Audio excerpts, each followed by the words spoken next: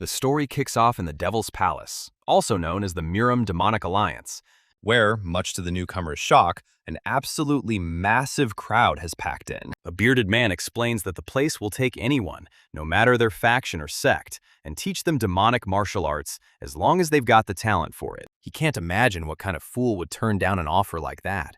His companion sighs that he's simply too old now, or he'd have signed up himself. Then the bearded man's eyes catch on something odd in the crowd, and he wonders out loud whether somebody died just from looking at this guy. But his companion waves the idea off, pointing out that the Ten's competition at the Devil's Palace hasn't even started yet. The bearded man asks again, "Seriously, who is this young man who looks like he stepped straight out of a funeral parlor?" Every eye in the crowd turns toward the young man making his way through. This young man, Bo Un-sol, is lost in thought about his grandfather, and how this is only the beginning. Un-sol remembers his grandfather, the man who gave him his name after finding him abandoned in a snowy field. He keeps drifting back, recalling how he learned the Undertaker's trade from his grandfather, who did the same work before him. He remembers telling his grandfather that one particular body belonged to a master of an extremely fast sword style, explaining that he'd figured it out from the unusually developed muscles in the left leg,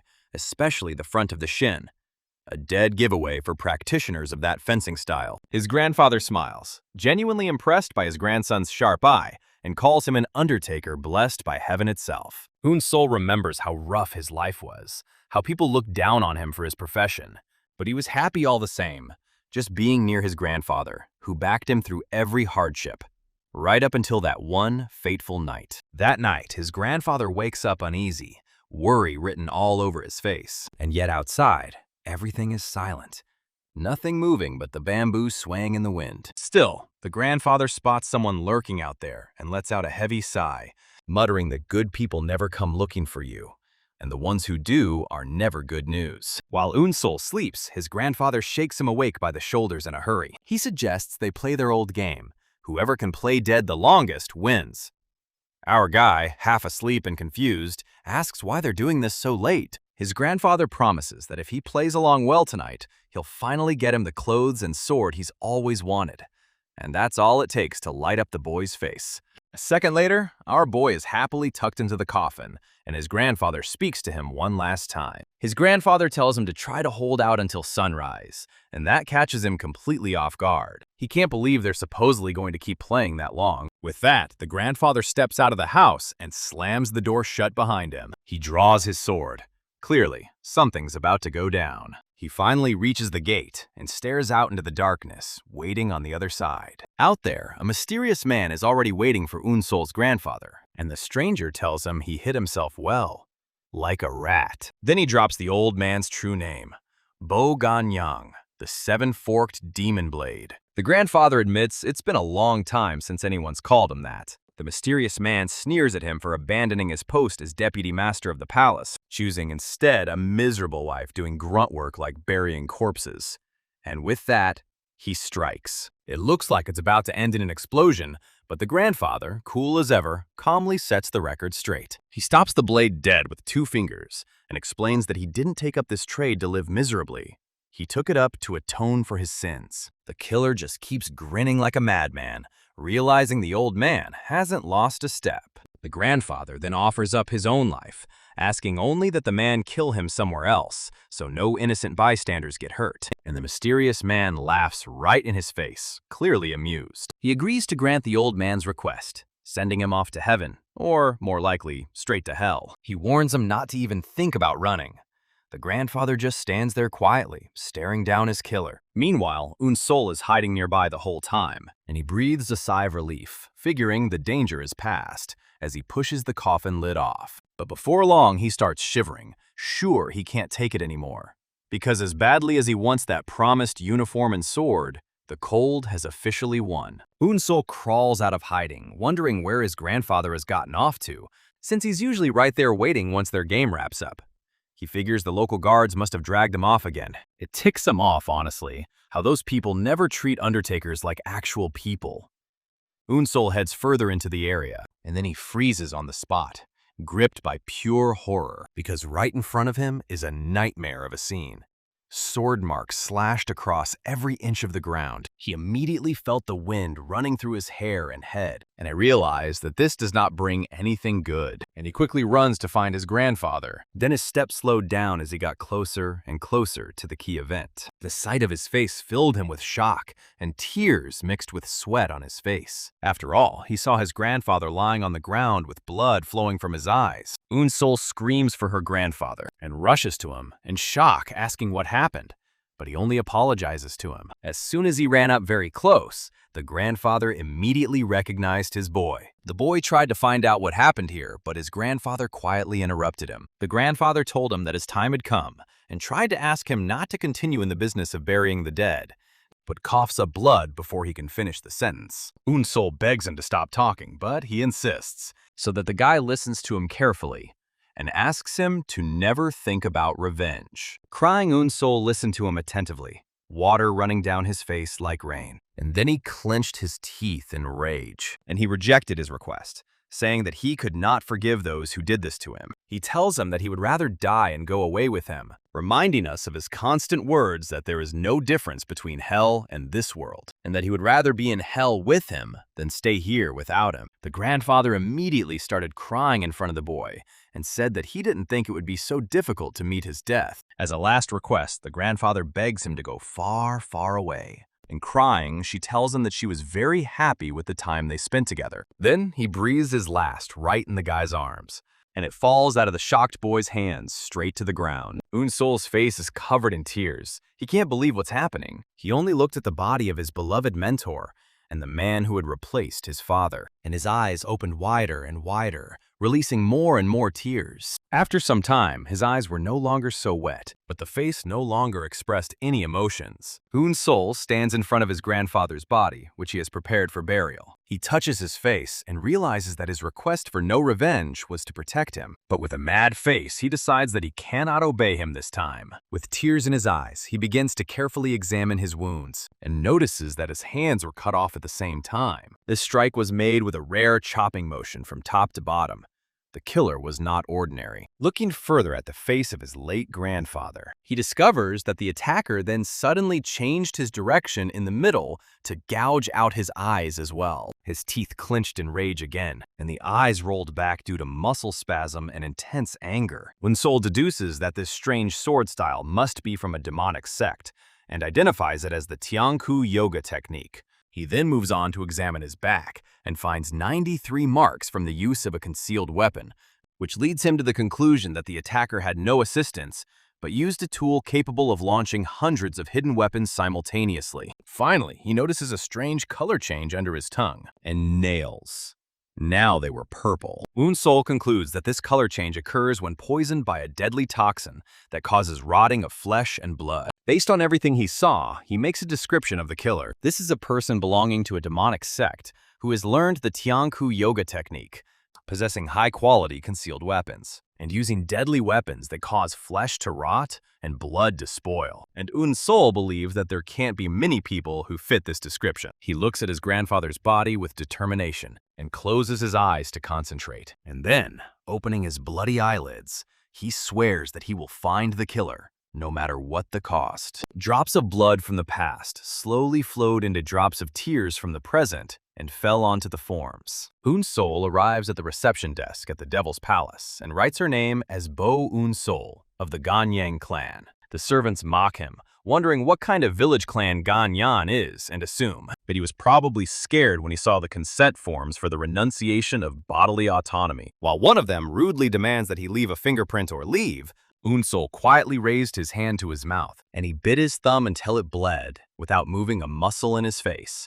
All this was to the great amazement of the employees. Unsol put the seal and thought that at the moment his grandfather died, his life was destroyed, and he had nothing left but the path of revenge. After he put his seal, he immediately left, leaving the registration guards in complete shock from this guy's aura. He walked out of that building, and all he could think about was that this competition would be his first step towards revenge. It then examines the long history of conflict between the orthodox and unorthodox sects for control of the world of Murim. Orthodox sects that strive for justice are led by the Murim Alliance, while unorthodox sects are centered around the Palace of the Devil, which worships exclusively power. These two forces maintained a balance for a long time, but the orthodox sects wanted to gain an advantage, which led to the creation of 18 martial artists known as the Greatest Good Masters. To counter this new threat, the Devil's Palace decided to develop a way to increase its power, and their plan was to create the 10 Demon Lords. This proposal, which required the selection of 10 geniuses regardless of their previous affiliation, and teaching them the martial arts of the 10 demonic sects,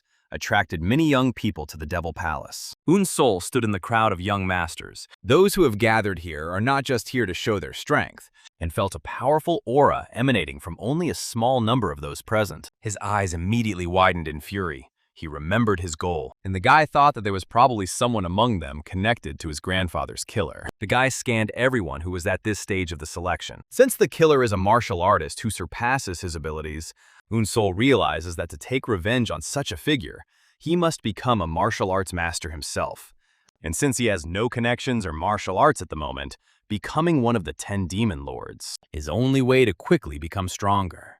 And he won't miss it. Suddenly, the candidates look at someone in amazement as a majestic man with thick white hair and red eyes appears, and in a loud voice announces that his name is Chief Instructor Hook Rian Yong, and those present recognize him as the bloody-eyed Golden Dagger. Chief Instructor Hook Ryan Yong continues his speech, explaining that this place is meant to bring out the greatest geniuses from all the demonic sects, and that only those who pass all the tests prepared for them will become candidates for the 10 Demon Lords. Then he announces the first test.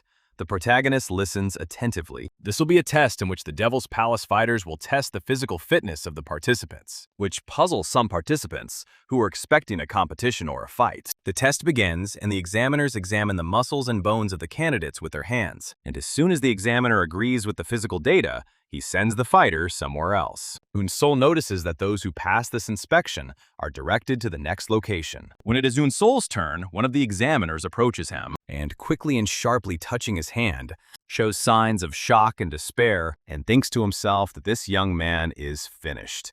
He is simply in a terrible state. Although he is surprised that someone with Sol's build is even participating, he feels a real, unmistakable intent to kill emanating from him, which scares him very much. But he still decides that he cannot let it pass. Sol is not surprised by the result, as he realized that everything he has learned so far is to care for corpses, and that he will not be able to pass a test based on physical fitness for martial arts. However, he believed that this was not the end. Immediately after some time, a signal was heard throughout the entire square that the first test was completed. After the first test is over, one of the failed students shouts out, protesting that the test is not fair at all, and wondering what the point of holding a competition is if physical fitness is all that matters. The head instructor responds by explaining that muscles and bones are the most important thing for learning martial arts, and that they held this competition to select naturally talented people from different regions. He then scolds him for daring to complain when he couldn't pass even the simplest standards. The instructor's eyes immediately lit up with a yellow lightning bolt of rage and strength, and the student felt incredible pressure, even though the man reassured them that there was no need to worry, and announced that in the second test, he would personally select those who could study martial arts well, despite their poor physical fitness. He immediately announces the start of the second test, and the chief instructor orders everyone who failed the first test, they must fight each other until only one person remains alive. Everyone is shocked, wondering how this can be a test, and they are ordered to kill each other when they are all on the same side. But one of the participants smiles, the one who is too weak to pass the first test, thinking that this situation would be to his advantage if someone needed to be killed. He turns his gaze to Sol and the red-haired boy. Then the madman suddenly grabbed the handle of the weapon and raises his huge sword spear, deciding to start with it, and attacks him, screaming for him to die. In an instant, blood spurts. The attacker, identified as V1 Chung, managed to hit his target. Jacques Ren stood in horror, with a huge wound in his stomach and a spear in it. He also recognized his killer. He skillfully kills the red-haired youth, which shocks and horrifies the other participants. Sol watches the situation and tries to analyze it, noticing that the killer barely escaped the ribs and hits him right in the heart. and comes to the conclusion that although his physique is weak, his reflexes and agility are sharp. Wan Chung stands boasting of his deed and challenges anyone who wishes to share the same fate to come forward and fight him. From a distance, one of the officials comments that Wan Chung is acting decisively but lacks common sense, and the head instructor agrees, saying that the place is full of worthless fools. The examiner watches the situation, thinking that in battles like these, showing strength makes you a target, but he believes that what happened will motivate others to take action. Indeed, horror and chaos reign among the participants, because if they remain inactive, they too will be killed. And they start attacking each other randomly, screaming in panic. Then one of them came to his senses and realized that he didn't want to kill anyone. But then another blow flew at him. A meat grinder began in the square. The chief instructor notes that young people are not accustomed to death. The fight between the students intensifies as each one mercilessly kills the other. The head instructor adds that their feelings are easily paralyzed when they are faced with their potential end.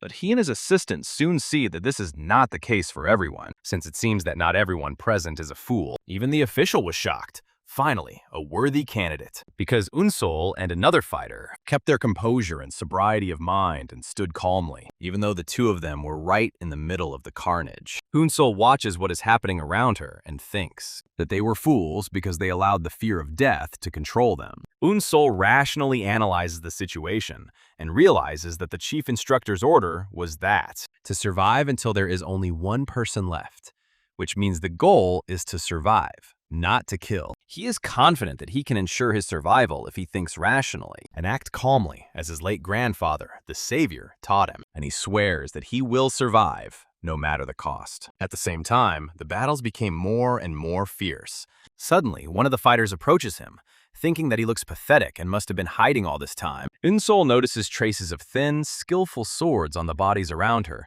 and comes to the conclusion that this is the work of a thin blade. The fighter decides to kill him himself and throws something. He attacks him using a strange weapon, but Unsol gracefully dodges, and the blow lands on the box he was carrying. After this blow, the clothes fall to the ground. The attacker taunts him, asking what use the box on his back is and whether he sells funeral supplies. Unsol ignores him and picks up some fabric from the ground, and for a moment plunges into memories and remembers his grandfather, as well as the gift, fabric, and a sword, and the card his grandfather gave him for his birthday, and his red eyes flash with anger and determination. The guy's aura was like a titan who was ready to crush anyone. The main character stood in front of the bastard, and next to him was his sword. The attacker sees that he is holding strange tools, and sarcastically asks what he can do with such a flimsy sword. Before he can complete his attack, another calm fighter appears behind him, and then he pounces on him and kills him with one blow of his sword, cutting his back in two. The bastard immediately fell, and now another fighter stood in front of the main character, either a friend or an enemy. The fighter tells Unsol that he doesn't need to thank him, and that the presence of a pathetic person like him distracts the opponents and makes his job easier. Unsol didn't say anything, but began to collect all his things that had fallen from the blow of the fool who had broken his box. Calm adds that although he has keen insight, he appears to have never studied martial arts, and that he can kill someone like him at any moment, proving this by the fact that he killed a person without even looking at him. The guy finally noticed him, but there was no sign of surprise or admiration on his face. From afar, the head instructor observes the situation, and his attention is drawn to the calm boy's sword, and he recognizes it as the Sword of Annihilation, the legendary sword of the Black Soul Master, who is known as the strongest wandering swordsman.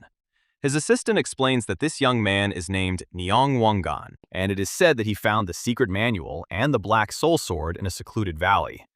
He adds that since he only trained from the manual, his techniques lack refinement and his movements leave many gaps. The discussion between the instructors continues. The assistant mentions that Nyong Wangun is currently the only disciple of Black Soul, and that despite his lack of physical strength, he is a strong candidate to become one of the 10 demon lords, and perhaps even the winner of this trial. The head instructor agrees, adding that although Wangun is still a rookie, unworthy of carrying the Sword of Annihilation, there seems to be no one present who is stronger than him, unless something completely unexpected happens, unless someone is hiding an even greater power. The shot immediately switched to our protagonist, who was examining his limbs and realized that the slash wounds on them were quite brutal. After a long time and after a fierce battle, in an arena full of corpses, only 2 people remain alive, Nyeon Wangan and Unsol. Wangun stands on the training ground and expresses surprise that Unsol is the one who managed to survive until the end. Then he turns to him and challenges him, saying that if he kills him, he will also become a candidate for the 10 Demon Lords, and challenges him to attack. Unsol looks at him calmly and thinks that, although he understands that Wangun is the strongest here, but the guy still held his sword tightly, ready to attack quickly and without regret. After all, he has already discovered his weakness, and he is confident that he can defeat him without a doubt. After all, when he fought with all his opponents, the hero sat down and studied all the bodies he had left behind. And I studied his fighting style from the corpses he left behind. Gigi jumps up from his seat and goes towards his opponent, who sarcastically offers to test his skills a little, after which he begins a furious attack on him. Unsol skillfully dodges his successive blows, and therefore escapes with only superficial wounds. Wangun mocks him, saying that all he can do is clumsily dodge, and that it's impressive how he's lasted this long. The chief instructor and his assistant observe the fight and notice that although Unsol seems to helplessly allow herself to be beaten, in fact, he moves his body at the last moment of each blow to avoid fatal injury. The assistant instructor is amazed to realize that Unsol has memorized Wangun's attack patterns from examining the corpses, and he admires his amazing level of observation. Unsol calmly addresses Wangun despite his blood, and tells him that his sword techniques are pathetic, and that after all this barrage of attacks, all he did was cut his flesh. And his words shock him. The instructors are amazed at his audacity to provoke him, realizing that despite his good dodging, launching a counterattack is a completely different matter, especially with his fragile body, which will make it difficult to deliver an effective blow. Wangun is angered by his words and tells him that he planned to let him live a little longer, but his arrogance made him decide to grant his wish to die quickly. He shouts that he will grant his wish and prepares to deliver the finishing blow. Unsol sees an attack coming towards him and understands that now he will only have one chance. He recalls what he discovered while examining the corpses and understood important points. His finishing blow always targets the opponent's vital points, particularly pinpoint sword strikes to the heart and head. He came to the conclusion that when he fights with the intent to kill, his sword inevitably moves towards the upper part of the opponent's body. Accordingly, when Wangun rushes towards him, aiming for his head, Unsol quickly ducks and dodges the blow, and directs his counterattack towards his neck, exploiting the weakness he had discovered. In the midst of battle, Unsol recalls his knowledge of the Tiantu's vital point, the weak spot, which is difficult to strengthen even for martial artists, and he remembers that if a child hits it with all his might, an adult can instantly lose consciousness.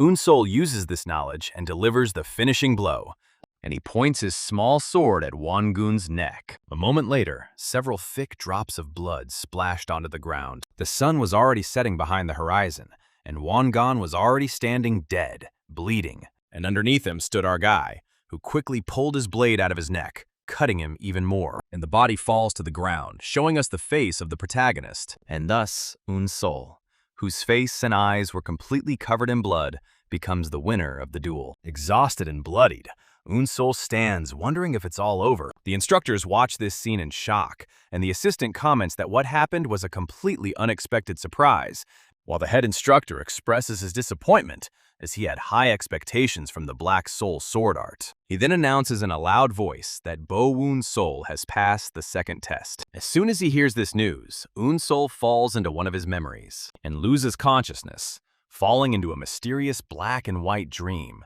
in which he sees his grandfather calling him. He runs happily to him, telling him where he is, and the grandfather seemed to be very close, and the guy picked up speed to catch up with him faster. But when he reaches him, his grandfather tells him that he cannot see him. The dream suddenly turns into a nightmare, where he sees the disfigured face of his grandfather, confirming that he does not see his appearance at all, and he wakes up in horror. Unsol wakes up, twitching and breathing very heavily, and then he finds himself in a strange place, surrounded by young fighters of different ages. The scene shifts outside this place, and we see a very beautiful turquoise expanse of water. Then the water that hits the bottom of the ship, and Unsol realizes that he ended up inside the ship because he lost consciousness from profuse blood loss. He notices that his severe injuries have been treated, and he no longer feels pain, so he assumes that he was treated by a famous doctor worthy of the status of the Devil's Palace. He looks around to see the other survivors and notices that they have a strong build,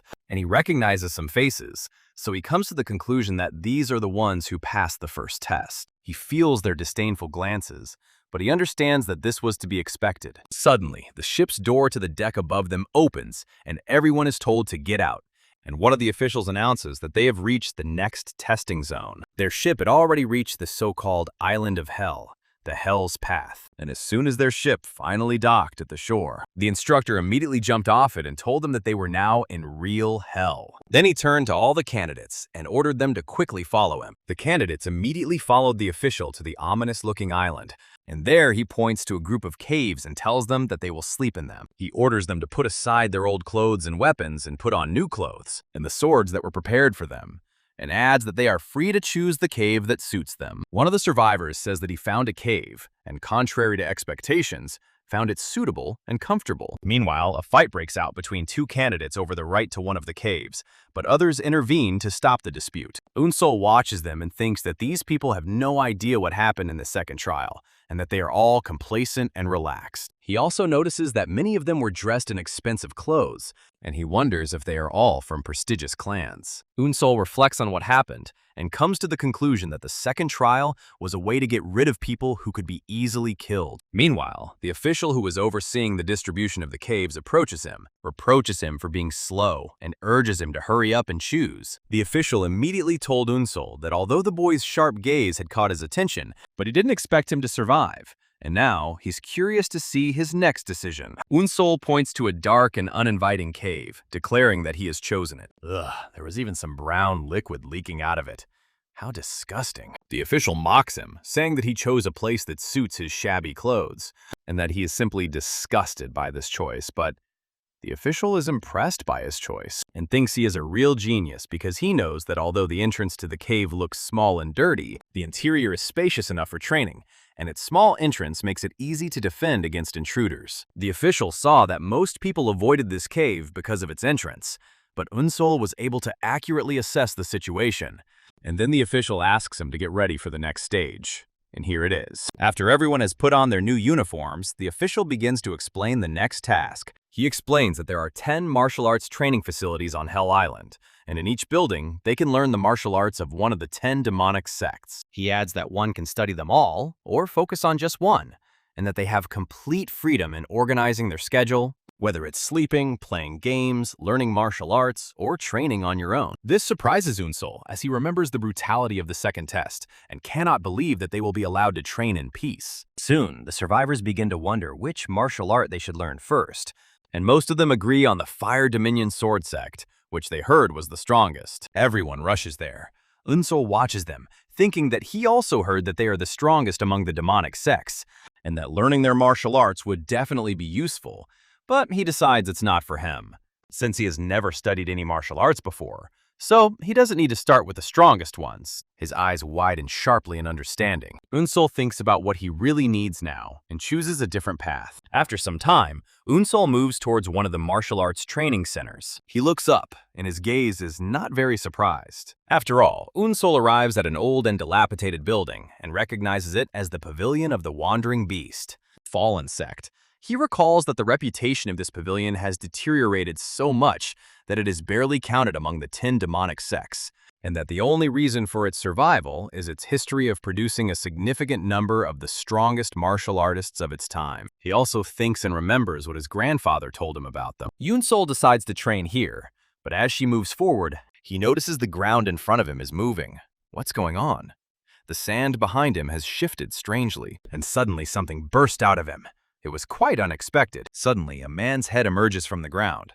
The man introduces himself as Sava, master of the secret wing of the Wandering Beast Pavilion, and asks him if he came here in the hopes of becoming one of the 10 demon lords. Unsol stood in a stance at first, as he hadn't expected this at all, but then he responded respectfully, confirming that he had come to learn the martial arts of the Wandering Beast Pavilion. Savu looks him over from head to toe, chuckling for a long time, then laughs and orders him to leave so as not to bring his death closer, declaring that he had no intention of teaching martial arts, especially to someone who looked as frail as he did. Unsul confidently responds to Master Savu, explaining that he heard that if he learns the martial arts of the Wandering Beast Pavilion, he will gain the ability to survive in any situation. Savu scoffs at his words, expressing surprise that he knows about martial arts that are on the verge of extinction. He then warns him that even the greatest geniuses find it difficult to learn their martial arts because they begin with changing the body, and with his current physical state, he will die within a day. Then he orders him to leave since he has understood everything. Instead of leaving, Unsul bows low and presses her forehead to the ground.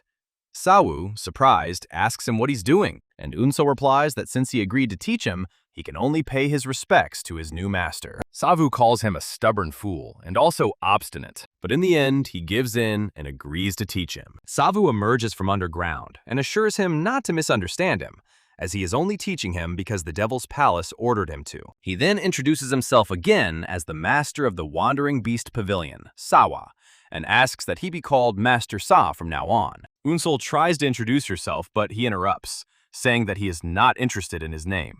And while he is studying with him, he is simply the #1 student. And then Savu immediately began training. His fingers were covered in blue energy, and his whole body was glowing with aura. And then he quickly hits the main character under the eyes, because of which they become empty, and the world becomes increasingly unclear. And Unsul suddenly finds himself in complete darkness, and realizes that he can't see anything. Savu tells him that he temporarily sealed his vision using the secret techniques of the Pavilion of the Wandering Knight.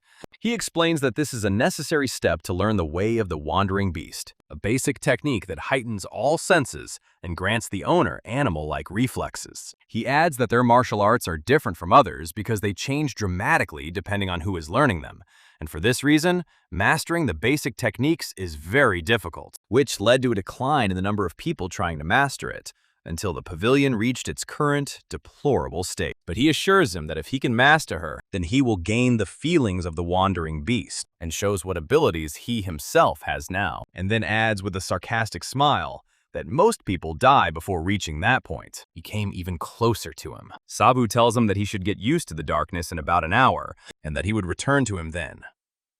All this time, the smile never left his face. A moment later, Unsul finds himself alone in the darkness, and notices that his other senses have not heightened as he expected. He understands that an hour is a very long time, and that he must adapt as quickly as possible. But his eyes were still empty. He didn't see anything. And I just tried to get out of this state by constantly stumbling over something in the real world and falling. He thinks that countless fighters are competing to become one of the 10 demon lords, and that if he were attacked in this state, he would be completely helpless.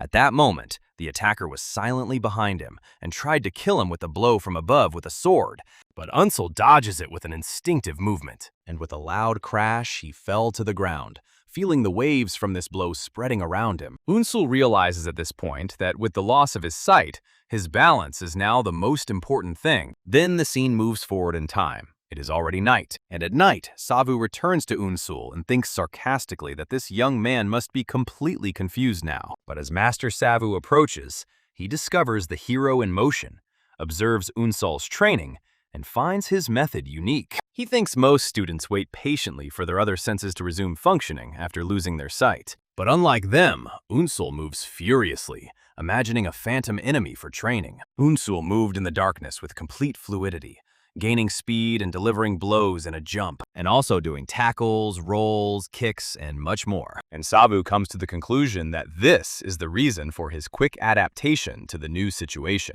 Approaching the guy, he notes out loud that Unsul seems to have already gotten used to the darkness, and then, with a mad look on his face, he reaches back and challenges him to try to dodge his sword. And in a moment, the blade immediately cuts through the darkness. After 3 days of continuous and intense training in the rain, Unsul was still training with Savu.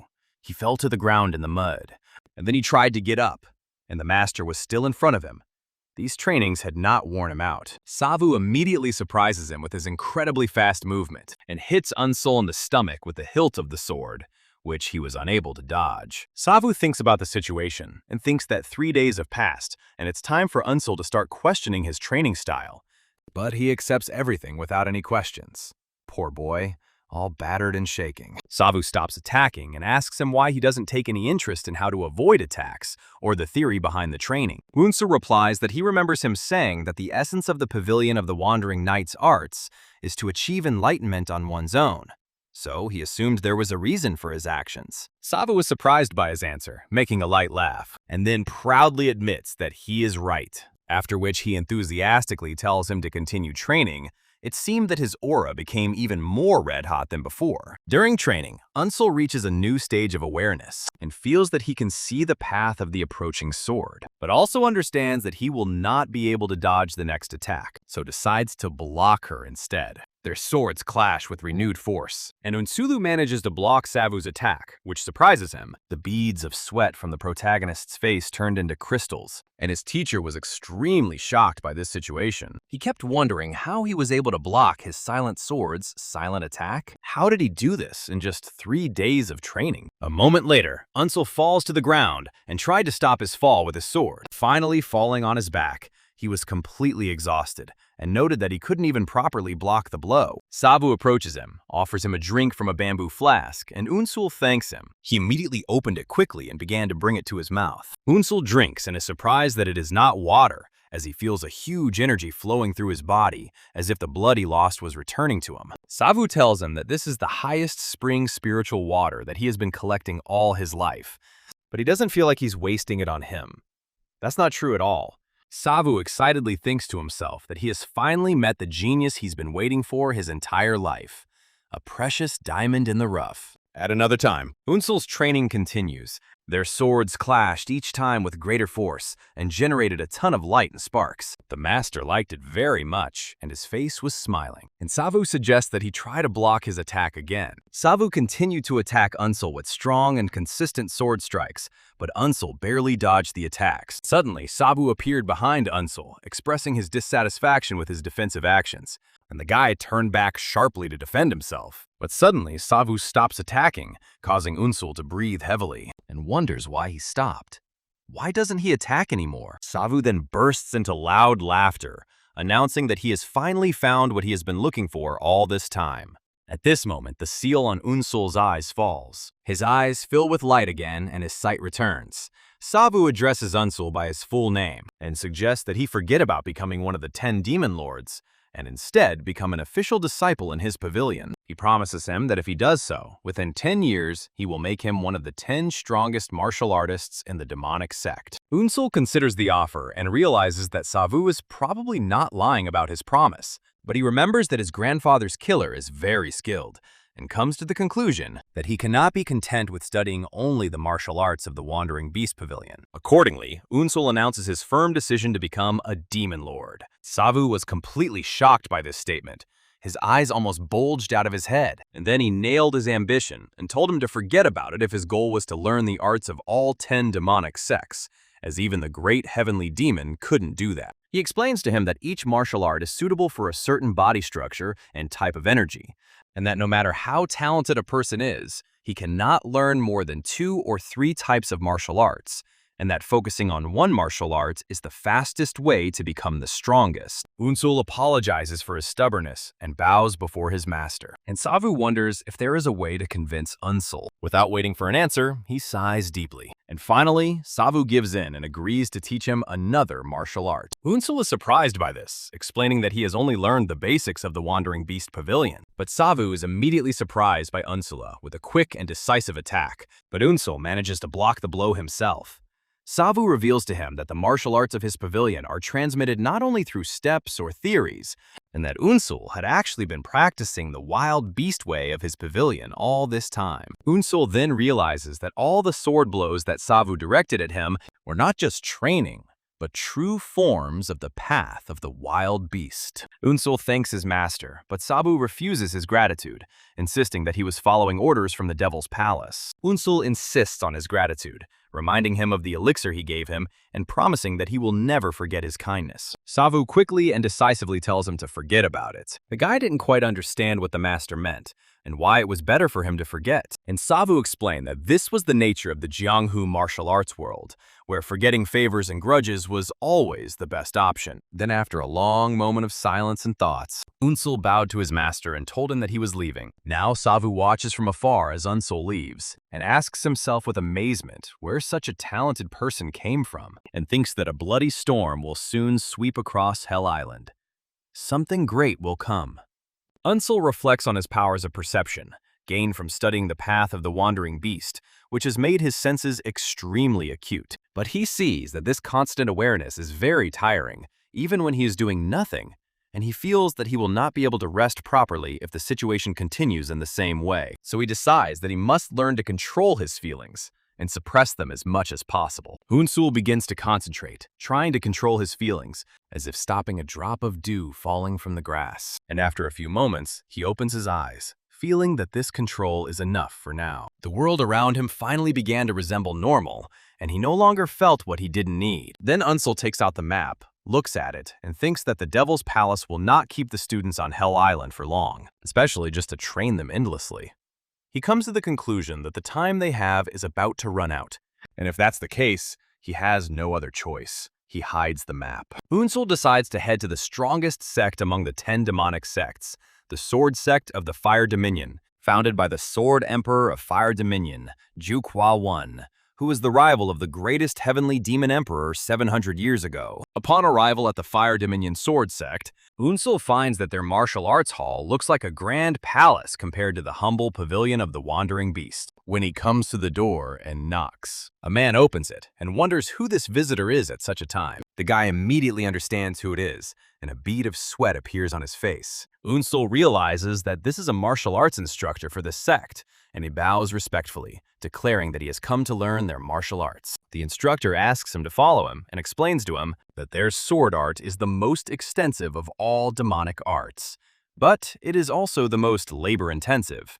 He adds that those who arrived half a month ago have already completed the initial test and have moved on to the intermediate one, and then asks him why he is so late. Unsul tells him that he has been studying martial arts at the Pavilion of the Wandering Beast for the past half-month. The instructor is surprised and asks him if he means he has learned the way of the Wandering Beast, and Unsul confirms this. The instructor thinks to himself that he knows this boy is a genius, but it is impossible for him to master the way of the Wandering Beast in just half a month. He comes to the conclusion that Sabu was most likely angry with him and quickly sent him away, and he sees that nothing can be done about it. After this, he introduces himself by saying that his name is Jin Gak and that he is in charge of the beginner test, and asks to be called Teacher. Jin Gak asks Unsul if he truly intends to learn the Fire Dominion sword arts, suggesting that he might be better off taking another test. Unsul thanks him for his concern, but insists on studying the arts of the Fire Dominion sword sect. Jin Gak agrees to his request and lifts his leg up, and then he hits the floor with such force that shockwaves spread around, and then shows him a large scroll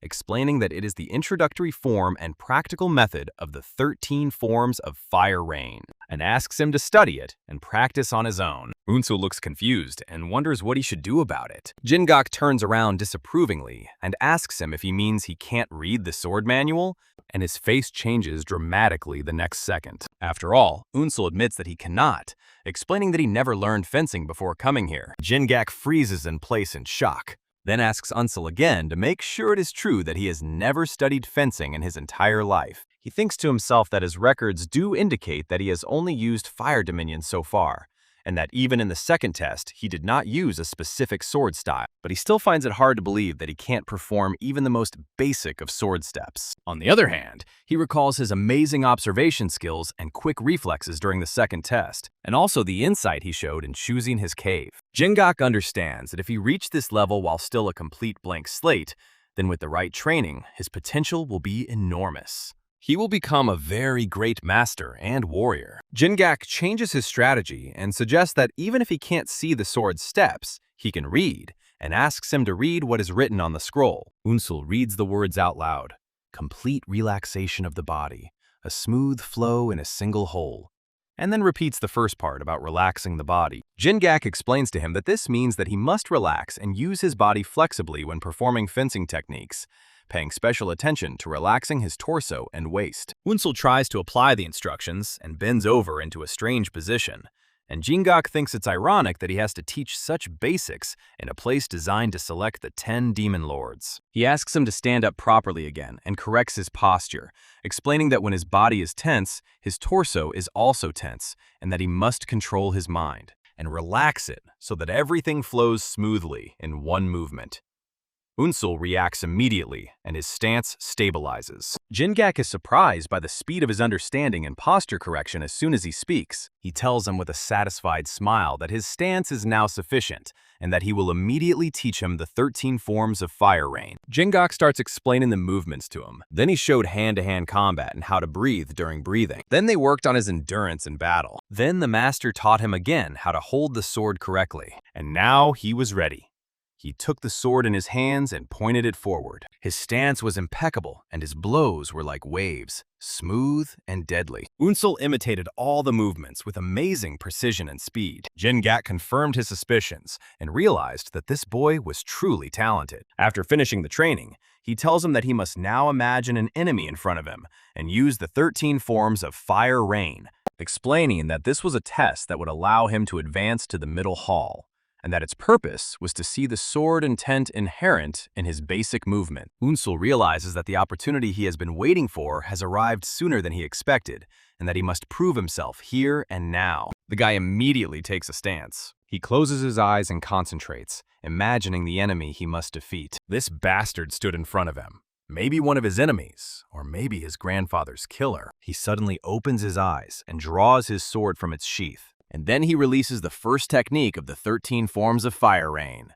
Peerless Cyclone. Jingak watches him with interest, and Unsul continues with the second and third techniques, Floating Misty Clouds. He literally crushed this opponent with his pressure and blows, leaving no chance for his imaginary enemy. Jingak looks on in amazement and wonders if what he sees is actually the forms of fire rain. He remembers that the Floating Misty Cloud technique should be a soft and graceful sword technique, similar in its movement to the movement of clouds and the spread of fog. But the way Unsul uses it is strangely sharp and deadly. Each blow literally cut into the flesh and tore it into pieces. A real demon. Jingak wonders if Unsul is consciously changing his movements, as changing the basic movements of a sword technique passed down through generations is something only a great master can do. He notes that these altered sword movements are filled with a fierce, killing intent, as if he were facing the enemy of his master or parents.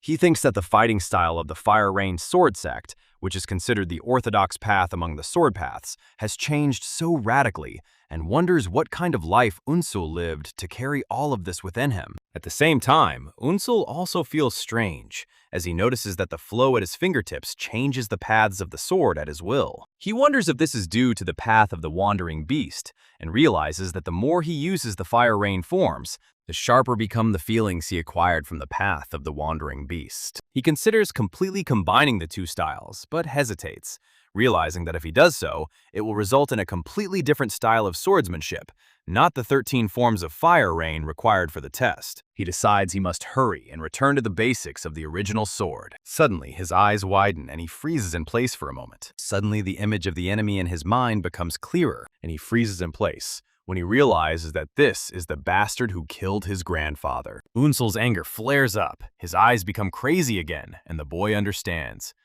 that nothing could hold him back now. His teeth made a metallic grinding sound, and he rushes forward with all his might, releasing the 7th technique. From the 13 forms of fire rain, the heart of the 4 seas, he launches a furious attack, but the enemy unexpectedly dodges it. How did he do that? His eyes widened again. This fight was no longer 100% imaginary. Unsul realized that his imaginary opponent was fast, faster than anyone he had fought so far. Then he begins to imagine the enemy attacking him. And now, this bastard's blade was aimed straight at the main character's neck. But he managed to dodge at the last moment, almost losing everything below his head. The guy noticed that this bastard didn't give him a second to rest, and decides that he cannot give him a single opportunity to attack, and that he must use all his remaining techniques at once. He puts all his strength into the attack, delivering a series of crushing blows, but the enemy blocks all his attacks and just looks at him smiling, and then hits him with another of his signature blows, and chops off the protagonist's hands. something familiar. Unsul imagines an attack that cuts off both of his arms, without being able to avoid the blow or even block it. After the attack is over, Unsul stands there, breathing heavily, having completely exhausted his energy. The sword fell from his trembling and exhausted hands. Gengak watches him and thinks that in the end he lost to his enemy, and this made him very happy. He was not at all like the others, and he goes up to the boy and tells him that he passed the test, and the boy looks at him in confusion. Gengak explains that the beginning hall is where the student's understanding of the sword is tested, and his ability to perform 13 forms of fire rain in real combat, and he assures him that the guy has definitely proven it. He returns the sword to him and says that his performance of the fire rain forms was amazing, and invites him to proceed further into the middle hall. Another victory on the protagonist's path. Unsul thinks about Master Gengake and realizes that it must have been annoying for him to teach someone who knew nothing about fencing. But he still taught him and showed him everything step by step. Unsul thanks instructor Gengak for all the time he spent with him, and he smiles and encourages him to continue working even harder in the future. He then adds a warning, telling him to be careful, for his sword carries within it a particularly strong intent to kill, and he must not allow this intent to take possession of him. The guy immediately understood what his master was talking about, and this confused him. Eventually, Unsul bows respectfully and leaves, and then Gengak fully realizes that he was telling the truth and had indeed learned the way of the wandering beast in just 2 weeks. He thinks that perhaps due to his incredibly fast learning speed, he advanced to the middle hall much faster than he expected.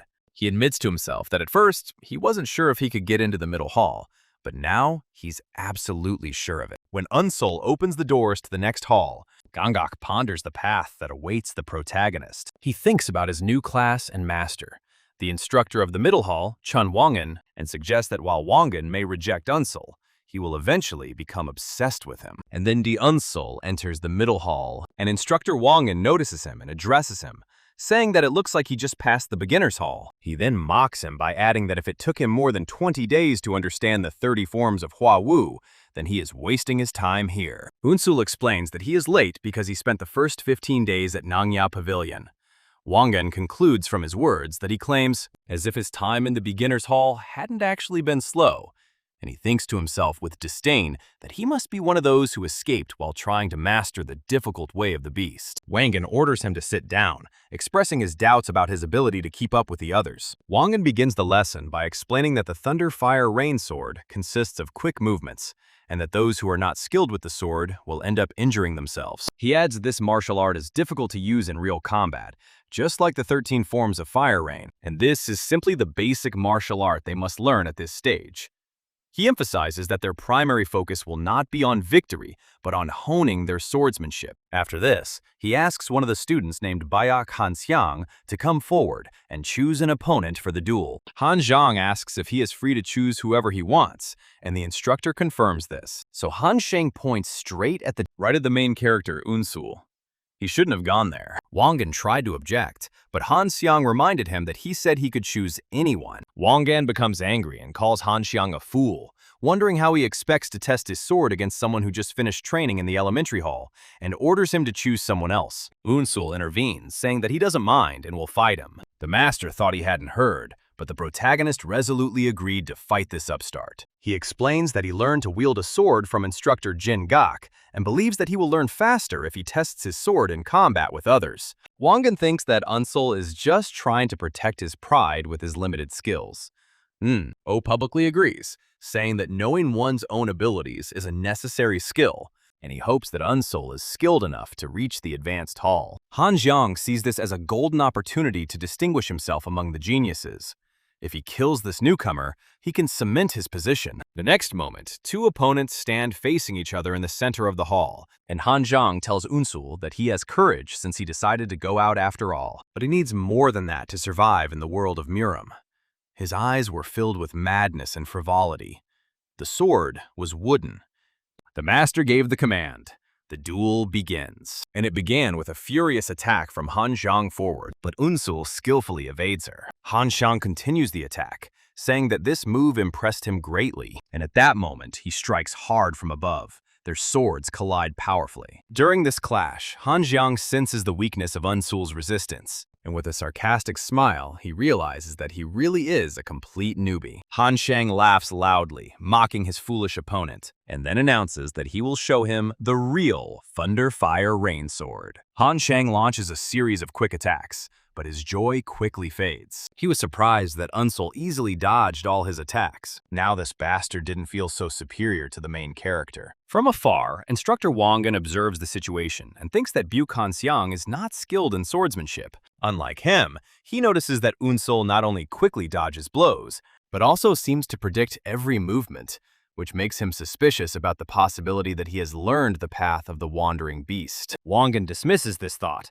realizing that although the Way of the Wandering Beast is the main martial art of the Wandering Beast Pavilion, it is extremely complex and can only be mastered by the most skilled craftsmen. And it is impossible for anyone, even a heaven-gifted genius, to learn it in just 2 weeks. Wangan decides that he can't judge Unsol's skills just by his dodges, and that this duel was meant to test his swordsmanship skills, not his reflexes. Unsol immediately stops dodging, and he gets into the previously learned stance. And then he closes his eyes slightly, just like during training, and begins to counterattack using 13 forms of fire rain, which shocks the other students. Han Xiang mocks the fact that his opponent also knows how to use beginner techniques, and thinks he can dodge it with his eyes closed. But then someone from the crowd notices that Unsol's version of the technique is slightly different. Han Xiang is surprised when Unsol's blow penetrates his defense and hits him. He doesn't understand. What was that?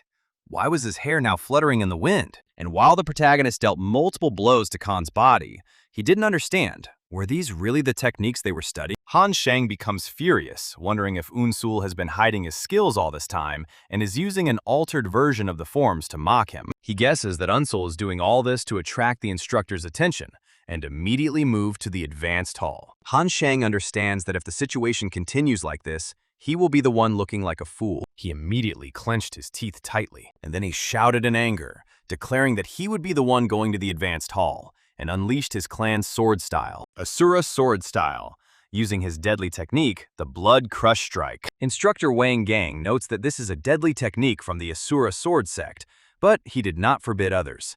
But still, the instructor was impressed by Unsol's composure because he did not lose his balance in such a situation, which makes him reconsider the possibility that he truly has learned the way of the Wandering Beast. Apparently, this is indeed true. Han Zhang continues his furious attack, shouting that this is the end of Unsol. He would never dare to make a laughingstock of him for some newbie. The instructor immediately frowns because he understands what is about to happen. Han immediately uses his special technique, the protective blood moon of the wind, and the main character puts his weapon forward to block, and the two swords collide in a powerful explosion of energy. The remaining students were simply shocked, and the instructor looks in shock, while Unsol remembers using the 13th and final form of the fire rain forms, Endless and Boundless. The fight ends with Han Shang falling to the ground, blood flowing from his mouth. He falls right next to the main character, who was standing completely unharmed, and he looked at his opponent, the man who wanted to stand in his way of achieving his goal. The students looked at all this in horror, and that clever one too. And now they all asked together in horror, "Is Khan dead?" Unsol calmly puts his sword back into its sheath. Instructor Wang Gang confirms to himself that Han Shang is indeed dead. After all, he received a precise blow to a vital point. Wang Gang asks Unsol if he has always been a disciple of the Wandering Night Pavilion, and Unsol denies it. The instructor asks again, wondering if he claims to have fully mastered the way of the Wandering Beast in just 2 weeks. And Unsol replies that he has only learned the basics. Wang Gang sneered at his answer, sarcastically asking if the Wandering Night Pavilion nowadays also taught its students to lie. Unsol begins to speak, but the instructor interrupts him, saying that he does not need excuses, and orders him to remove the body immediately. The students whisper among themselves, expressing their shock at the murder that occurred during a training match, and wondering why the perpetrator is not being punished. Wang Gong yells at them to be quiet and reminds them that this is Hell Island, not a normal training hall, and that anyone who uses a deadly technique must be prepared to die themselves. Then he announces the resumption of the test. Several more fights take place, and after their completion, Wang Gang gathers the defeated students and tells them that they have failed the test and must leave immediately to find another martial arts hall. One of them protests, saying that it was just one match and they are asking for another chance, but Wang Gang categorically refuses. He explains to them that they may have passed the initial tests due to their physical fitness, But learning the Fire Dominion sword requires talent and potential, and also the shedding of blood, sweat, and tears to overcome one's own limitations. He tells them that they have failed because they lack these qualities, and then orders them to leave. Failed students disappear from sight, but the instructor notices something interesting. After all, now only Unsul remains in the hall. Wangang asks him why he didn't leave, and Unsul asks if he should leave too. The instructor explains that he won the duel and passed the test, and therefore must move on to the advanced test. Unsul replies that if he needs to move to a higher level, he would prefer to stay here. Wangang asks him the reason for his decision, and Unsul explains that the only sword technique he has learned is the 13 forms of fire rain, and that he has not learned anything in the middle hall yet. Wangang thinks that Unsul has learned the way of the wandering beast and exposed the Asura sword Sects technique, and yet he claims he hasn't learned anything. The guy agrees with him, so what can he do? Wangang agrees to teach him the Thunder Fire Rain sword, which is considered to be an extension of the 13 forms of fire rain, but he warns him in a sharp tone, saying that he hates little tricks aimed at attracting attention. And what if he sees him using any sword technique other than the fire rain form? He would immediately cut off his head.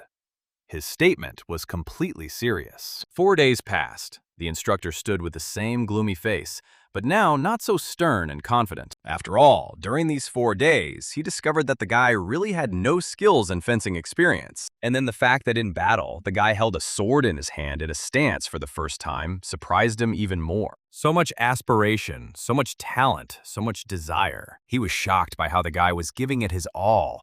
Every shot was perfect. Everything was done as if he would die for a mistake. Wangang smiles to himself, now understanding how Unsul was able to master the way of the wandering beast in just 2 weeks. Unsul immediately begins training, practicing the lightning-piercing technique from the Thunderfire Rain sword. After a short time, Wangang stops him, and the guy looks at the master in shock, who says that it seems he has already grasped the principles of the technique.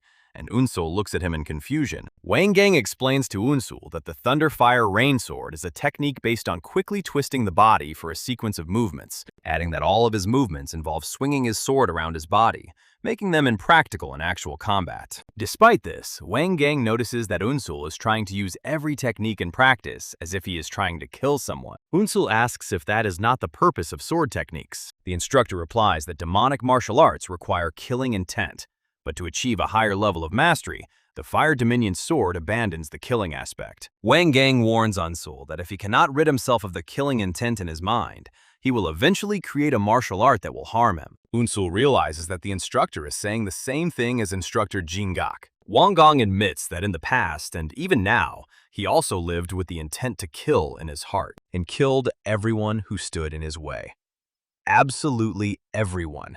He slaughtered entire cities of people, but because of this, he lost his honor and pride, and his fighting skills deteriorated. Wangang advises Unsul that techniques aimed at killing may seem like a path to a higher level, but in reality, they are an obstacle on the endless path of swordsmanship, and he should give up his intent to kill. Unsul recalls his grandfather's words, that those who use the sword often have a past full of despair and tragedy. And that is why the people of Murim hate to talk about their past. His grandfather always seemed to him to be such a wise man who knew everything in the world. Unsul asks why he is telling him all this, and Wangang replies that he already told him, because he too lived with murder in his heart. Wangang asks Unsul's name, and he answers, Bo Unsul.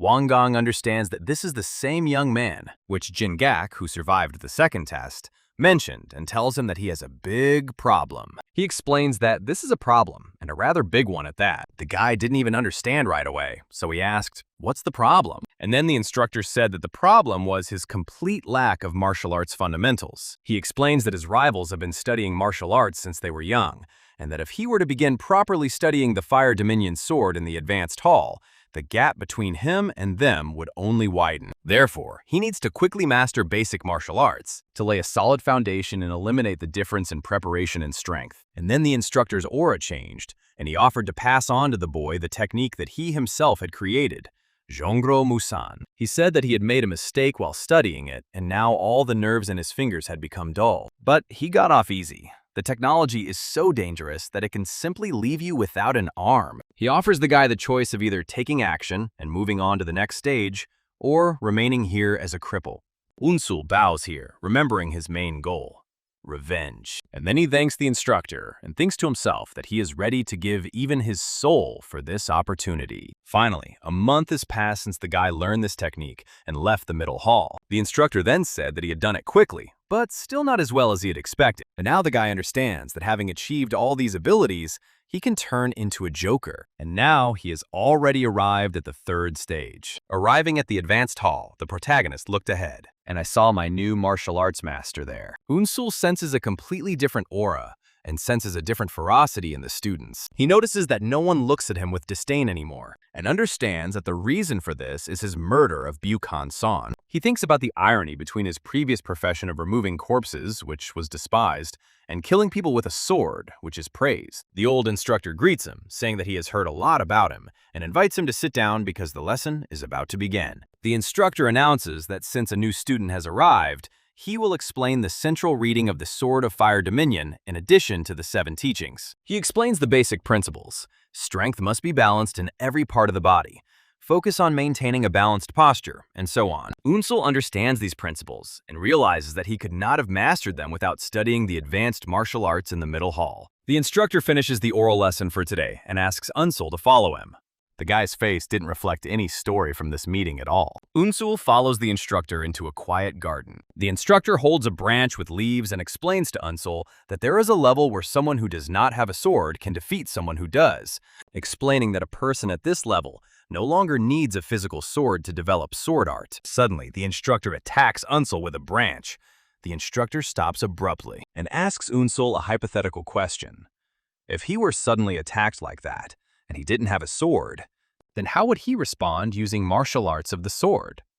He adds that while Unsul was in the middle hall, the students here learned radiant mysticism, the first form of the fire rain sword, and they are now discussing its theoretical side. He then warns him that if he does not understand his question, he will not teach him, and asks him to answer carefully. Unsul thinks about the question.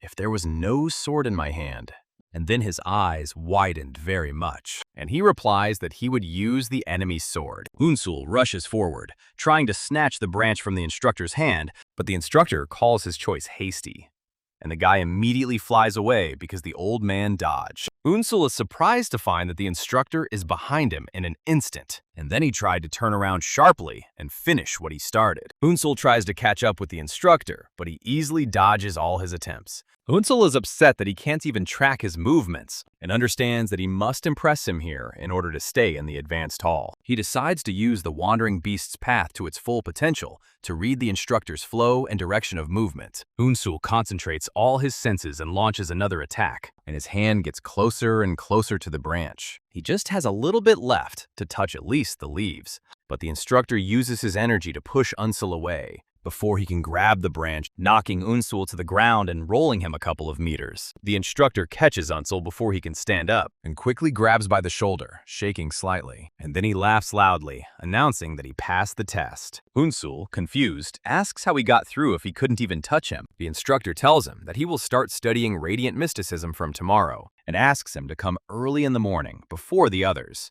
And Unsul agrees. After Unsul leaves, the instructor looks at the branch in his hand, and at that very moment, a couple of neatly cut leaves fell from it. This surprised the master even more and more.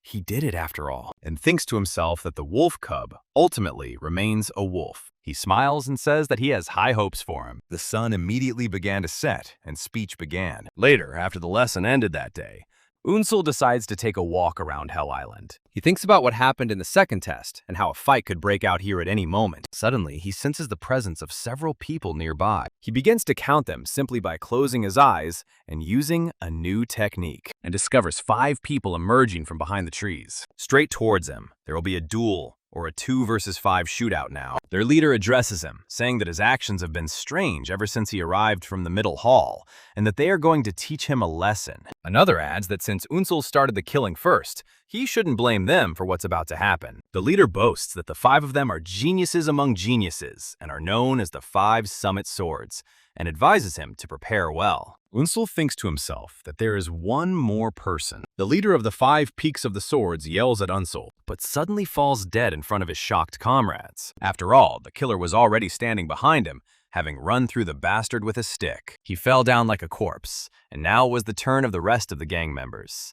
They looked at their amazing warg with interest. At that moment, a red-haired young man named Seo Jin-ha appears and turns to Unsul with madness in his eyes. And with madness, saying that they needed to talk. The remaining members of the Five Peak Swords are surprised by Jin-ha's appearance and ask him why he is here.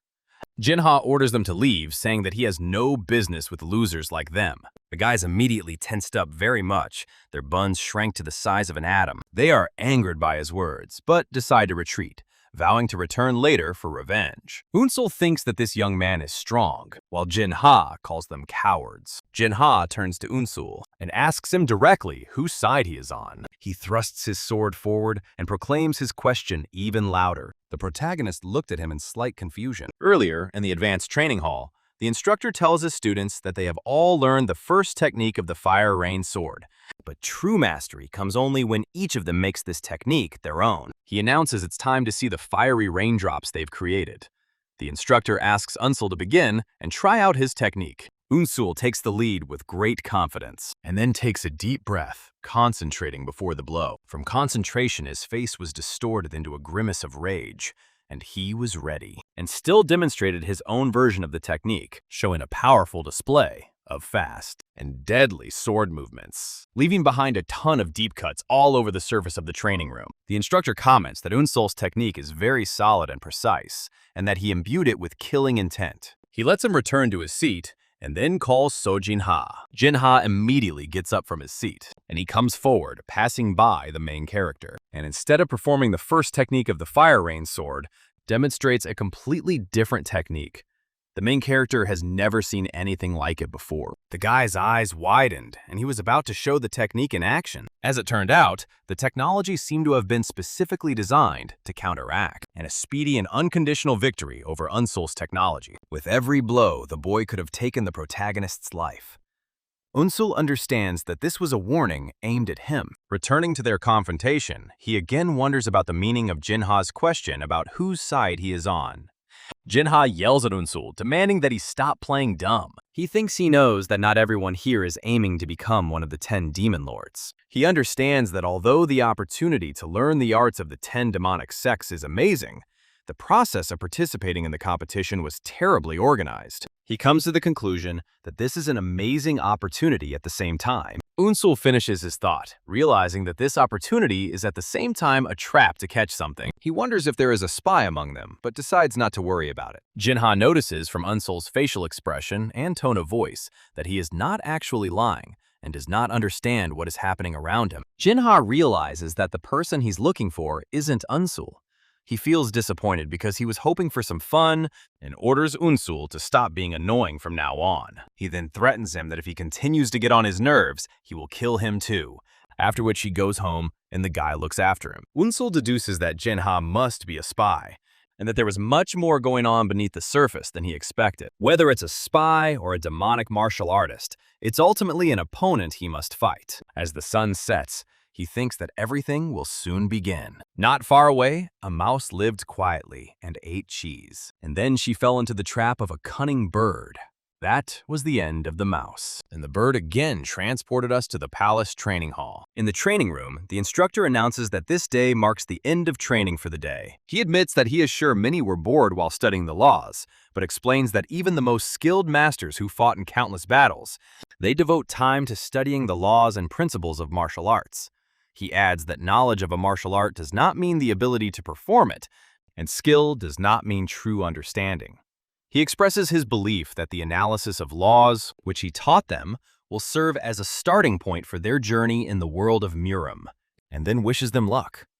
Suddenly, the bell rings and a voice is heard everywhere.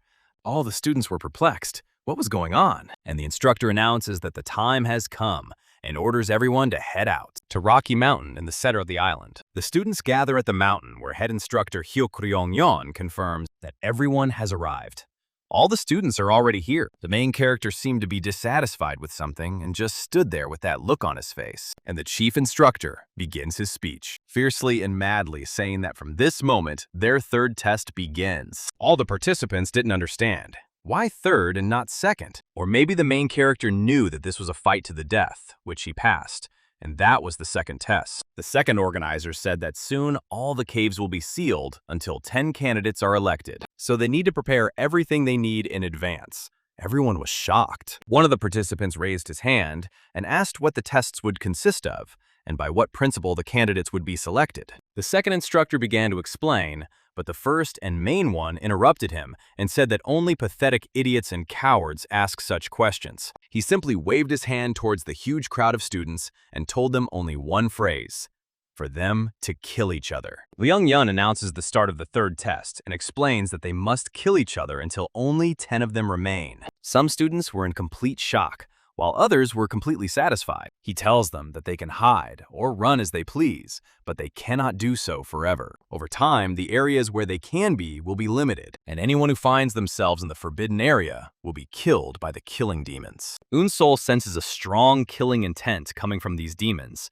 and realizes that they must be amazing martial artists. One of the students asks if they are allowed to attack the demon slayers. Liang Yun laughs loudly, expressing his pleasure at seeing candidates with such high goals. He confirms that they can of course fight them and even kill them if they can. He then reveals a surprising reward. Anyone who kills the demon killer will immediately become one of the 10 demon lords. The students understand that this means that killing one demon is more difficult than killing all the other participants. Young Yun reminds them that they can team up with each other or ambush each other, and shouts that they must kill at any cost if they want, as this is the path to becoming one of the 10 demon lords. As soon as the test begins, students run in all directions. Unsol runs quickly, realizing that he needs to move quickly. He knows that he has attracted the attention of many students so far, and now he will have to try not to die first. After all, if he doesn't leave immediately, there's a high probability that the group will attack him, as has already happened. Unsol decides that he must first get to a safe place, and the safest place for him is the Pavilion of the Wandering Beast. He rushes at full speed towards the familiar building. Along the way, he slows down slightly and switches from running to walking. After all, he notices that the texture of the ground has changed significantly. Something is wrong here. He touches the ground with his hand and understands something else. He turns back abruptly, his eyes still reflecting calm. But suddenly he feels someone approaching. 3 warriors. A wounded young man appears, running and screaming for help, saying that someone is trying to kill him. The protagonist immediately reached for his weapon. And he did the right thing. In this test, he will have to kill. The young man offers to reward Unsol if he helps him, and Unsol wonders if this is a trick, but he sees that the young man's wounds are real. Unsol senses 3 people following him and wonders if they are a team.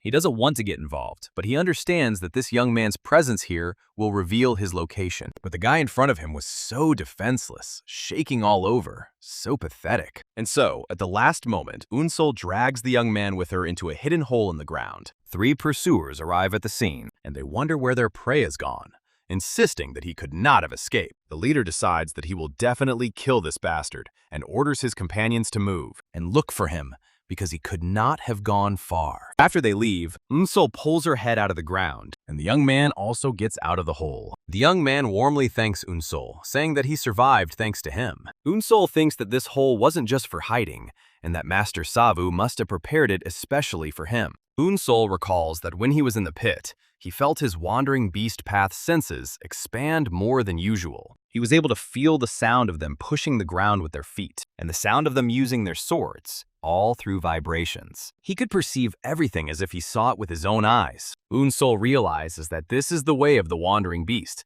using vibrations, and this is what Master Savu wanted to teach him. Then he turns to the young man. The young man introduces himself as Gum Choryong of the Blood Sect and asks his name. The young man ignores him and starts to walk away, with Choryong following him, urging him to wait. Choryong explains that he ran into the forest as soon as the third test began, but they relentlessly pursued him. He asks Unsol if he can join him, arguing that he feels that he is a trustworthy person because he helped him hide. Without waiting for an answer, he takes Unsol's silence as consent and happily goes with him. The boy looked at the main character with a smile and admiration. Suddenly, sounds of a fierce battle are heard from afar. Unsol felt it with his new vibration technique, and he tells his companion that there's a battle going on there and that they should find another way.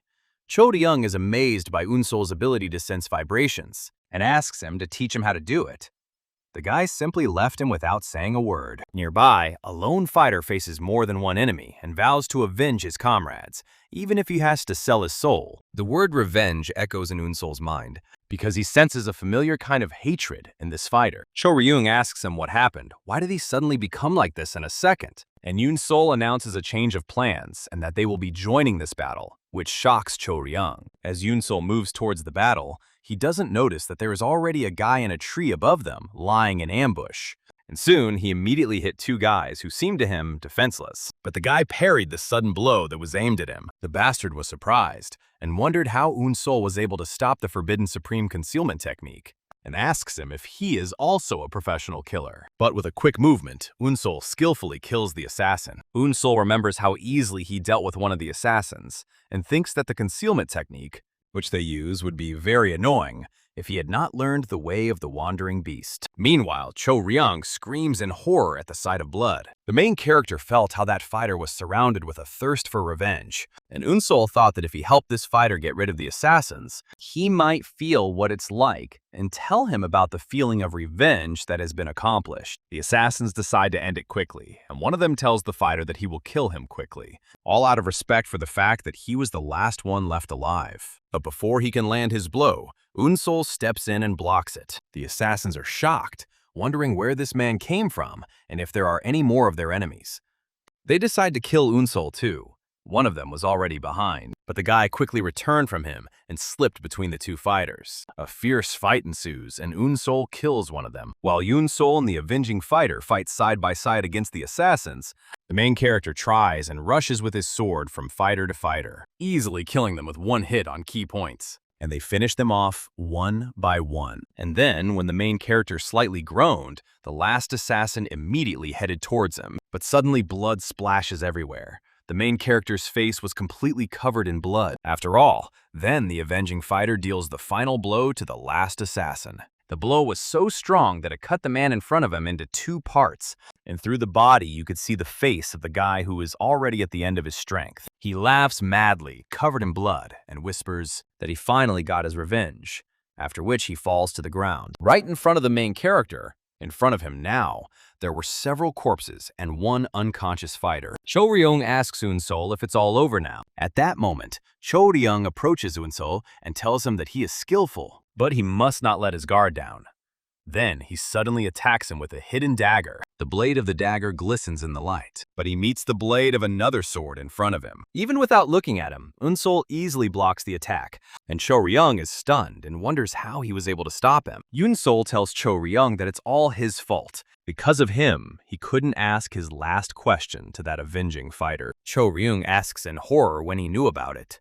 Unsol replies that he knew from the very beginning, and explains that while they were hiding underground, he realized that Cho Ryung was hiding a set of weapons under his clothes. He adds that it was easy to notice because of how stiffly he moved his spine. Unsol reveals that the reason he kept him around no matter what was because he was curious to see what he would do. He thought that watching a person try to deceive others would be useful to him in the future. Cho Ryung refuses to believe it and clenches his teeth, insisting that his acting was perfect. In a desperate move, he throws all of his remaining hidden weapons towards Unsol. Unsol easily dodges Cho Ryung's attack. Cho Ryung thinks to himself that he felt something strange while he was chasing him, and wonders if Unsol can predict his movements. Unsol skillfully dodges all the hidden weapons thrown at him, and then hits Cho Ryung. The blow lands perfectly on a shoulder, releasing a huge amount of blood. Unsol tells him that there is no use for the best hidden weapon if it is detected. He raises his blades into the air, and the wounded fool could only growl and rage at the main character. Cho Ryung lunges at Unsol in a last-ditch attempt, but Unsol was unperturbed in front of such an opponent. The protagonist quickly ends the fight and finishes off Cho Ryung. The guy dies instantly, leaving behind a pile of blood on all surfaces. And now the main character stood proudly in front of the bastard's body, putting his sword back into its sheath. Covered in blood, Unsol thinks that the fight was not easy, and that it would have been dangerous if he had not known about the hidden weapon beforehand. Then he turns back and watches as life leaves Cho Ryung's body, and notices on his face the same obsession with life, which he saw in every dying person. Unsol leaves the scene and passes by the bodies of the assassins and the fighter who sought revenge. He stops at the body of the latter, noticing that he is different. This man died with a smile on his face. Unsol wonders about the feeling of successfully achieving revenge, and will he be able to smile like that too when he takes revenge? This question haunted him. Unsol takes the dead assassin's swords and continues his journey with new trophies and again alone. From afar, one of the killing demons watches Unsol and wonders if Unsol did it. The space is filled with dirty green and black smoke. Another demon says that Unsol killed professional assassins using only the basic techniques of the Fire Dominion sword sect. He admits that he is definitely talented, but adds that there are many others here who are just as talented as him, and that if he doesn't improve, he won't be able to survive on Hell Island. The next day, Unsol runs very fast and almost runs out of breath. Earlier, he found himself being followed by a group of students. One of them used a metal whip, attacking from a distance. Unsol managed to dodge one of the attacks, but the trajectory of the weapon changes in the air and hits him from behind, hit right in the back. The blow is very unpleasant and will certainly leave a huge wound on the main character's back. Unsol realizes that they will not retreat and that he will die at this rate if he doesn't find a way out of this predicament. Meanwhile, at the instructor's camp, the head instructor stands on a cliff. He asks his assistant for a status report. Another tells him that out of 86 students, only 41 remain alive. Chief Instructor Hyuk Ryong-yeon is surprised that so many survived, even after 3 days. He concludes that those who remain must be skilled, and that it was time to really test their skills. He asks his assistant to give him a map. Elsewhere on the island, swords clashed, and one of the students is going to kill Unsol, unexpectedly snatching the sword from his hands. Unsol finds herself on the run from her pursuers again. He thinks that the type of weapons they use makes open combat unsuitable for him, so he comes up with a plan that suits his situation. Meanwhile, Chief Instructor Hyuk Ryong-yeon looks at the map and decides to limit the combat zone, and the main character kept running. But suddenly, a grimace of incomprehension appeared on his face. The commander then orders the release of demon slayers in the area of the Fire Dominion sword sect, the very same building where the main character's numerous training sessions took place. Unsol heads straight to the Fire Dominion sword sect's building, and behind him there is a huge trail of blood. His pursuers also noticed him, leaving their iron whips for a second and thinking that the guy had definitely gone inside, and his pursuers follow him inside. The pursuers wonder if he is hiding inside, and one of them taunts him for being cornered. Their leader thinks that no matter how fast he runs, he will not be able to escape from them. But suddenly, he notices something and turns around sharply. At this moment, Unsol suddenly attacks them from behind. The leader calls him a fool, thinking it is a naive trick that they will not fall for. Unsol enters into battle with them and gets into her signature stance, skillfully avoiding their weapon attacks, dodging like a god, and even repelling all attacks with his sword. The leader is stunned and confused as to how this bastard can read the paths of their sword techniques. Gigi gripped his sword tighter to deal with this upstart, and he rushed forward with great speed. He ran up to them, and with one movement cut through the neck of one of the bastards. He immediately fell to the floor, and the second guy was shocked by such blows, but he didn't even notice how the main character was with his sword just a centimeter from his face. He tried to swing his whip at him, but he hit the ceiling and was unable to attack. Then the man noticed this and realized that this place was not at all suitable for their weapons. But Unsol didn't even intend to stop. On the contrary, he took an even greater swing for the strike and immediately chopped off the hand of the bastard who stood before him in shock.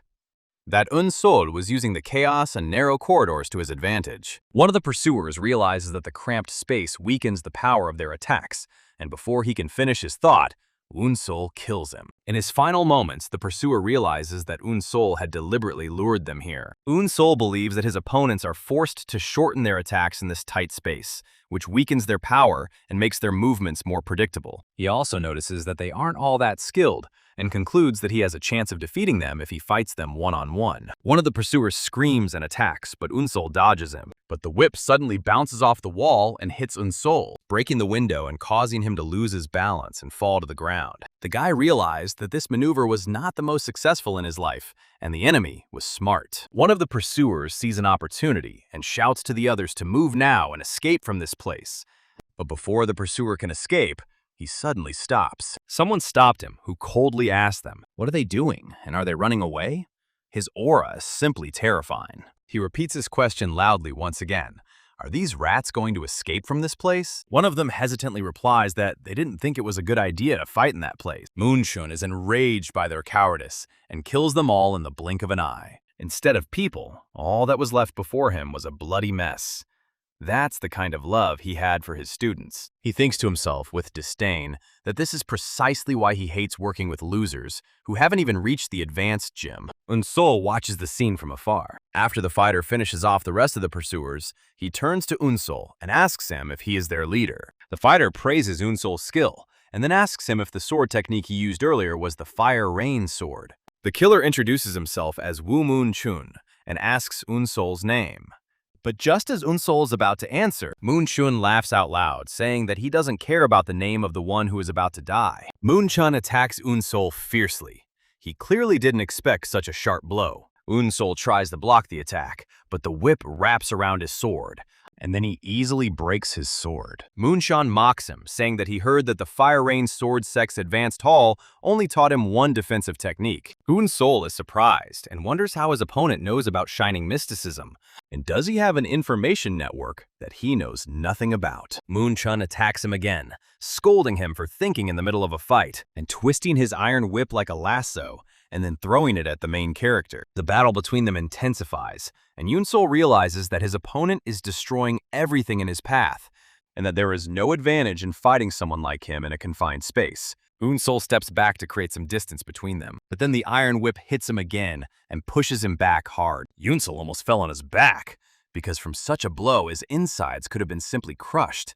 But the boy managed to stand his ground and again assumed his signature stance with his sword. Moon Chun slowly approached and expressed his disappointment. He also told Unsol that with such skills, he was no match for him. Moon Chun unleashes an all-out attack on him with his chain weapon, luring Unsol into an iron web from all sides. Now he was truly captivated by all these parts and blades of strange weapons, and the bastard laughed, because very soon the white whip technique would kill the guy, just by squeezing it like under a hydraulic press. While inside this iron sphere of blades, the boy realized that he did not have enough defensive style strength to block such an attack. In this case, he needs to find another solution, and he remembers his master from the fire pavilion. Strength and energy fill his body, and he tightens his grip on the sword's hilt, and suddenly his eyes, filled with energy, opened a little wider. The bastard outside was shocked to see the guy still trying to get out. He sarcastically asks him if this is his last fight, believing that defensive techniques like radiant mysticism wouldn't save him,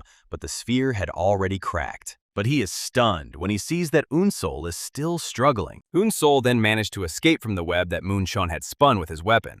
It was an explosion of energy from the protagonist. Lightning struck after the sound wave, and the main character immediately rushed forward with his new lightning technique. Capable of piercing steel, Unsol concentrates his energy and then unleashes a massive attack, which completely takes Moon Chun by surprise and breaks down his defenses, leaving him in a state of shock, and then cuts it into pieces. The main character's face was impassive. He wanted to kill this bastard who stood in his way, and the spirit gradually left the body of the chopped master. Unsol stands, breathing heavily after the battle, remembering how he repelled Moon Chun's attack with a powerful blast of energy, releasing the Peerless Lightning and Thunder technique, a devastating technique that completely destroys his opponent. Unsol thinks that this technique really has great power, just like the instructor said, but he coughs up blood, realizing that it is too advanced for his current level and that he cannot use it freely. He is glad he won, but he sees that the battle has taken too long and that the restricted areas will soon change, so he must move. Suddenly, he feels the presence of someone else and wonders why he is in this place, and freezes in place, not believing what is happening, especially when he sees a figure in front of him, representing a killing demon. Unsol wonders why the killing demon is here, and whether this zone became forbidden during his fight. He comes to the conclusion that he was not here because he was running away from a fight, and wonders if he will be allowed to leave peacefully. He sees that the demon does not answer, therefore, assumes that he can leave. When Unsol tries to walk past him, the guy doesn't feel anything at first. But the demon suddenly attacks him with a swift movement from behind. The guy was simply shocked by such power. Unsol imagines that his neck will be cut if he can't dodge, but he cannot allow such an absurd and simple death. Not all goals have been achieved yet. Unsol dodges the attack at the last second, and understands that if it were not for the path of the wandering beast, he would certainly have died. because he didn't even feel the enemy's presence when he swung his sword. Unsol prepares for the confrontation and thinks that he should not be deceived by the enemy's calmness. And what if he tries to move even a little bit? Then the demon will immediately attack him and kill him with one blow without thinking. Unsol remembers the lesson he learned from Sawu. When a predator hunts its prey, prey is not easy to catch, even if the predator is faster. And the reason for this is that the prey moves at a zigzag pattern, and they can't figure out how to catch up with it. And the master confirms his suspicions, but says that sometimes animals get their way. Top predators are always successful in their hunt because they attack when their prey moves. Unsol wonders how he can face such an opponent, and thoughtfully recalls the rest of the lesson. And then he stops and starts screaming loudly, remembering that if a predator attacks based on time, then the solution is to make his movements completely unpredictable. Unsol decides to use this strategy. It starts by moving in a predictable zigzag pattern, then uses the path of the wandering beast to dodge expected attacks. And finally, he seizes the opportune moment and creates a hole in the enemy's defense with a completely unexpected move. But Unsol is in a state of shock. The killing demon freezes in front of him for a moment, and Unsol thinks that it is too late and he is doomed. The blade of the knife is already at his throat, but he is surprised when he sees that the demon stops attacking and turns to leave. Unsol wonders why he stopped and whether he had crossed the boundary of the restricted area without realizing it. He thinks about the fight and realizes that he barely managed to dodge the attacks with all his might, but was still unable to create a single breach in the enemy's defense. He admits to himself that this is the level of a true master, and that he was like a frog in a well, and leaves. After some time, the guy realized how huge the world is, and how powerful those in it are. He comes to the conclusion that the Demon Slayer's martial arts were at a level he couldn't even measure, and that his grandfather's killer undoubtedly possessed comparable skills. His resolve grows stronger. He must surpass this level of skill if he wants revenge. Suddenly, another person appears in front of him and calls him by his full name, Unsol of the Bow family. The man tells him that he had been looking for him for some time, and that he had heard that he had learned the way of the wandering beast. Unsol thinks that this person speaks as if he knows him like others, which means that information about him has spread. The man in front of him begins to introduce himself and then stops, sarcastically saying that someone who is about to die does not need to know his name, and then launches a surprise attack. Has this happened before? Unsol easily dodges the attack. The attacker is impressed by Unsol's abilities, noting that he predicted the path of his attack with his animal senses. He tells him that he is confident that he will become one of the 10 demon lords in the future, and it is for this reason that he must kill him now, while he is still the seed of the demon. Unsol notices that his opponent's energy flow has completely changed.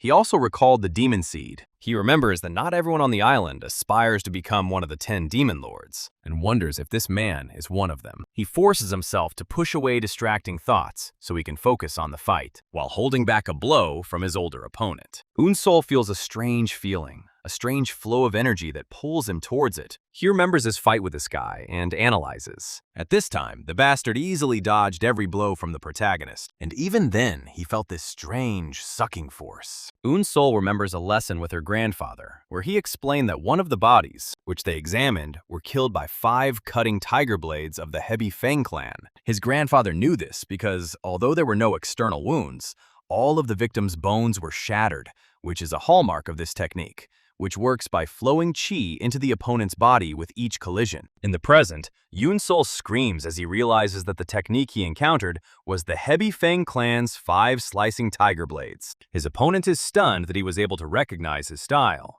Unsol recalls another characteristic of this technique that his grandfather explained, a powerful absorption technique that acts like a vortex, attracting everything to itself, and they use it to control the enemy's weapons in every encounter. Unsol continues to remember her grandfather's lesson, which explained that the Hebi Fang clan fights like a tiger, taking advantage of the enemy's sword's confusion to swallow it whole. Young Unsol asks his grandfather if this clan is the strongest, and his grandfather replies that the absorption technique is a double-edged sword. Although it is deceptive, it forces its user to get closer to the opponent. In the present, Unsol decides to use this absorption technique to turn the enemy's sword back toward him. Such a cunning plan. His opponent, Fang Ak of the Hebi Fang clan, states that now he will fight him in all seriousness with the nasty main character. and swears on the name of his clan that he will eradicate this demon seed. When Feng Ak attacks, the hero bows. Unsol surprises him by stabbing her sword into the ground, and Feng Ak is shocked by this unexpected move. Unsol uses the sword as a fulcrum to kick Feng Ak with all his might right in the hip joint and make him lose his balance. Finally, the hero landed on 2 feet and looked over his work, and he understands to himself that his plan is working. Everything worked out. Feng Ak gets angry and accuses Unsol of using dirty tricks. Unsol thinks the trick worked, but it didn't do much damage, which is logical since his opponent had been training for a long time. But now he knows how to resist him. Unsol remembers another lesson from his master. Wait for your opponent to attack first, for true speed lies in being a split second faster than him at the moment of impact. Unsol decides to use the energy absorption technique against him to become faster. Feng Ak attacks again, but Unsol decides not to resist the pulling force. Instead, he gives in to it, using the momentum to accelerate his sword. And now he rushes at his opponent with great speed, holding his sword out in front of him in a full fighting stance. Then at the last moment, he changes the direction of his attack and lands a successful blow on Feng Ak. Feng Ak is shocked, wondering if Unsol could have turned the energy absorption technique to his advantage. He finds it impossible because his technique is strong enough to attract a stone from a distance, and even the most skilled swordsmen find it difficult to use such power accurately. He dismisses the thought, but a young man like Unsol could do this, and attacks him again in the same way. Unsol thinks there is no point in this, because the stronger the absorption, the faster his sword becomes, and the protagonist attacks his stupid opponent again with the same method. Feng Ak cries out in frustration, asking how long Unsol thinks this tactic will work. Suddenly, Unsol notices that his opponent is no longer using the energy absorption technique. Feng Ak tells him that he doesn't need to use her to defeat someone like him. Feng Ak rushes forward at the protagonist in a direct attack. He was completely furious and had no idea what he was doing. While Unsol thinks this is the moment he's been waiting for, Unsol prepares and uses the first technique of the Sword of Fire Dominion, Radiant Mysticism. His entire body is surrounded by energy. He unleashes a powerful counterattack, taking advantage of the moment when his opponent has given up his defense, and delivers the finishing blow to Feng Ak.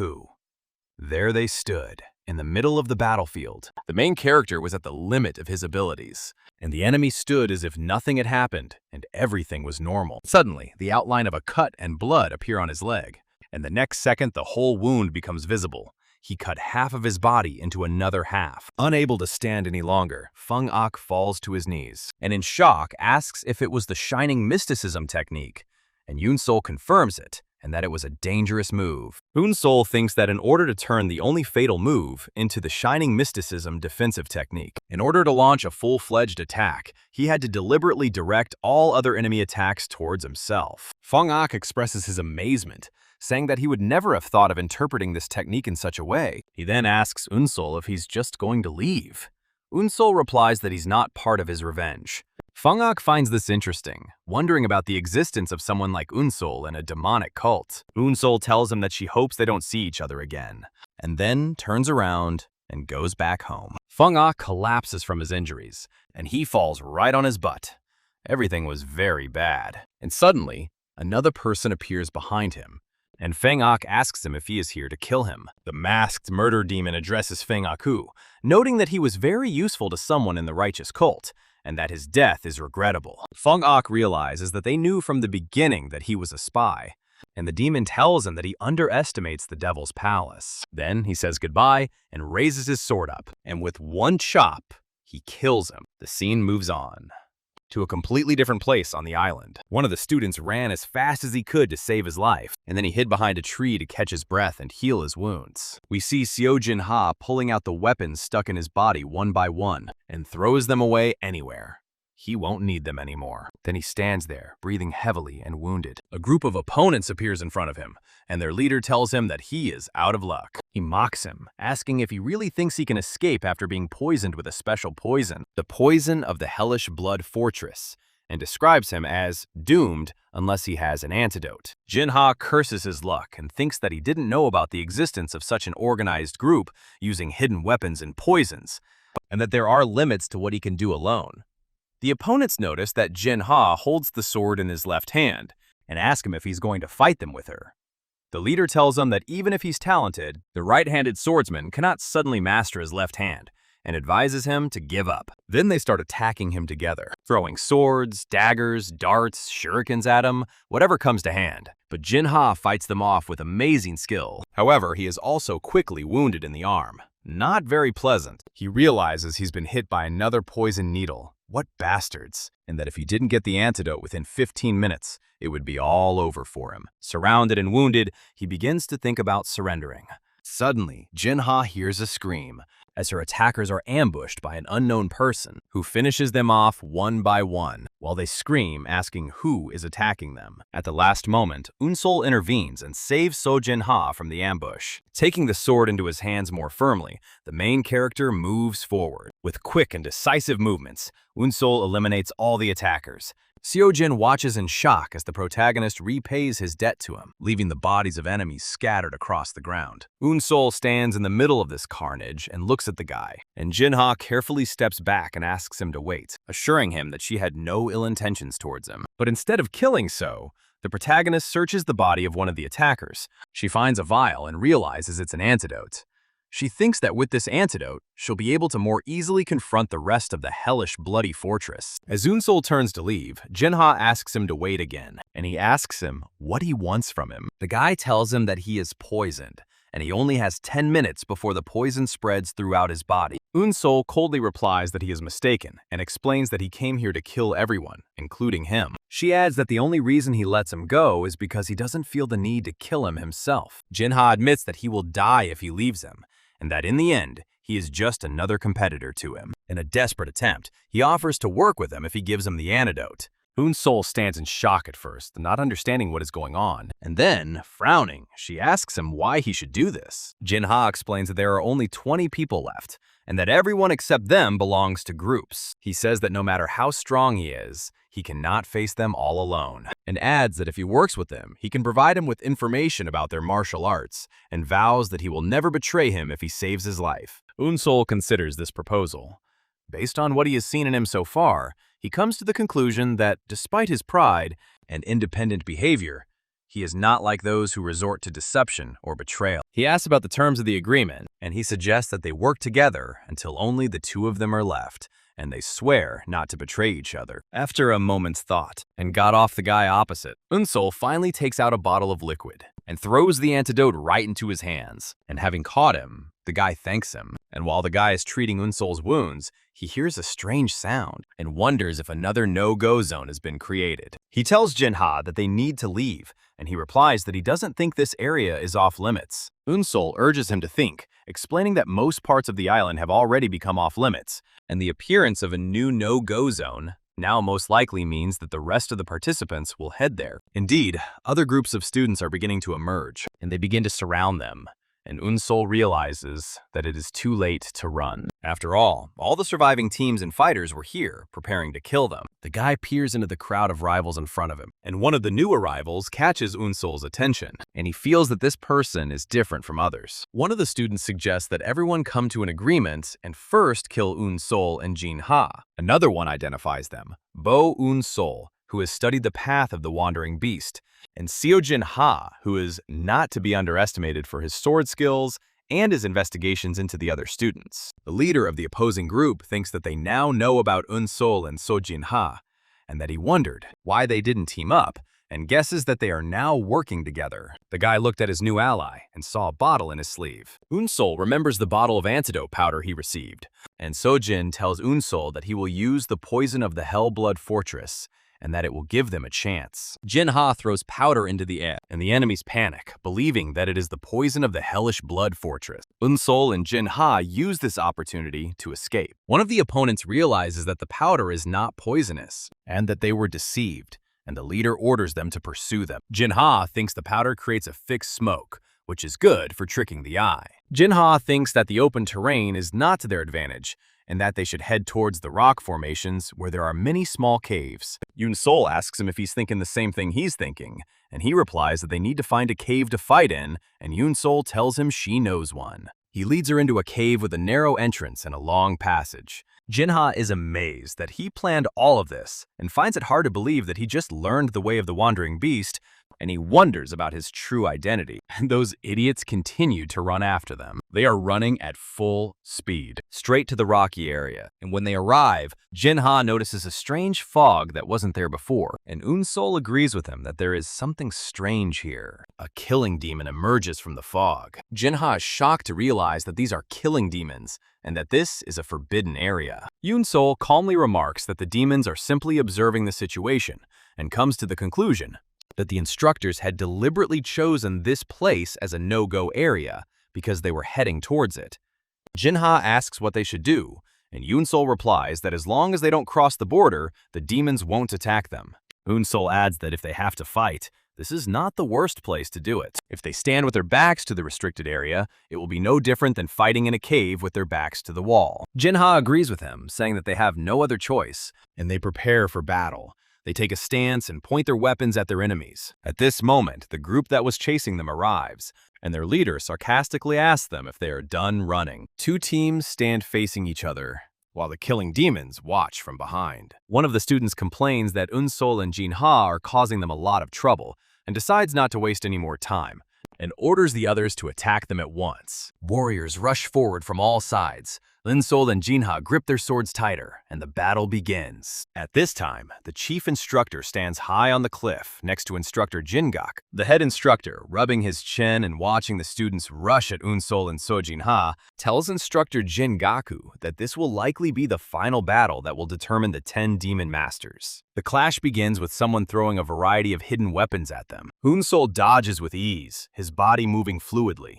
But in front of him, another student lunges, his arm raised and ready to strike. The student's sword comes down sharply, but Unsol shifts slightly to the side, calm and focused. With the same motion, he counterattacks, his blow swift and precise. The blade strikes home, his opponent gasps as blood flows, and Unsol becomes the first to draw blood. Jinha also charges forward in his own fight, cutting down the student in front of him with swift precision. Another opponent rushes from behind, but his sword arcs behind him, clean and merciless, cutting down several opponents in an instant. He exhales sharply, his breath shaking, almost exhausted as he looks forward, trying to compose himself. But there's no time to catch his breath. Another student leaps in with a crushing blow.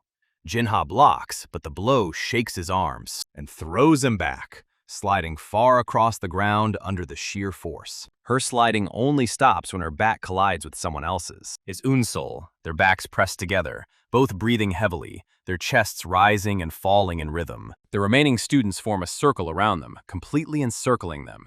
There are no gaps, no exits. Jinha stabilizes his stance and points his sword outward. Unsol deflects it, raising her own blade, ready to continue. Still breathing heavily, Jinha glances at the main character out of the corner of his eye and asks, "Are they really going to die here?" Then he lets out a shaky laugh, a faint smile curling his lips. He has no regrets. He gave everything he had. Unsol listens, his own breath caught in his throat.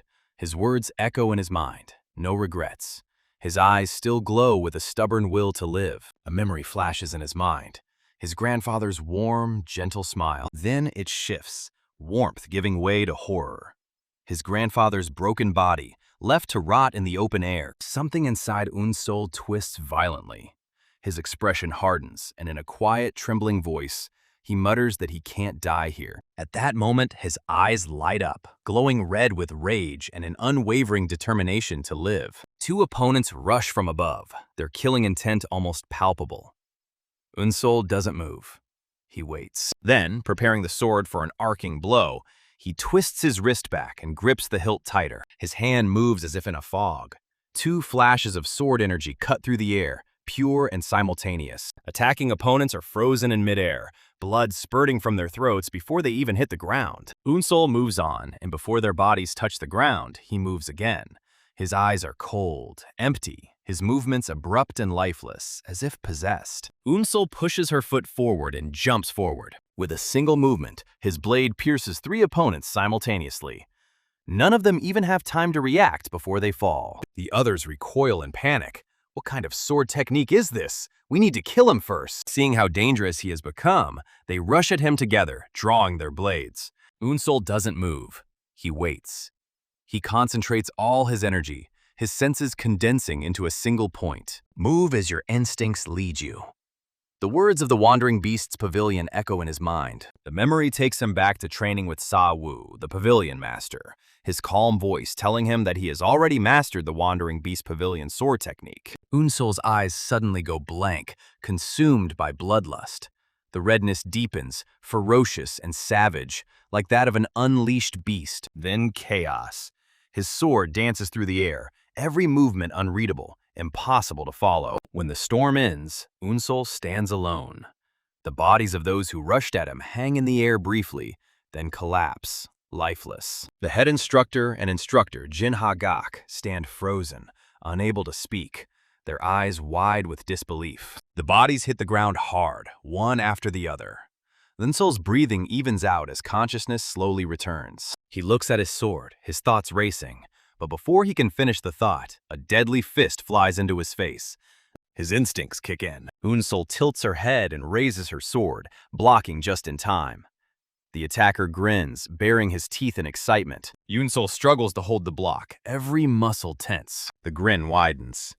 "Gotcha!" the enemy hisses. She flows into the fist. The strength increases many times over. Unsol's sword vibrates violently, then cracks. The next moment, he shatters into pieces. The impact sends him flying back across the plains. He falls heavily, bouncing once, twice, 3 times, his body scraping the ground before stopping. Jinha watches him fall. She abandons her fight, turning to him, shouting his name. Her opponent smirks. Bo Unsol is almost dead. Ignoring him completely, Jinha screams again, her voice breaking. "Unsol, get up! That guy was flying straight into the restricted area!" Unsol's vision blurs. His head spins. The world goes silent. For a moment, he hears nothing. Then So's voice cuts through the fog, anxious, desperate. Forbidden zone. He looks down. The dark purple mist on the ground confirms it. He is abroad.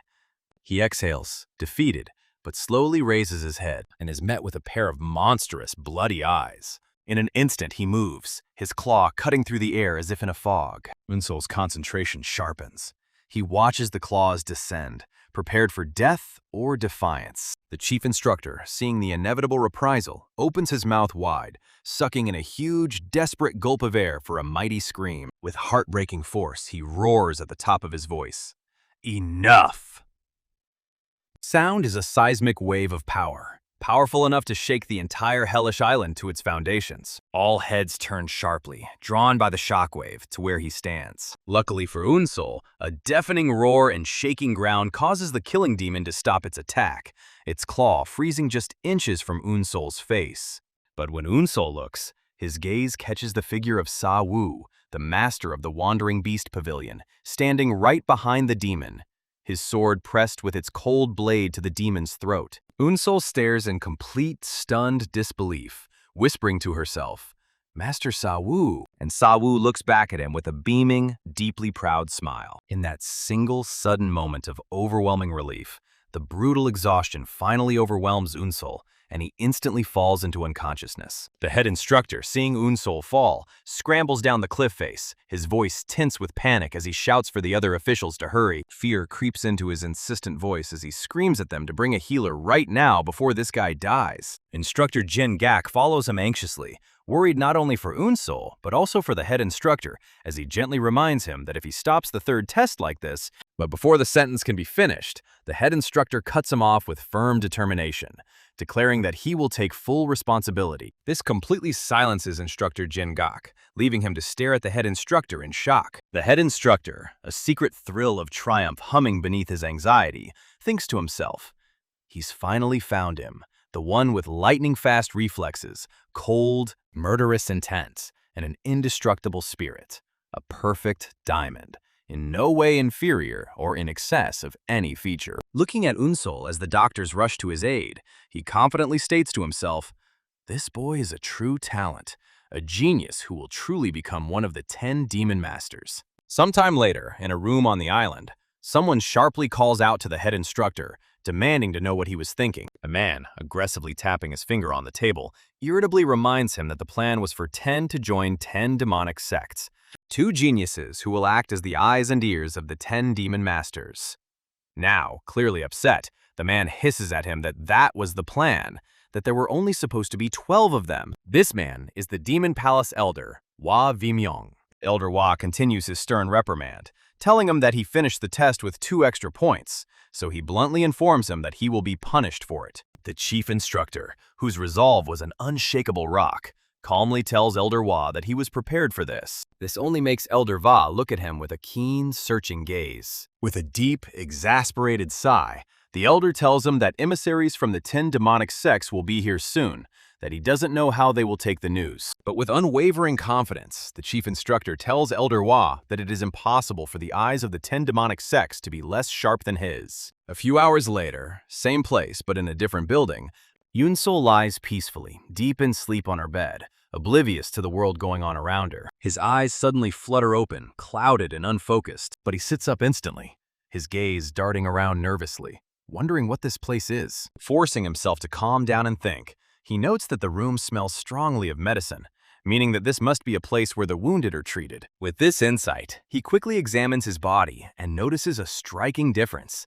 Touching the places where he was previously wounded, he realizes that his wounds have healed perfectly, and not just his external wounds. The internal wounds he had had are also healed. This leads him to believe that the healer from the Demon Palace is far more skilled than he ever imagined. Having collected his thoughts, he approaches the door and carefully opens it. Opening it, he finds himself in an empty, quiet corridor. Then, as he walks down the corridor, someone materializes behind him with a pleasant smile and calls him Young Master, telling him that since he is awake, he should please come this way. Unsol nods and follows him silently as they both walk down the stairs in silence. Reaching the bottom, Unsol's eyes widen in pure shock at the scene before him. The other students from Hell Island are sitting right here. Everyone is eating casually in this restaurant-like room. Sitting down, he looks out the window and sees various buildings and structures. Still looking out the window, he asks the man who let him down where they are, to which he replies that they are in the very center of Hell Island. Unsol asks if this is really Hell Island,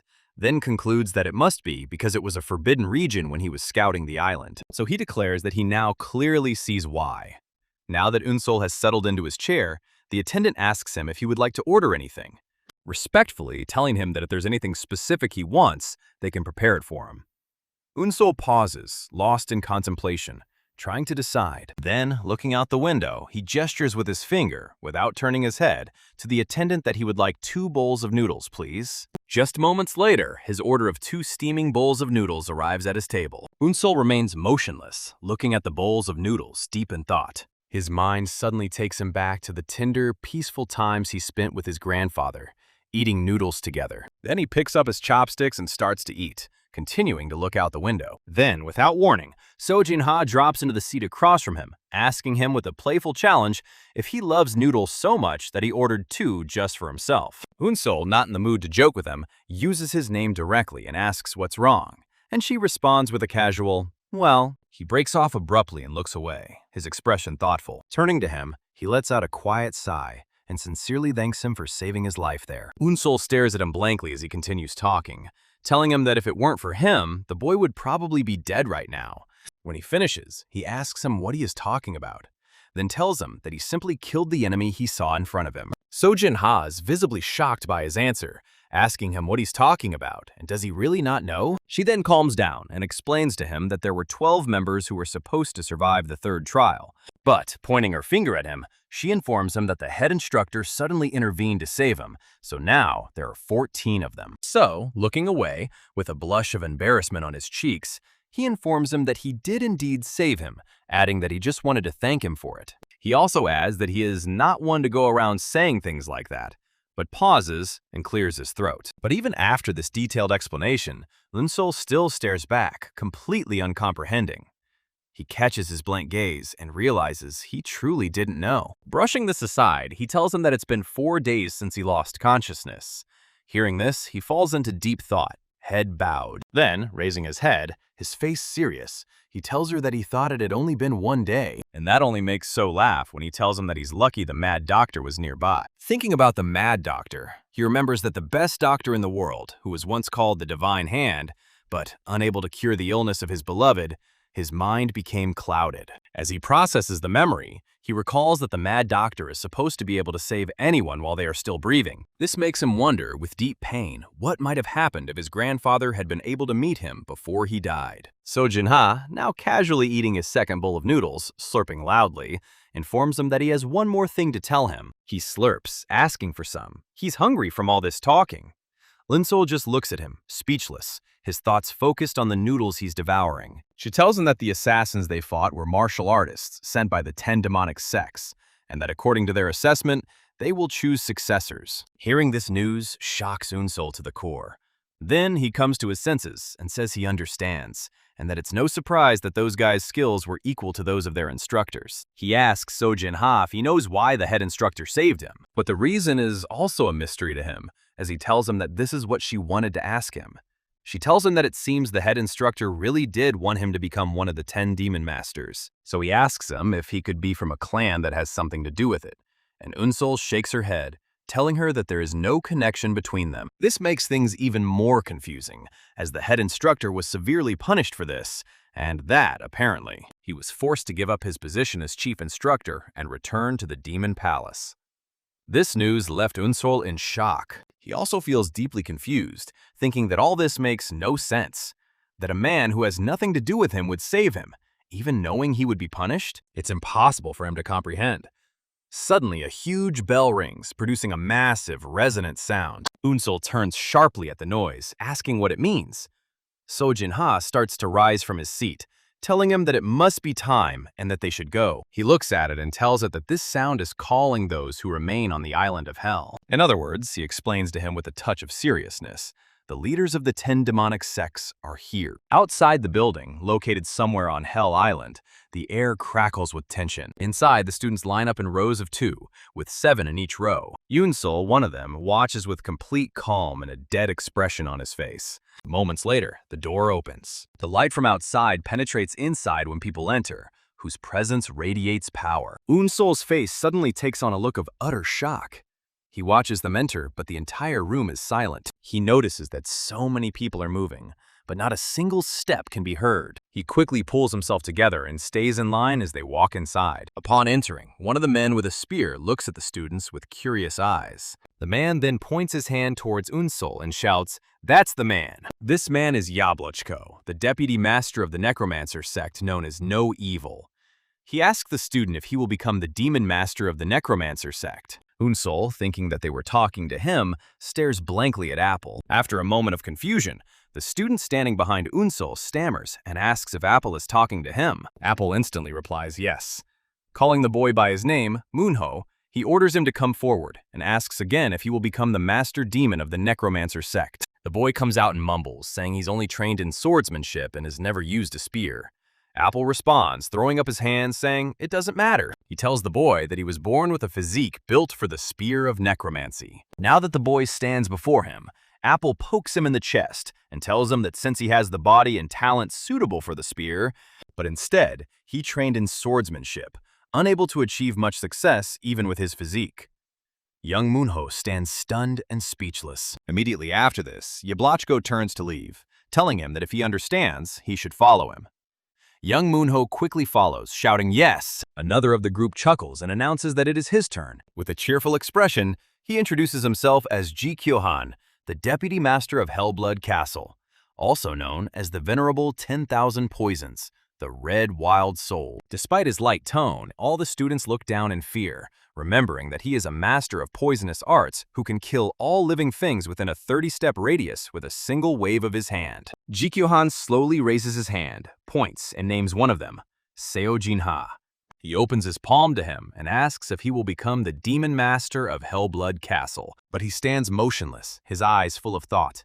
He remembers that since childhood he was called a genius of the sword, that he is being asked to join Hellblood Castle, a place that creates masters of poison, seems unreal. Jikyohan, still smiling calmly, notices the expression on her face and says, "The most terrible poison in the world is a poisonous heart." He continues, "Even before the third test began, he used a girl from the castle's marshal's office to kill all the students, and after she failed, he killed her to silence her."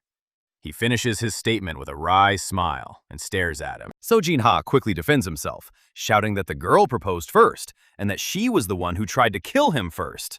To say he killed her to silence her is an exaggeration, but Jikyo-han cuts him off with a sigh. He doesn't blame him. He explains that the fact that he can kill many people without hesitation for his own purposes shows that he is suitable for the poisonous arts of his castle. He adds that he won't be able to succeed in Murim with this ability. Only a select few can command Murim with a sword or blade. Then, with a welcoming gesture, he says that he has greater ability in poison than in fencing. Shojin-ha stands quietly, thinking, his gaze sliding towards Insol. His eyes linger on him, and in his head, there were only echoes of the words about the Chosen One. When he recalls hearing that he first learned to wield a sword during the trials of the 10 Demon Masters, and that in such a short time his fighting strength had become comparable to what he had achieved after 10 years of effort. Clenching his fist in realization, he concludes. He bows and says that he will go to the Castle of Hell's Blood. Jikyo-han smiles weakly and tells him to follow him. As they leave, Unsol watches with serious concentration. Another of the group steps forward with an authoritative tone, announcing that it is his turn. He comes closer, radiating grandeur, and stands before the students with a stern look. This is Hwai Hyakken of the Fire Rain Sword Sect, currently the strongest swordsman on the demon path, known as the Sword Demon. The room falls silent as his gaze glides over them. The students lower their heads, silently praying to be chosen, hoping to gain recognition as the greatest swordsman on the path of the demon. Finally, he says, "You." His gaze falls on Bo Ensol. He tells Unsol that not only Pavilion Master Jin, but also the other elders praised him highly, and that he heard that Unsol also learned the Pavilion Master's philosophy. Unsol replies, yes. Hwai Hyakken turns to leave, telling Insol that he is excited to see him grow, and that he should continue to train hard. But Unsol doesn't move. He looks at the remaining men, his gaze fixed on one of them. Then, plucking up his courage, he looks at Hwai Hyakken again and stutters. He pauses, swallows hard, and starts again. He will not go to the Fire Rain Sword Sect. The whole room falls silent. Hwai Hyakken turns slowly, his eyes filled with killing intent. He repeats again very loudly, "How dare a guy turn down an offer from the main school?" His murderous aura fills the air, bringing Insol to his knees. The pressure makes it hard to breathe. Yet, Unsol pushes her voice through the suffocating weight, saying that from what he had heard, he was allowed to decline offers. Hwai Hyakken, now a little calmer, eases the pressure and asks where Unsol wants to go after rejecting his cult. Unsol, still sweating and out of breath, sighs in relief that she can breathe again. He then boldly says that he wants to go to the Wandering Beast Pavilion. Hwai Hyakken's face hardens. "Pavilion of the Wandering Beast," he repeats. His rage explodes. His killing intent rises again, filling the room. Of all places, the decaying Wandering Beast Pavilion. Is he trying to show disdain for his sect? The pressure becomes unbearable. Even the other representatives are swaying. Unsol grits her teeth, barely managing to endure it. Hwai Hyakken steps forward, towering over Unsol, whose lungs struggle under the suffocating force. This was the true power of the greatest demonic sword before him. But before anything worse can happen, one of the representatives stands before him. Everyone stares in shock. The students can't believe it. The man standing before Unsol is from the Wandering Beast Pavilion. Hwai Hyakken's voice trembled with anger as he asked how a mere master of the secret pavilion dared to block his path. His intent to kill intensifies again. The man staggers, but stands firmly on his feet, tightly gripping the hilt of his sword. The disciples think he is mad, drawing his sword in front of the sword demon. Unsol, still on the ground, looks at Elder Sa in shock. Hwai Hyakken, seething with anger, tells the man that he is crossing the line because he is close to Pavilion Master Jin. Elder Sa doesn't respond. His sword remains half-drawn, his posture unwavering. Another representative, pale with fear, thinks that if the sword demon loses his temper, the other candidates might get sucked into it too. He needs to talk him out of it somehow. But before he can do anything, Hwai Hyakken's sword begins to emerge from its sheath on its own, driven by his aura. There is a sharp metallic clang. The blade returns forcefully to its sheath, stopped by someone else's hand. The man who stopped it lets out a quiet sigh. His expression is half playful. With a sarcastic smile, he tells everyone to look at themselves, how worried they are. Then, in a commanding tone that fills the room, he says, "That's enough." The room, filled with tension, falls silent for a moment. The man who stopped the chaos still holds Hua Hyakon's sword from being sheathed. Hua Hyakon looks at the man with the furious irritation he still feels towards Sa Wu. The man releases his sword, and Hua Hyakon now calls him by name. With a smile, Danshin raises his palm in retreat, telling Hua Hyakon so that he would please let this one go for his sake. This man is the deputy master of the Wandering Beast Pavilion, Danshin. The other representatives standing behind Hua Hyakong, now slightly relaxed, see this as an opportunity to intervene.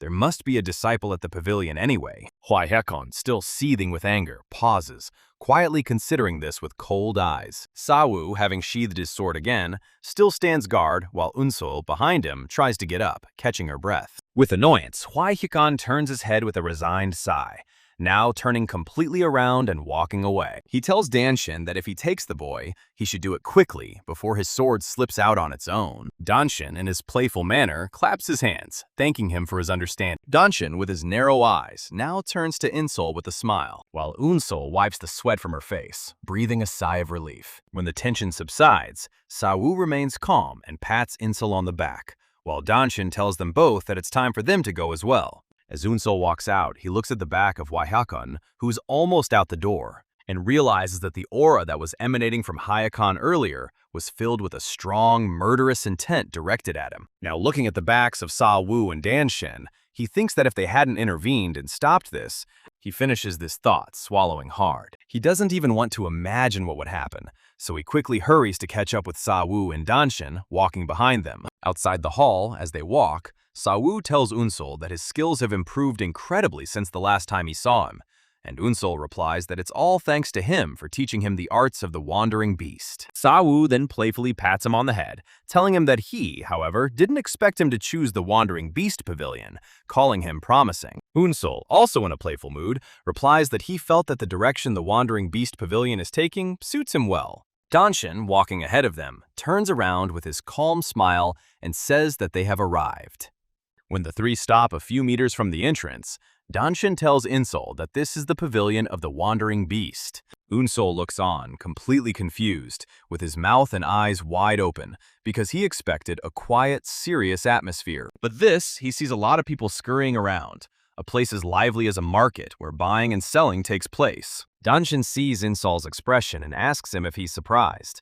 He then tells Insol that, unlike other sects that dominate the nearby markets, their pavilion insists on being self-sufficient. Unsol then responds by turning to look at the people in that place. He sees that most of the people here are elderly, so he asks if there are any students his age in the Wandering Beast Pavilion. Then, with some nervousness, Danshin says that there were young students who came, having heard of the legend of the Wandering Beast Pavilion. Most of them either died or escaped during training. Unsol, now amazed, says, "I see." Meanwhile, Danshin looks far ahead, and seeing what he's looking for, says that place will do. They head to a place that looks very run down. Danshin then tells Insol that from now on, these will be his quarters. Danshin, pointing his hand to another place, tells Insol that if something needs to be fixed, you should talk to the blacksmith over there so he can get the tools he needs. Unsol turns and sees a blacksmith named Wang Jia. After this, Danshin tells Sa Wu that they need to go. Sa Wu then approaches Insol and tells him that he will be taking his leave, but also tells Insol to continue training. Unsol, looking innocent, calls him master and asks if he is not staying here. But Danshin answers this question with a smile, telling Insol that Sa Wu is the head of the secret transmission hall. He explains that even if it is for his own protection, Sa Wu has neither the authority nor the power to recklessly challenge the sword demon, and informs him that everyone must pay for what he has done. Unsol looks at both men with confusion in her eyes and asks what they mean by pay for it. He then asks if they're leaving now because of this. Sa Wu looks reassuringly at Insol, telling him not to worry and that it's just a minor punishment. Unsol still looks gloomy, so Sa Wu suddenly playfully slaps Unsol on the back, telling him not to even think about doing nothing just because he's not here, and says that he'll drop by often to check on him. Even after the slap, Unsol remains motionless, looking sadly at Sa Wu and deep in thought. As he leaves, Insol tells Sa Wu to please take care of himself. Danshin, who still remains, calls out to Bo Insol and tells him that he is not yet officially a disciple of the Wandering Beast Pavilion. This leaves Insol completely confused, and he asks, "What?" Danshin now leans very close to Insol, In this position, he tells him that he has become the successor of the heart demon, but that does not mean he is officially a disciple of the Wandering Beast Pavilion. Danshin finally opens his narrow eyes, his smile gone, and tells Insol that the weak cannot become disciples of the Wandering Beast Pavilion. Insol's eyes widen, thoughts swarming through his head. With a serious tone in his voice, he shouts out, asking Danshin if this means that if he becomes strong enough, he can become a disciple of the Wandering Beast Pavilion without any other procedures. Danshin returns to his usual smiling manner, smiling as he replies that everything is exactly as he said. He tells Insol that in this pavilion, there is no use for formalities or empty rituals. He then explains to Insol that each student here represents the pavilion of the Wandering Beast itself. Therefore, there is no need to force oaths or affiliation. He tells Insol that without worrying about anything else, he should train in martial arts and become stronger. Danshin then beats his chest with a clenched fist and tells Insol that he needs to become strong enough to be recognized as a true disciple of the Wandering Beast Pavilion. Finally, he tells Insol something that shocks him. Everyone here is his teacher, but he adds, getting excited about what he is about to say, that whether they want to teach him or not is up to them. The next day, at Ironstaff Peak, a high, rugged mountain mostly shrouded in fog, somewhere nearby, Unsol stops to catch her breath, breathing heavily and sweating. Stopping, he places his palm on the ledge and looks ahead, sweat dripping from his chin. Then, without wasting any time, he continues climbing, still holding his palm on the mountain. As he climbs, he thinks he's just a little bit closer to reaching the summit. Then he remembers Danshin's words. Tomorrow, climb Ironstaff Peak. A memory flashes through his mind. Danshin tells him that there is a master there who will teach him the best internal cultivation technique. Now, at last, the summit is within reach. His head appears. He has finally reached the top. But before Unsol can reach the surface, he hears a voice saying, "So, this is the one chosen to succeed the Wandering Beast Pavilion's heart demon." On the surface stands a man in monastic robes, with his back to Unsol, his hands folded behind his back. Unsol quickly climbs to the surface, bowing her head, fist to palm, greeting the man, saying, "That's right, and by the order of Deputy Master Dan." Before he can finish the name, the man speaks, cutting him off, saying that Unsol must be here to learn the internal cultivation method. The man tells Unsol that he's already cultivated inner energy, but is seeking a higher level. But Unsol, who has never cultivated before, stares blankly, unable to utter a word. The man turns slightly to look at him and tells him that he feels chi flowing from his body, and that it's not the chi of a beginner. It's something that has been systematically accumulated since a young age. Unsol, still not understanding anything, replies that he has lived his entire life as an undertaker and has never practiced any internal cultivation techniques. The man smiles weakly, saying it must be one of two things. In an instant, he closes the distance with Unsol, bringing his face closer with a frightening aura, telling him that either he is the greatest liar under the heavens, or he learned the arts of internal cultivation in his sleep. Unsol, slightly scared but collected, tells the man that she swears it is not a lie, and says that he can confirm it himself. The man looks irritated, looking at Unsol without saying a word, just thinking. Then, out of irritation, he grabs Unsol's wrist, raising his hand, and asks that if that's the case, then he can destroy all the chi in his body, right? Unsol answers confidently and firmly, "Of course, not what a man expects." They just stand there as a gentle breeze passes between them in silence. Then something catches the man's eye as he looks at Unsol. He watches carefully and notices that this child's body is filled with ki, but there is no circulation. This means he was blindly accumulating chi in his dantian without any flow or control, something impossible under normal circumstances. He suddenly pulls Unsol closer by the wrist, and Unsol yelps at the sudden tug. Now that Unsol is close enough, the man looks down at him and asks who he is. Screaming in despair, he asks Unsol who taught him how to accumulate chi. But Unsol only becomes more anxious, looking back, not understanding anything, not having an answer. Confused, Unsol looks up at him, not understanding what he's talking about. Releasing him, the man studies him for a moment before asking if anyone in the past had taught him how to calm his mind or breathe properly. Unsol thinks for a moment and replies that his grandfather once taught him a breathing technique. He tells Unsol to show him. Closing her eyes, Unsol evens out her breathing. MC exhales softly to clear her thoughts, then opens her mouth, drawing in air slowly and deliberately. He switches between inhaling through his nose and exhaling through his mouth. And as the rhythm settles, energy begins to gather faintly in his core. The monk watches, stunned, unable to believe his eyes. Unsol circulates qi while standing, something that should be impossible for an untrained person. This would mean he could manipulate energy in any position. He doesn't have time to finish the thought and shouts at him to stop. The man crosses his arms over his chest, staring at him, and asking if his grandfather really taught him this. Unsol nods without hesitation. He continues by saying that when he was playing corpses with his grandfather, the old man taught him this breathing method, saying that it was the best way to breathe inside a coffin. The man freezes, then places his hand on his own dantian and says that this is not a simple breathing exercise. It is a method for collecting true qi in the dantian. He turns to Unsol and tells him that his dantian already contains 10 years' worth of internal energy. Unsol stands rooted to the spot, his gaze falling incredulously to his stomach. After a long pause, the man asks what his grandfather's name is. Nervously, Unsol replies that his grandfather's name is Bujanyang. The man quietly repeats the name, thinking. An image of a formidable swordsman flashes through his mind. In all of Murim, there is only one person by that name, a man once renowned as the strongest swordsman of the demonic path and former vice master of the demonic palace, Bujanyan. Unsol lowers his head, a stunned image of his warm, kind grandfather flickering in his memory. It is impossible to compare this person with the vice palace master of the demonic palace. He shakes his head, trying to push the thought away. There's no way such a man would end up an undertaker. The man in front of him watches silently, thinking. A moment later, he says that this breathing technique is a Shaolin method. These words hit hard. Unsol trembles. If it is Shaolin, then it is from Orthodox Murim, which means his grandfather must have been an Orthodox martial artist. If this truth comes out, the demon palace will turn against him. He imagines losing his rank among the 10 demonic masters, or worse.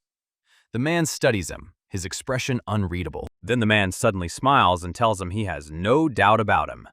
Given the demon palace's intelligence, he's confident they've already checked everything out, and he's certain they haven't found this breathing method. He points to Unsol and says he will teach him because he made a promise to the Stray Beast Pavilion. He makes it clear he doesn't care whether the method is orthodox or demonic. Turning away, he issues a cold warning. If Unsol ever teaches anyone, even if he knows even a single hieroglyph of this technique, he will personally kill him and everyone associated with him. Unsol swallows with difficulty, bows fist to palm in complete silence. The man pauses, looks back, narrows his eyes, and continues walking. Before leaving, he takes one last look and says that his name is Hyul Jumgan. Hearing the man's name, Unsol falls into deep thought. He can't understand why the Dharma monk's name contains the character Hyul, meaning blood. Hyul Jumgang stops in front of the building without turning around and asks Unsol if he knows the difference between orthodox and demonic internal energy cultivation techniques. Unsol simply replies that she doesn't know. Hyul Jumgang begins to explain. The Murim cultivating methods of the Orthodox faith are natural ways to create internal energy in the human body. The demonic path, on the other hand, uses any means necessary to create enormous energy from the very beginning. However, such methods go against the nature of the human body. Over time, Orthodox martial artists gain much purer and stronger true qi. He then tells Unsol that the technique he will teach him lies beyond demonic martial arts. This is the most excellent and wonderful cultivation technique of all. But perfection always comes at a price. Raising his right hand, he shows Unsol that all his fingers are missing. Seeing this, Unsol's eyes widen in fear. Hyul Jumgan tells him that the process of learning the technique was so painful that he ate his own fingers to endure the pain. Looking at his mutilated palm, he says that only those who can endure such suffering can truly attain a body in perfect harmony with its internal energy. Looking up at the sky, he continues. He was once a martial arts master at the Asura Dragon Temple in Yunnan, but he was framed for murder and exiled, his profound energy sealed. In an attempt to restore it, he received assistance from the Stray Beast Pavilion. To repay this debt, he promised them his profound energy cultivation technique. And now, he says, if Unsol can't learn it, then he himself has failed to fulfill that promise. That's why he must test Unsol first. His expression turns serious. He explains that he uses his true qi to pierce all 365 acupuncture points of Unsol simultaneously, because each vessel must be pure to learn this technique. Unsol begins to look worried. Hyul Jumgang continues, saying that this process is usually done gradually, with care and time, but doing it all at once would be excruciatingly painful. He warns Insol to give up if he is not sure he can handle it. Yunsol swallows and strengthens her resolve, saying that she will do it. Hyul Jumgun smiles faintly, almost in anticipation. Without wasting a second, he raises both his hands, filling them with glowing true chi, and shouts at Insol not to regret this. With a quick movement, he presses his palms to Insol's stomach where his dantian is located. A massive pressure wave tears through the air, and light engulfs Insol's body. The energy spreads outward, shaking everything around. But Hyul Jumgang's expression suddenly changed. It wasn't what he expected. Using true chi to pierce each acupuncture point should feel like a blade scraping the bones. However, Unsol stands there, silent and calm. Hyul Jumgun hesitates, but allows the process to continue, seeing how long the boy can endure it. Then something even stranger happens. No impurities emerge from Insol's body, and the stench that should accompany the cleansing process is absent. He slowly removes his hands, and the light fades. Yunsol remains motionless, breathing evenly. A surprised grin spreads across Hyul Jumgan's face as he realizes what he sees. Could it be that this boy didn't have any dirty energy in his blood vessels from the very beginning? Insol's breathing becomes more and more even, and consciousness returns to him. He opens his eyes to find Hyul Jumgan laughing, a laugh that grows louder and crazier with each passing second. Then Hyul Jumgang suddenly stops and asks if his name is really Bu Unsol.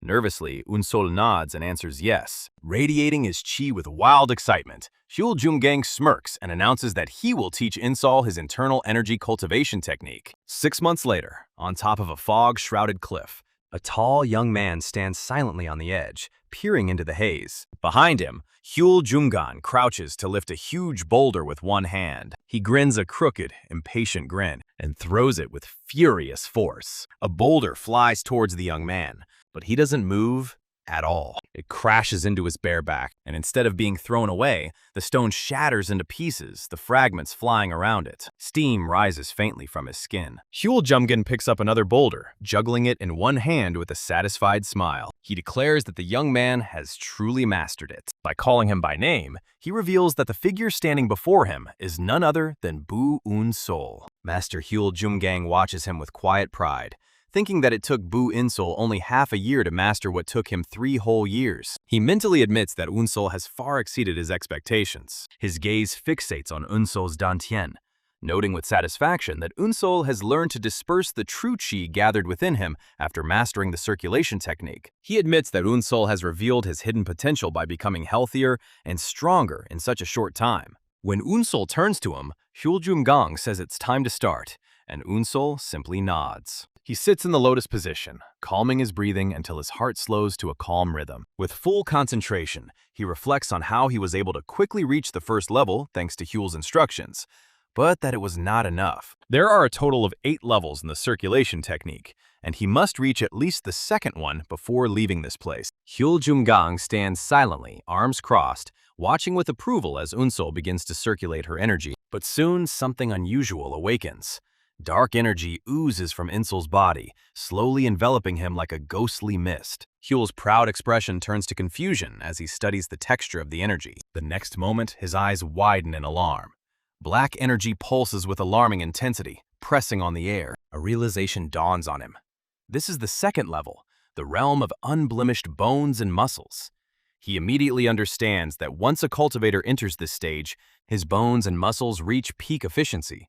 But this sudden transformation places enormous strain on the body. The thought alone conjures up images of rapidly expanding muscles bursting with their own strength. Almost instantly, Insol's lips part and blood gushes from his mouth. He clenches his teeth, enduring the searing agony coursing through him, his body trembling under the unbearable pressure. His skin is burning hot, the temperature rising rapidly. Hyul Jumgang rushes to his back and places a hand between Insol's shoulder blades, his voice cutting through the chaos, commanding him to cast aside all extraneous thoughts and focus. The moment his palm touches his body, Insol's body can no longer contain the true chi flowing through it. At this point, he will suffer irreversible internal damage. Knowing there is no other way, Hyul evens out his breathing and prepares to burn away his own true primordial essence chi, the life force he was born with. He channels it through his hand into Insol's core, sacrificing his own life force to stabilize the furious energy within the boy. Moments pass before Insol's breathing evens out again. The heat dissipates. Calm returns. Then, suddenly, Unsol opens her eyes with a sharp intake of breath, like a person waking up from a nightmare. His hands instinctively rise, his eyes wide with disbelief as he feels a new surge of power, flowing unhindered through his veins. A realization dawns. This energy can only be one thing. He turns around abruptly, panic mounting, and finds Huel Jumgang on the ground, coughing weakly. Frightened, he breaks his meditation pose and rushes towards him, asking if Huel gave him his true chi and why he did something so reckless. Huel just grins through ragged breathing, waving away Insol's concern with a tired wave of her hand. He tells him not to worry about it, as the monk would never be able to leave the Stray Beast Pavilion without properly training Insol. Unsol looks at him, overwhelmed with emotion, and thinks that, despite his stern demeanor, Master Xiao Chungang is deeply caring deep down. When the old master finally comes to his senses and rises to his feet, Unsol tries to express her gratitude, vowing to never forget what was done for him. But Huel cuts him off, saying no, he must forget instead. Turning his back on Insol, Huel warns him to erase his existence from his memory entirely. The words echo painfully in Insol's mind, joining with the old voice of his first teacher, who told him long ago, "Be it hate or kindness, it is better to forget if you can." This echo leaves him in silence, lost in thought, wondering why everyone is telling him the same thing. Huel's voice breaks through his thoughts. If Unsol really wants to repay him, he says, then he must reach the 8th level, the realm of the Great Source. Energy emanates faintly from his body as he looks up at the sky, confessing that level 5 was the limit he had ever reached. This, he declares, is how Unsol can repay him. Unsol listens in silence, his expression frozen in determination. He replies that he understands. He will do what he asks. Still with his back turned, Huel Jumgang tells him that now that he has reached the 2nd level, he no longer needs his guidance. What he needs is not a deeper mastery of circulation techniques, but the completion of the basics of martial arts. He points to the western cliff of the Stray Beast Pavilion and tells Insol to go up there and train. This instruction feels like a quiet farewell.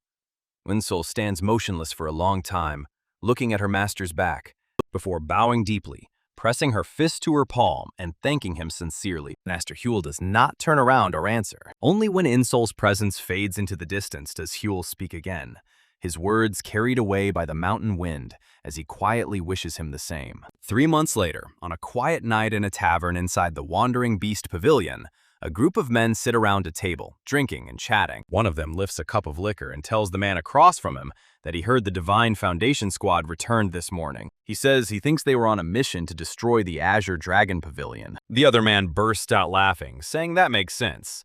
After all, the Azure Dragon Pavilion did harm one of their disciples. He asks who else but the Divine Foundation Squad would undertake such a mission. The first man laughs too, agreeing that hearing such news is like a breath of fresh air. Changing the subject, he asks if it's time for the Wind and Cloud Squad to return as well. Outside, the faint sound of footsteps on the tiled rooftops echoes.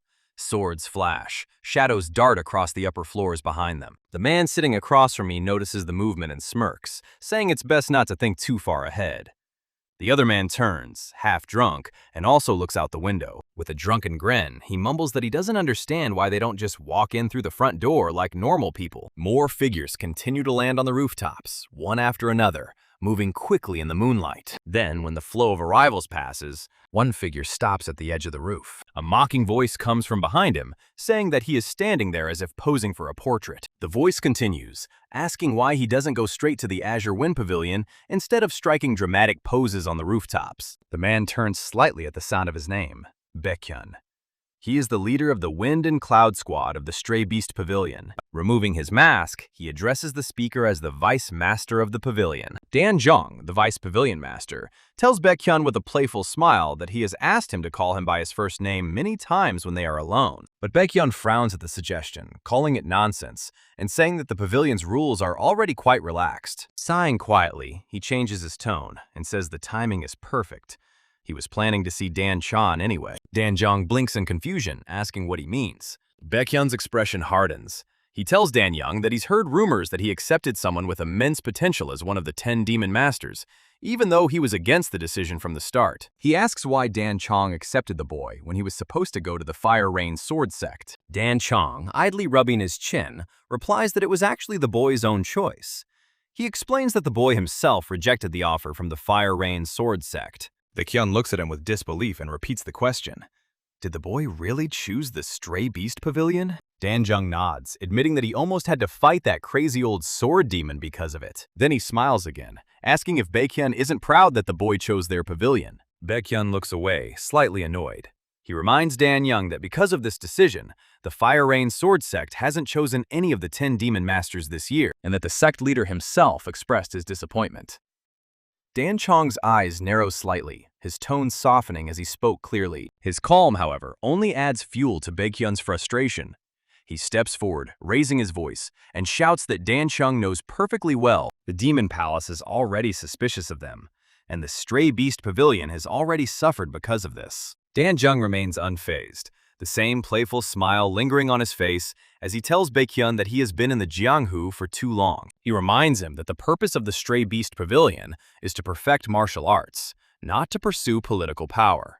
Baekhyun chuckles, calling it an ideal rather than reality. Then he exhales slowly, forcing himself to regain his composure, and says that, despite everything, there is something he must do. Opening his eyes again, still seething with irritation, he asks where the boy is. He tells Dan Chong that the boy's position as one of the 10 demon masters is now at stake. At this time, the fallen leaf floats calmly on the surface of the water. Then the leg comes down on it with a precise, practiced movement, pressing just enough to move forward without damaging the surface. Yunsol glides through the water, his body moving in a rhythm known only to him. A memory flashes through Insol's mind. Go-ul, once a great thief known as the Swift Ghost, teaching him the art of dexterity. The old man boasted that this technique broke the barrier between movement and footwork. He named it the Quick Ghost, after himself, and warned that students who couldn't keep up the pace often ended up crippled. Still, he was curious to see how Unsol would cope. A month later, Insol's movements become smooth and perfect. Go-ul watches, his eyes nearly bulging with disbelief. Unable to believe that Unsol has reached the 3rd level of mastery in just 1 month, he points to Unsol and declares that finally, someone can inherit his movement technique. Throwing the packed bags over his shoulder, he announces that he's handing over the training hall to the young man. Unsol has mastered the basics. Now it's up to him to perfect his technique in real-world application. Unsol rushes forward, gliding through the water again, each step precise and confident. From the cliff above Danshin, and Baekhyun watched silently, assessing his performance. Danshin squints, leaning closer as recognition dawns on him. This is Master Go's Swift Ghost, a movement art that cannot be mastered quickly. Baekhyun confirms this, his voice quiet, filled with respect and awe. This knowledge fuels his rage. Has Unsol really focused solely on movement techniques since arriving at the Stray Beast Pavilion? Danshin's light, playful smile dispels that thought. Unsol joined them only 6 months ago, and only last month did he learn the cultivation technique from Elder Jungang on Iron Peak. Baekhyun turns to Danshin, stunned, struggling to voice the rumor that Unsol mastered the Wild Beast Way on Hell Island in just 2 weeks. Danshin interrupts him before he can finish, confirming with a wry smile that the rumors are true. He adds that Sowu provided Unsol with all the ultimate spring spiritual water at his disposal, which likely contributed to the early development of the transcendental nervous plexus. Baekhyun watches closely, noting that even this assistance alone cannot explain the mastery of the Wild Beast path. There were expected to be 12 masters from the 10 demon masters, but with the arrival of Unsol, there were now 14, which is a shock in itself. He asks if the pavilion master will emerge from seclusion soon. Danshin answers calmly. This delay is the reason for all his work. Baekhyun's expression becomes tense and serious as he notes that the 10 Demon Masters' plan originates from the Demon Palace, and now they are all at odds. Danshin, unperturbed, notes that unlike the Stray Beast Pavilion, which values the survival of the fittest, other sects have specially selected successors. It's no wonder they're shocked when they're told to teach the 10 demon masters their martial arts. Rubbing his chin thoughtfully, Danshin asks if Baekhyun understands the true purpose of the plan: to raise martial artists capable of challenging renowned masters. Baekhyun, knowing the goal, is surprised that Danshin knows too. Danshin notes that some cults still remain unaware, sending select students to compete without understanding the broader implications. Danshin notes that this strategy is not without merit. If students have true talent, they deserve this opportunity. Baekhyun agrees in principle, but his gaze wanders. Because of this child, Kang Miryun, the only son of the leader of the White Demon Temple, died. Yunsul continues to practice, ignoring their discussion. Danshin reflects that the 10 demonic sects have agreed to the third trial. It's unfortunate that Kong Miryun died, but what can the Stray Beast Pavilion do? He wonders if the White Demon Temple is the only one holding a grudge against Insul. Baekhyun explains that the Fire Rain Sword Sect is furious that someone, not one of their disciples, has mastered an advanced sword. Sword Demon Wei-Hukun demands disciplinary action, and Jung Woon-young, the instructor who trained Insul, was suspended and locked up. Danshin presses his hands to his head, sighing deeply and longingly, unable to believe that punishing the teacher isn't enough. Now they want to punish the student. He calls cults petty and asks Baekhyun what they really want. Baekhyun replies that they want to test whether Unsul is worthy of becoming one of the 10 demon masters and make sure he never picks up that sword again. Danshin looks away, shaking his head. Such demands are absurd. Unsul is already a demon master and a disciple of the Stray Beast Pavilion. Silence reigns. Danshin's gaze slides down to Insul. The boy pauses, looking up at the man. Then, with a sudden jerk, he jumps. Landing on the clifftop next to them, he bows respectfully to Danshin, greeting him as Vice Master. Danshin's expression softened with restrained pride. Unsul had mastered the movement techniques with remarkable skill. Baekhyun's voice is sharp, demanding to know if this is really the Demon Pavilion Master. Danshin intervenes, introducing Baekhyun as the leader of the Wind and Cloud Squad, allowing Insul to call him Squad Leader Baek. Unsul bows again, fist to palm, offering her greeting. Baekhyun nods briefly in response. Baekhyun leans forward to speak, but Danshin interrupts him, waving his hand right in front of his face and saying there was no need to explain. Unsul watches silently, thinking, and then he finally says that no matter what happens, he will take responsibility. Baekhyun crosses his arms, realizing Unsul heard everything. Danshin frowns. Unsul explains that he used the mind's eye of the chi vibration of the path of the stray beast, following the vibrations of the water while performing movement techniques. Baekhyun, stunned, asks if he's truly heightened his senses through the vibrations of the chi while moving. Unsul confirms that every step was in perfect sync with the water beneath him. Danshin leans closer, teasing, noticing that Unsul is always like this and asking if it's shocking. Baekhyun clenches the dust tightly in his fist. The sound of sand being squeezed can be heard in disbelief. He mutters that such a genius really does exist. His expression suddenly changes to a bright, excited smile, and he asks Danshin why faith in Insul is not absolute. He wonders out loud whether they should send Insul to the Demon Palace for testing, fearing the child might be killed. Baekhyun insists that the palace's purpose is only to satisfy the ego of the White Demon Temple's leader, not to harm him. If they reject the palace, complications will arise, he warns. Danshin protests. Unsul is too young. Before the discussion can continue, Unsul declares that he will go. He repeats, his voice firm and determined. He will face the demonic palace head-on. He reasons that the palace only wants to protect its image, and that killing a child would tarnish it. Moreover, as a disciple of the Stray Beast Pavilion, he cannot avoid challenges. Danshin slaps his forehead, a wave of resignation washing over him. Baekhyun nods, acknowledging the boy's right. This confrontation was inevitable. Better to let him act than to worry about it later. Danshin raises his head, giving permission to undergo the test if the palace promises to turn a blind eye to the previous events. Unsul bows, fist to palm, confirming understanding. Later, at the gates of the Demon Palace, Unsul stops, remembering the first time, when he arrived here without knowing martial arts. Now he goes with the goal of being the Demon Master of the Stray Beast Pavilion, the all-encompassing pavilion, the brain of the Demon Palace. The guard gestures towards the doors, indicating that someone will escort him once he is inside. Unsul reads the sign, Comprehensive Pavilion, Administration and Strategy Headquarters, the equivalent of the Chief Strategist Pavilion in the Murim Alliance. He steps forward, pushing the door open. Light floods his face. His eyes wide, he whispers in awe. This is it. Inside the all-encompassing pavilion, a man sits at a low table, and a servant stands next to him. The servant bends down and informs him that Mr. Boo from the Stray Beast Pavilion has arrived. Opposite them stands the GG, offering a respectful greeting and identifying the seated man as the master of the comprehensive pavilion. The man accepts the greeting and introduces himself as Baek Ji-young Shin. A glimmer of surprised approval crosses his face when he notices that Yunsul's chi feels much more formidable than the rumors suggested. He lightly taps his index fingers on the table. He asks if Yunsul has heard about the recent events, adding that the Demon Palace is in an awkward position because of what happened. and that they cannot simply ignore the demands of the 10 demonic sects. Yunsol quietly asks in response, "Are the demonic palace and the 10 demonic sects separate entities?" Ji-Young-shin studies it, then asks if no one explained this to him, noting with slight disbelief that the Stray Beast Pavilion seems unaware of the wider movements in Murim. He begins to explain.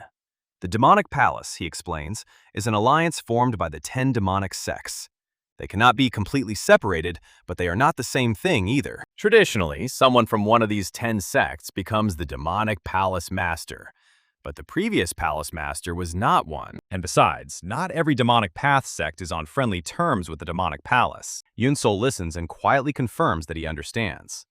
Relations between the palace and the sects are purely cooperative, and many demonic path sects dislike the demonic palace in general. Still maintaining a slight smile, Ji-Young-shin continues.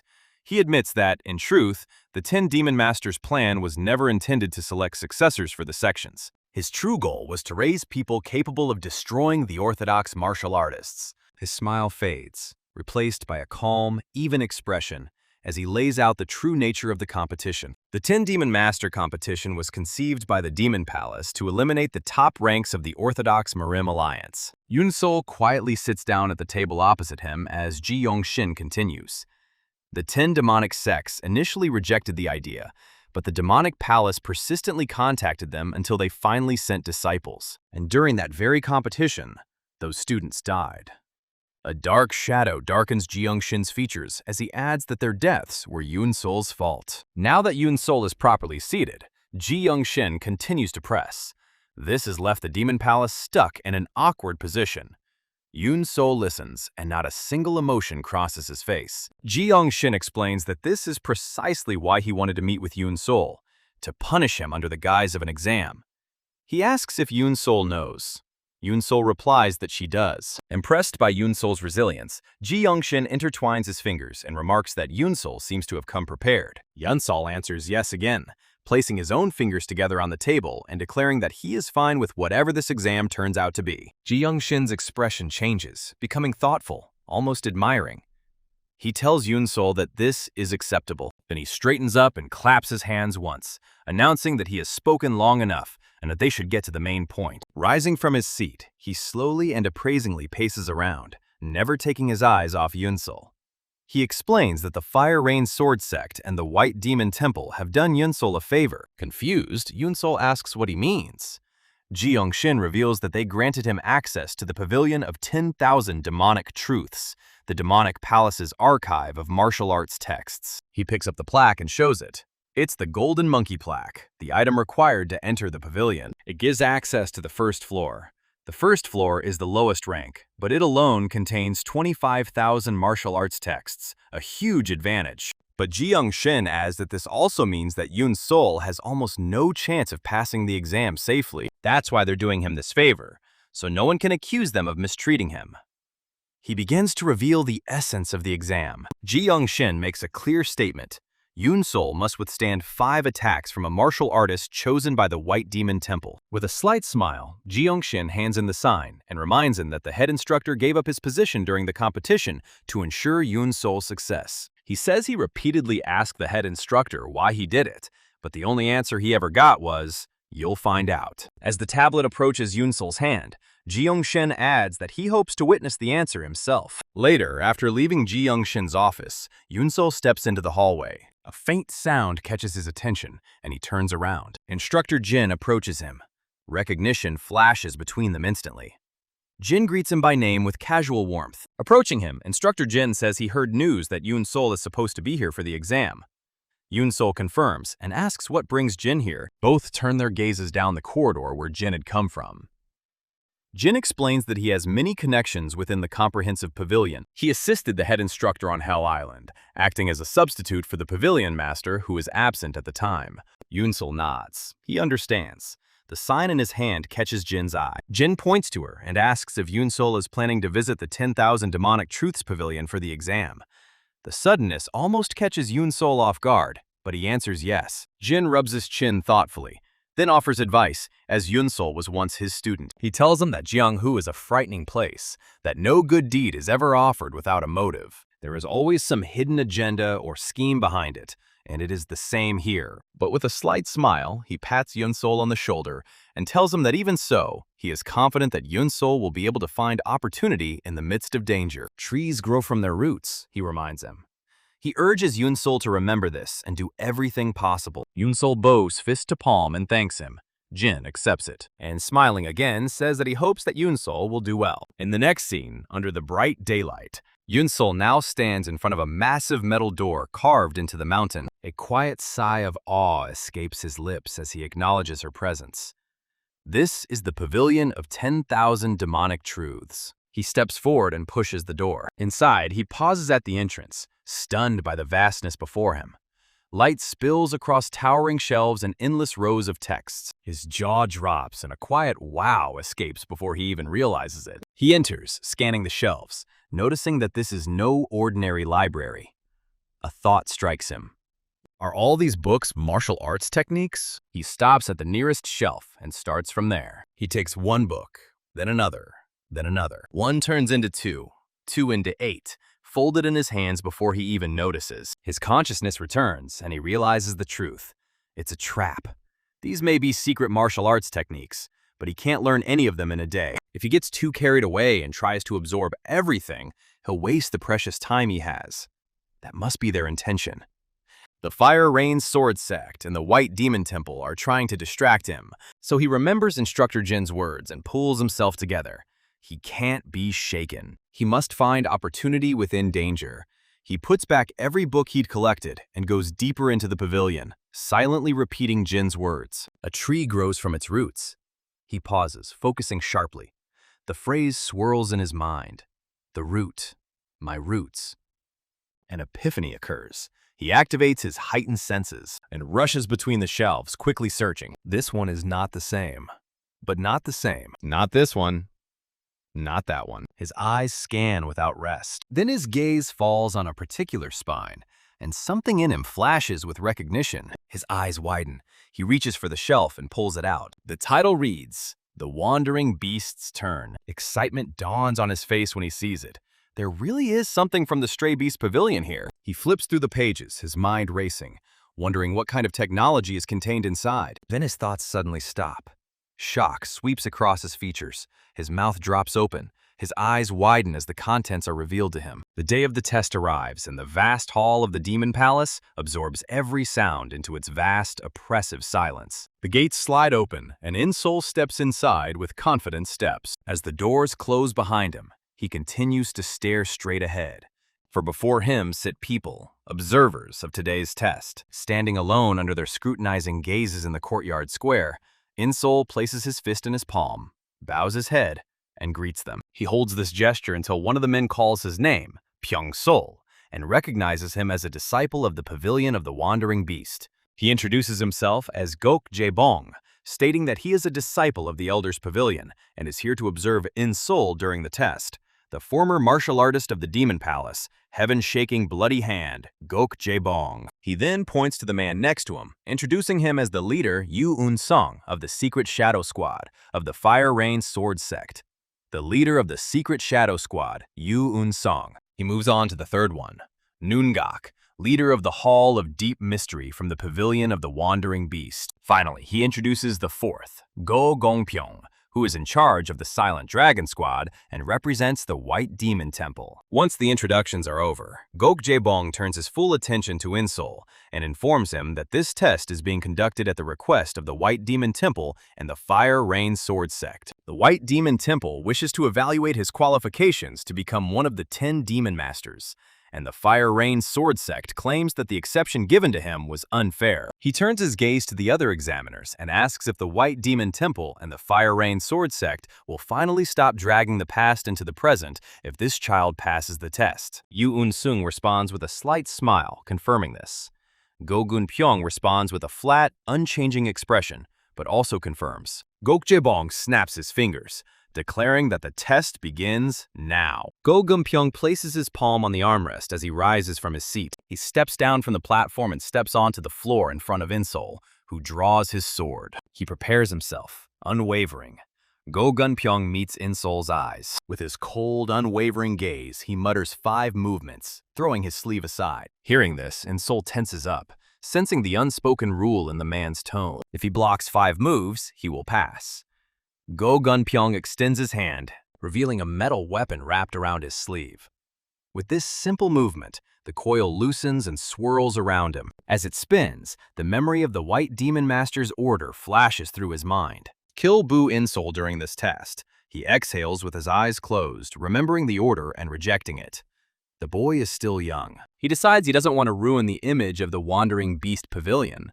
Better, he concludes, to cut off both the boy's arms on the 5th move instead. He launches the first attack, a straight, piercing strike of the metal whip, cutting towards Insol with terrifying speed. Insol's face tightens. He grits his teeth as the thought hits him that he hadn't prepared for this attack at all, that it was too fast. But he forces his body to move, jumping to the side just before the whip destroys the ground with a brutal blow. He lands to the side, teeth clenched, breath caught in his throat, eyes fixed on Go Gunpyeong. Sweat gathers on his forehead. Go Gunpyeong calmly interprets this movement as the first strike. Returning the whip, which obediently wraps around his sleeve again, he calls the attack White Demon Heart Capture. Securing his weapon, he shifts into another stance, silently acknowledging that Insol has mastered the basics. He releases the whip again, announcing the next technique. The weapon splits into countless mirage-like copies, multiplying in the air as they rush towards Insol on different attack trajectories. Insol's focus sharpens as he studies the approaching assault. The scatter widens and confusion flashes through it. How can one weapon now rain down from all sides? He doesn't waste a moment. He rushes straight into the attack, allowing the false images to pass through him and dissolve. A real whip crashes into the ground behind him, sending dust flying upward. He turns around, holding his breath, watching as dust fills the room. Go Gunpyeong calls this the 2nd move, Descent of the White Demon Spirit, and admits that Insol was able to see through the fake strikes. He concludes that the boy has truly mastered the ways of the wild beast. As he takes a new stance for the 3rd strike, his tone hardens as he warns Insol to be careful. He raises his hand, his eyes go blank, and the whip whips upwards with fury. He declares the 3rd move, Chaotic White Demon Shadow. The hall brightens as the sunlight catches the countless falling blades, hundreds of shimmering reflections raining down from above. Insol looks up at the deadly illusion and is disappointed to realize that she cannot distinguish between the real and the false. He grits his teeth, suppressing the growing panic, and decides he'll just have to dodge it all. He moves with razor-sharp precision as the storm descends. Each blow hits the floor with deafening force, the entire hall shaking from thunder after thunder. Dust rises. Go Gunpyeong holds his stance, waiting for the fog to clear. His eyes widen when he notices something in the dust. Insol stands bleeding, tiny cuts littering his skin, his breathing shallow and labored. He raises his sword again, steady despite the trembling, forcing himself to be ready for the next attack. He mentally notes that he barely dodged the attack. He survived using Quick Phantom, hanging by a thread. If Go Gunpyeong had intended to kill him or continued without pause, he would already be dead. Go Gunpyeong returns his face to a calm indifference, although, inside, he admits that he expected to inflict several grievous wounds with this technique. Cutting off the boy's hands at this rate might not work. Quietly, well, he begins to gather energy in his palms. The light grows around him, and a smoky aura emanates from his body, as if he were catching fire. Insol looks on in amazement as Go Gunpyeong announces the 4th move. The man's hand moves in an uncontrollable manner, and he releases the White Demon Heart Strike. The glow burns so fiercely that Insol can barely look at it. He admits to himself that he can't see through this technique at all, and if he doesn't do something, he'll die. His mind was transported back to the 10,000 Demonic Truths Pavilion, reading the text of the Wandering Beast Turnaround. He remembers the first pages insulting the Wandering Beast Pavilion, calling its students fools, who seem to believe they have 10 lives, mocking even the basic path of the Wandering Beast. He remembers stopping, annoyed, scrolling forward, and feeling confused. Then he found something. Later pages were altered, detailing the weaknesses of the Wandering Beast's path. Someone hid this knowledge behind insults, so that only the Wandering Beast's disciples would bother to read far enough. Following the lines with his finger, he read that the Wandering Beast's path is not omnipotent. Moving solely on instinct is the behavior of beasts, not martial artists. In the present, these words echo within him. A true martial artist must think. He opens up to the world differently, adjusting his base of support with slow precision, eyes closed. He sharpens every sense to the limit, the lesson from the book repeating itself. Feelings should be heightened only when necessary. When everything is heightened to the extreme, he perceives the approaching blow with frightening clarity. It is aimed at crushing his head from the right. He opens his eyes, seeing the line of attack in perfect detail. A moment before the strike, he changes his stance. The death blow passes close to him, cutting through the air but not leaving even a scratch on him before slamming into the far wall. Every examiner freezes, jaws dropped, eyes wide. The shock runs through them so intensely that it almost lifts them from their seats. Go Gunpyeong, who had maintained a mask of indifference all this time, now openly looks on with distrust. In-Soul dodged the White Demon Heart Strike, something that even the masters of the White Demon Temple have a hard time resisting. The impossibility of this grows in his mind. Then a smirk slowly spreads across his face. Now he understands. He sees why the White Demon Temple and the Fire Rain Sword Sect want the boy dead. He chuckles to himself, amused by this revelation. Ready again, he unleashes his weapon with ferocious speed. The spin alone sends smoke billowing into the air as he announces the fifth move. He slams the ground, calling it the White Demon Divine Serpent, and mentally notes that the root of any future disaster must be removed beforehand. And Soul's gaze fixes on the approaching whip, her heart thundering. He jumps to dodge as it rushes towards him, but just as he is about to hit the ground, the metal whip bends mid-swing and continues its pursuit. The sight pierces him.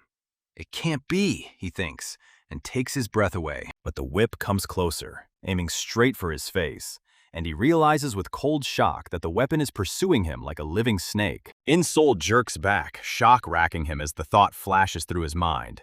It can't be.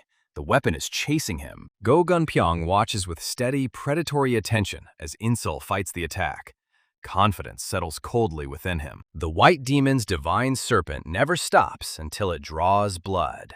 It's only a matter of time before this boy's head is torn from his shoulders. In-Soul grumbles under his breath, still being pushed back, his expression tightening. As the weapon draws closer, he accepts the fact that he can't dodge. He settles into his stance, drawing his sword, until lightning begins to radiate along its entire length. He fills it with power, twists his body and lets out a roar, swinging for the finishing blow. He slashes forward with everything he has, using the Peerless Thunder and Lightning Sword technique at full force. His blade collides with Go Gunpyeong's pursuing weapon, and a blinding explosion of light. Lightning still crackles along his sword, but all they can do is hold back the Divine Serpent as it presses harder. In-Soul resists, his hand shaking violently, cursing at the crushing force grinding against him. In that tense moment, he realizes the truth. Even with Peerless Thunder and Lightning at full power, the best he can do is barely stop it. In this situation, the weapon presses harder. A sharp crack splits its blade. A moment later, the sword breaks cleanly in half, and Soul's eyes widen as the broken edge flies past him. There's no more resistance. There was nothing left to stop the weapon's path. His body froze the moment he realized what would happen next. The blow connects with his right shoulder, the force erupting through him and sending him flying off the ground. He flies backwards across the entire area, unable to slow down, until it crashes into the surrounding wall with a brutal thud. His grip weakens, the remains of the sword falling from his hand. As he bounces off the wall, pain detonates in his chest, and he coughs up a thick, hot clot of blood. He tries to stay upright, leaning against the wall with one hand, his breathing ragged, blood dripping from his broken shoulder. With his right arm shattered, he stretches out his left, his hand shaking as he reaches for his fallen weapon. His fingers close around the broken sword. He forces himself to straighten, leaning on the blade to stand. Go Gunpyeong watches him silently. In-Soul, nearby, changes. His gaze is unfocused, his breathing is shallow, and every cell of his body radiates murderous intent, as if he has entered a trance. Go Gunpyeong sees this, and for a fleeting moment, he almost feels fear. Looking at the boy, he notes with disbelief. His sword is broken, his arm is destroyed, but he still refuses to fall. Anxiety creeps through him. This kid, who the hell is he? The conclusion settles like a blade at Go Gunpyeong's throat. If he doesn't kill him today, he will become a huge threat to everyone in the White Demon Temple. Rage boils up, his fists clench so hard that the veins bulge in his skin. He silently swears that he must kill In-Soul, but before he can move, a hand grabs his wrist. One of the other examiners speaks up, calling him Grandmaster Guo. This is the leader of the Hall of Profound Mystery, Nungak. He holds Go Gunpyeong's wrist tightly, while Go Gunpyeong looks on with irritation. Nunjak reminds him that the 5 moves he promised have already been used. Silence falls across the arena. The fight must end. Go Gunpyeong pulls out his wrist. With eyes cold enough to kill, he demands to know what this insolent behavior is. Nungak mirrors his tone, arrogant and irritated, and warns that if Go Gunpyeong refuses to keep his own promise, then he will also ignore the promise he made to the Demon Palace. Before passions can flare further, another examiner steps forward. Secret Shadow Squad leader Yu Unsong enters the sparring ground and tells them to wait.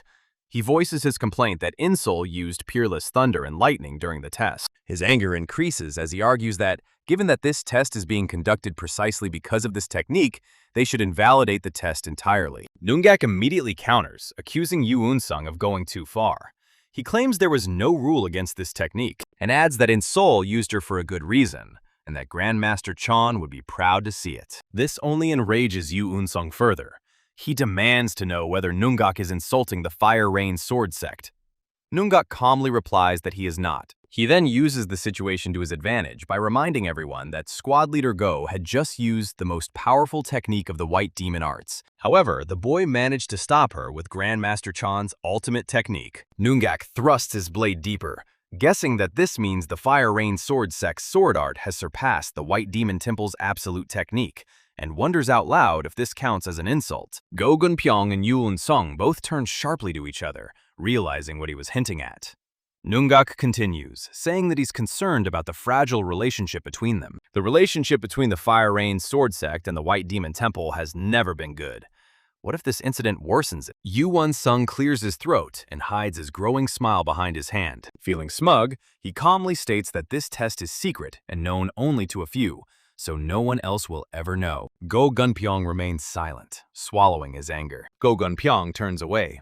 Nungak asks if the promise will be kept. The former martial artist of the Demon Palace, heaven-shaking bloody hand Gok Jaebong, the chief examiner, clears his throat and replies that of course it will. He straightens up and declares that from today onwards, Byung-sol of the Wandering Beast Pavilion is once again recognized as one of the 10 Demon Masters, and that he is allowed to use the sword. Nungak smirks to himself, triumphantly. He approaches Insol, asking if the boy heard what was said.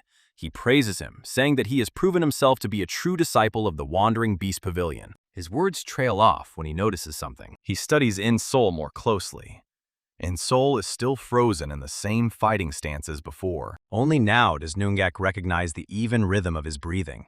The boy had been unconscious this entire time. A small smile appears on Nungak's face as he says out loud that he understands. Now that everything is settled, he pulls Insol into a hug, tells him that he can rest, and pats him on the back. After some time, Insol suddenly wakes up, her eyes widening. He rises from the bed in a quick defensive motion, shouting as if he were still in battle. He is greeted by silence and an unfamiliar environment. He asks where he is, noting with disorientation that every time he wakes up, he finds himself in a room more luxurious than before. He slowly straightens up, his mind returning to the fight. What about the test? He passed it, didn't he? Why can't he remember the most important part? He looks at his bandaged hands, trying to remember. He realizes he has no idea how much time has passed. Anxiety clenches inside him. If he's failed, he pushes the thought away, knowing he won't find out right away. He decides that he will circulate his chi while he waits. Warm, soft energy flows through him. As he runs it through the loop, something catches his eye. Where does such a quantity of true chi come from? Instructor Kyungan's words floated back to him. He's had internal energy in his dantian for over 10 years, and it's all pure, true chi. And if his hidden acupuncture point is activated, he will have even more material to work with, feeling the dense chi inside himself. Insol wonders if this test activated his hidden acupuncture point. With growing awe, he identifies the level, the 3rd level of the reverse polarity cultivation technique, reverse polarity fire, the sphere of invulnerability to fire and water. He wonders if the cold and heat of chi will affect him more. After completing the circulation, he still feels uneasy, admitting that he cannot yet perceive any concrete improvement. His thoughts are interrupted when someone enters the room. A woman stands at the far end, smiling when she notices that he is awake. He turns sharply to her. She's carrying a tray of food. He asks where he is and what happened to the test. She places the tray on the table and answers calmly. This is the Demon Gathering Pavilion. She glances at him with a knowing smile and adds that the master of the Elder Pavilion resides here. In-Soul freezes. Elder. This is the Pavilion Master's residence, not a medical hall. Even he, largely ignorant of Murim's affairs, knows the name. A dark image forms in his mind. The Blood Demon, one of the 3 demons and 3 revered ones. A master who sits at the pinnacle of combat power. And the last thing that comes to mind is the image of a snake. His heart beats faster as he sits on the edge of the bed, fear twisting in his chest. Why is he in the residence of the Pavilion Master of the Elders? The woman maintains her smile as she steps forward and introduces herself as Jin-Soul, the servant of the Master of the Elder Pavilion. She says that she has been instructed to bring him to the inner hall and asks him to follow her. In-Soul swallows, her nerves tense, and repeats the words, "Inner hall." Her smile deepens. She replies, "Of course." She tells him that it is there that the Master of the Elder Pavilion awaits. The scene changes. Bu In-Soul walks alongside the maid toward the inner hall through a lush green landscape.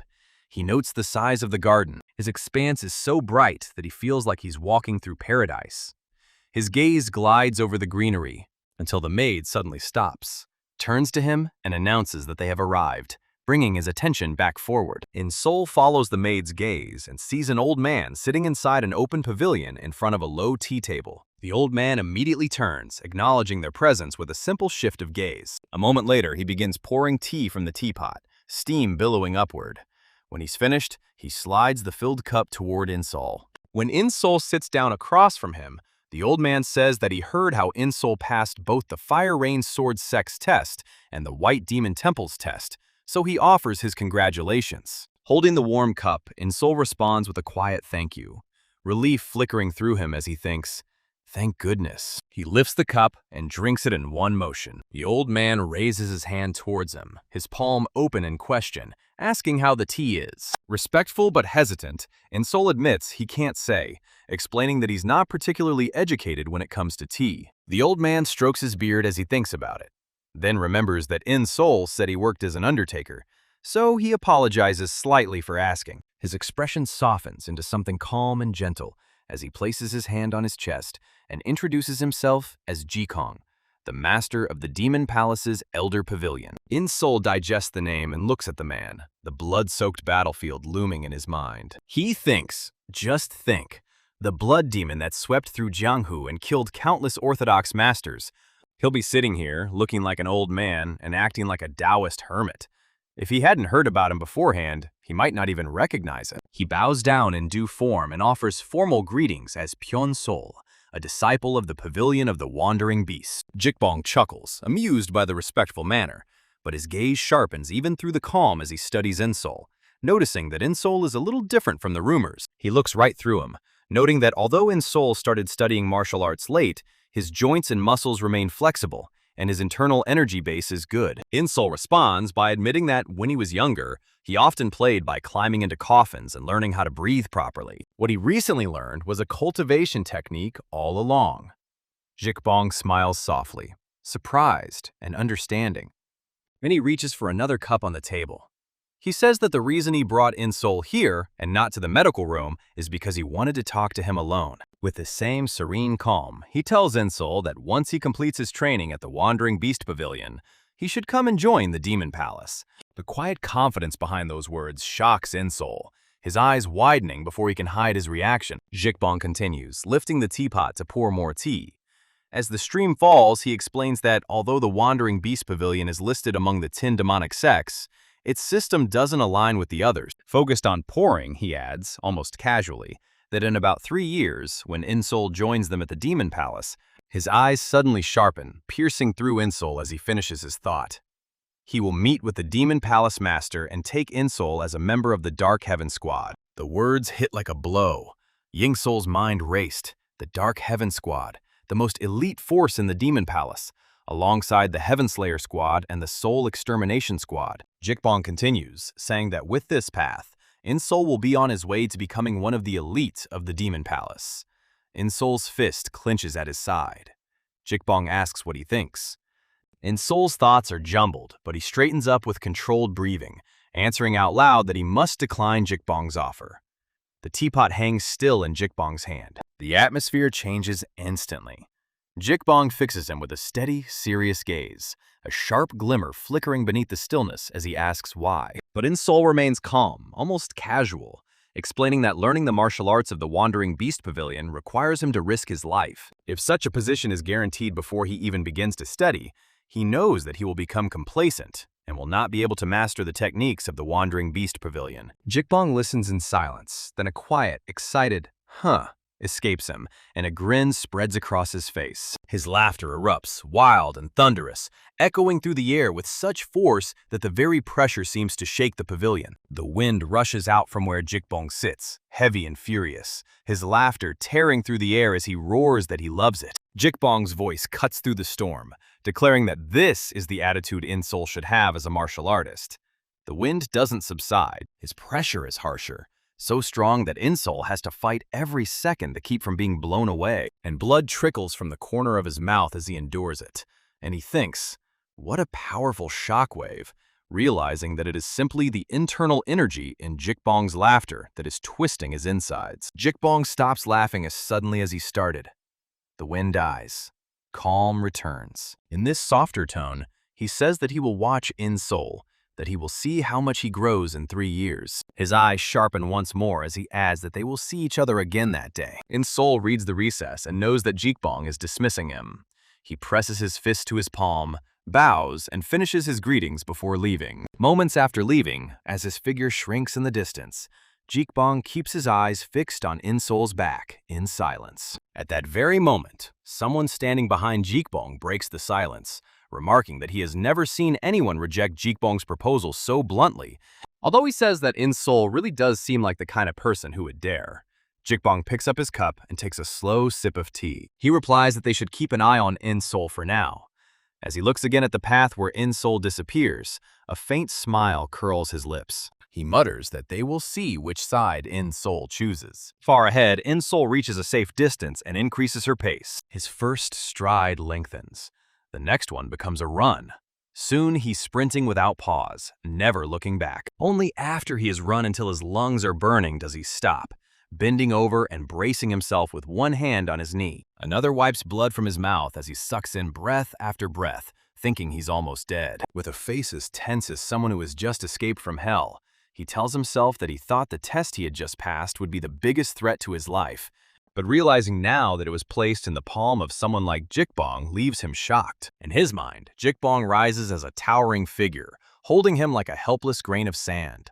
And In-Soul knows that if he made one wrong move there, he would refuse to finish the thought. He straightens up slowly, sighing with strained relief as his breathing evens out. But before he can fully stand up, a hand lands on his back. He twitches instantly, twisting with a sharp thirst for killing, only to find an old man hovering over him with concern, asking softly if he was okay and if he felt unwell. The casual tone washes away In-Soul's tension. He looks around, suddenly aware of the bustling urban area he's wandered into, the people passing by, unaware of the storm within him. Still in shock, he tells the man he's fine, though inside he notes he didn't even realize he'd reached the city. He looks around again, taking in a world he hasn't seen in a long time. The kind of silence he never expected to feel was rare. His thoughts drift back to the hellish days on Hell Island, and he wonders when he started changing like this. When he's plunged so deep into a life he never wanted, his eyes sharpening as something tingles his instincts. Without turning completely, he notices that someone is following him. As if to confirm this unwanted truth, the feeling of being watched becomes clearer. He takes a step, changing direction without hesitation. Then he walks on calmly, maintaining the appearance of someone completely uninformed. He continues this for several turns, but the presence remains behind him. His thoughts turn to practicality. He needs a weapon first. So he keeps walking until he reaches the blacksmith's workshop and goes inside. Approaching the blacksmith, he says he's looking for a weapon he can use simply for practice. The man nods with a knowing chuckle. He points to a pile of used swords behind him, telling In-Soul to choose any of them. He adds that he'll give it to him for 5 niang. In-Soul reaches into the pile and pulls out a sword that feels serviceable enough. He quietly leaves the workshop, his steps leading him to an overgrown, isolated area. Once inside the greenery and away from prying eyes, he stops. The wind moves around him, gentle enough to brush his hair back as he stands still, listening. As the wind settles on his skin, he speaks into the open air, commanding them to come out. A sudden movement immediately shakes the calm grass. A masked figure appears from the bushes and notices that In-Soul's eye is sharp. More shadows break through behind, 2 behind the first man to his left, and 2 more to his right. And Soul senses each of them without turning around. One by one, 6 masked men surround him, all with swords on their belts. One steps forward, sword pointed at In-Soul, his brow furrowed in a dark frown as he declares that Bu In-Soul, one of the 10 demon masters, will not be entering Murim after 3 years of training. He says he will kill him here, and all 6 swords rise in a single motion, the steel cutting thinly through the air, and In-Soul meets them with eyes that become completely cold and dead, matching the killing intent closing in around him. Bu In-Soul stands alone in the center of the encirclement, 6 men closing in around him with drawn swords, ready to strike. He remains unperturbed. Calmly, he tells them he doesn't know who they are and has no desire to kill them, urging them to put away their swords and leave while they still can. One of them openly mocks, spitting out that In-Soul is the one about to die. The other immediately picks up the slur, declaring that he won't get out of here alive. In-Soul's gaze hardens, the gaze of a man who has already warned his enemies and found their response unsatisfactory. He tells them they leave him no choice. He picks up his sword and draws it without a trace of emotion. The empty scabbard falls to the ground, and he draws the blade forward in a clean, confident line. One of the men smirks, calling the sword pointless and declaring that In-Soul's life is already in their hands. He shouts an order, telling the others to regroup, and they begin to move. As they circle, In-Soul's eyes track every shift and step. He notices the closing ring and wonders for a moment if they are going to attack all at once. Then one of them moves differently, breaking the rhythm, and rushes straight at him, aiming his sword precisely for the kill. In-Soul meets the blow head-on, steel clashing with steel, blades bouncing off. Before the recoil even subsides, another attacker lunges from the side. In-Soul catches the movement and realizes that 2 more are attacking together from a different angle. He bends all the way back, narrowly avoiding the horizontal blow, and as he begins to rise, a presence focuses behind him. One attacker is already in the air, his body perfectly arched for a killing blow. The sword comes down, and gritting his teeth, In-Soul twists just enough for the blade to slide past where his head had been. He grunts and jerks back twice, barely regaining his balance, but they give him no room. His thoughts sharpen as he realizes their attacks follow in a chain without pause, each blow flowing smoothly into the next. Watching their synchronized movement, he understands that they've been training together for a long time. Their positions shift smoothly, one replacing the other without hesitation, their teamwork precise and ruthless. He sharpens his senses to the path of the wandering beast, and through this prism, he sees everything clearly. Despite their coordination, the skill gap between them is wide, too wide. He understands that if he exploits this disparity, he'll have to. He freezes. His legs dig in, his body contracts like a spring. In a single explosive motion, he lunges forward and describes a wide horizontal arc. The blade cleanly cuts through the nearest attacker. Blood gushes out as the man falls mid-swing. In-Soul stands at the end of the swing, eyes empty, as the body collapses to the ground, bleeding. A strangled sound escapes one of the remaining men as realization dawns on him. In-Soul has identified the weakness of the Wudong Sect's absolute sword formation. The 2 of them locked eyes, silently exchanging the same thought. Could it be that the Demon Palace taught the 10 demon masters how to destroy orthodox formations? Despite this, one of them shouts to regroup in the 3rd formation. They move instantly. 2 attackers rush towards In-Soul's rear. However, In-Soul remains motionless.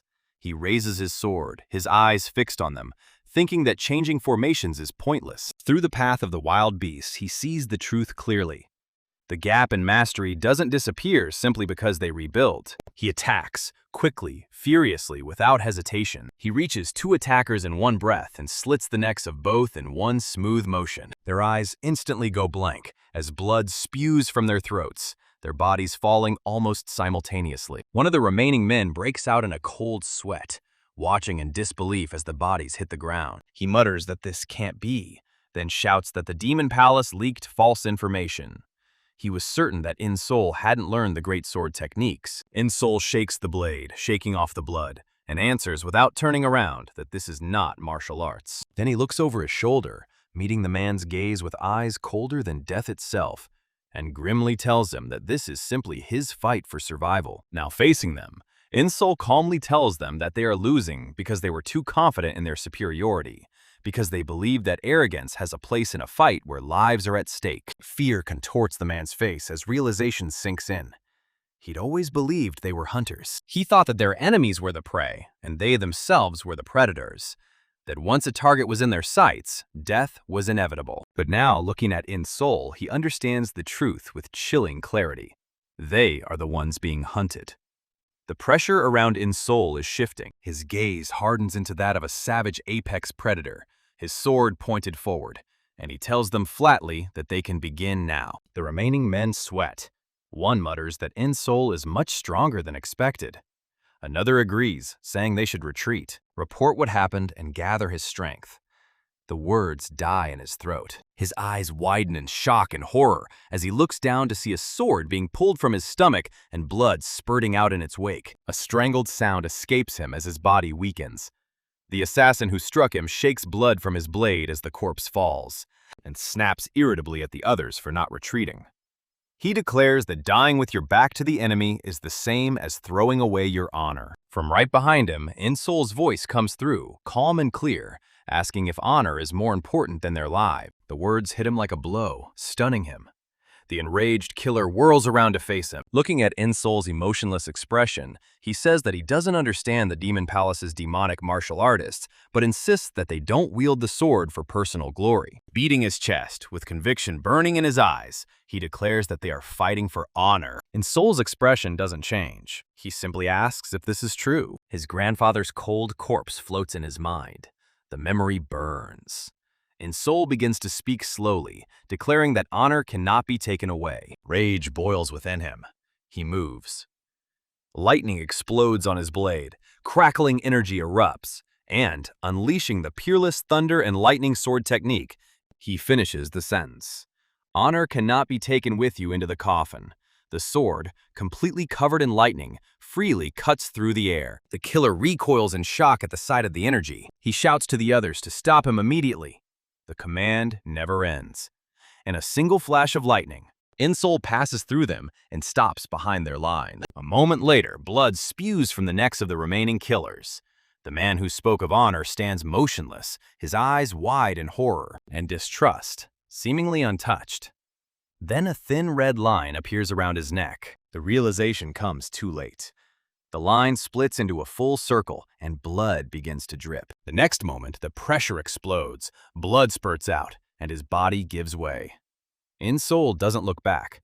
The killer falls to his knees, then begins to fall face down on the ground, breathing out that In-Soul has already become one of them. In-Soul listens without a reaction. With his last breath, the man curses In-Soul, vowing to haunt him even in the afterlife. His body hits the ground with a dull thud. Silence returns. A light breeze passes through the clearing. Only then does In-Soul turn his head towards the fallen bodies. He surveys the scene. The ground is strewn with corpses, soaked in blood. He closes his eyes, thinking that even after leaving Hell Island, he still witnesses scenes like this. Horror crushes him as he realizes once again that the ground he stands on is already hell, that there is no escape from the cycle of grievances and bloodshed. His grandfather's warm, gentle smile comes to mind.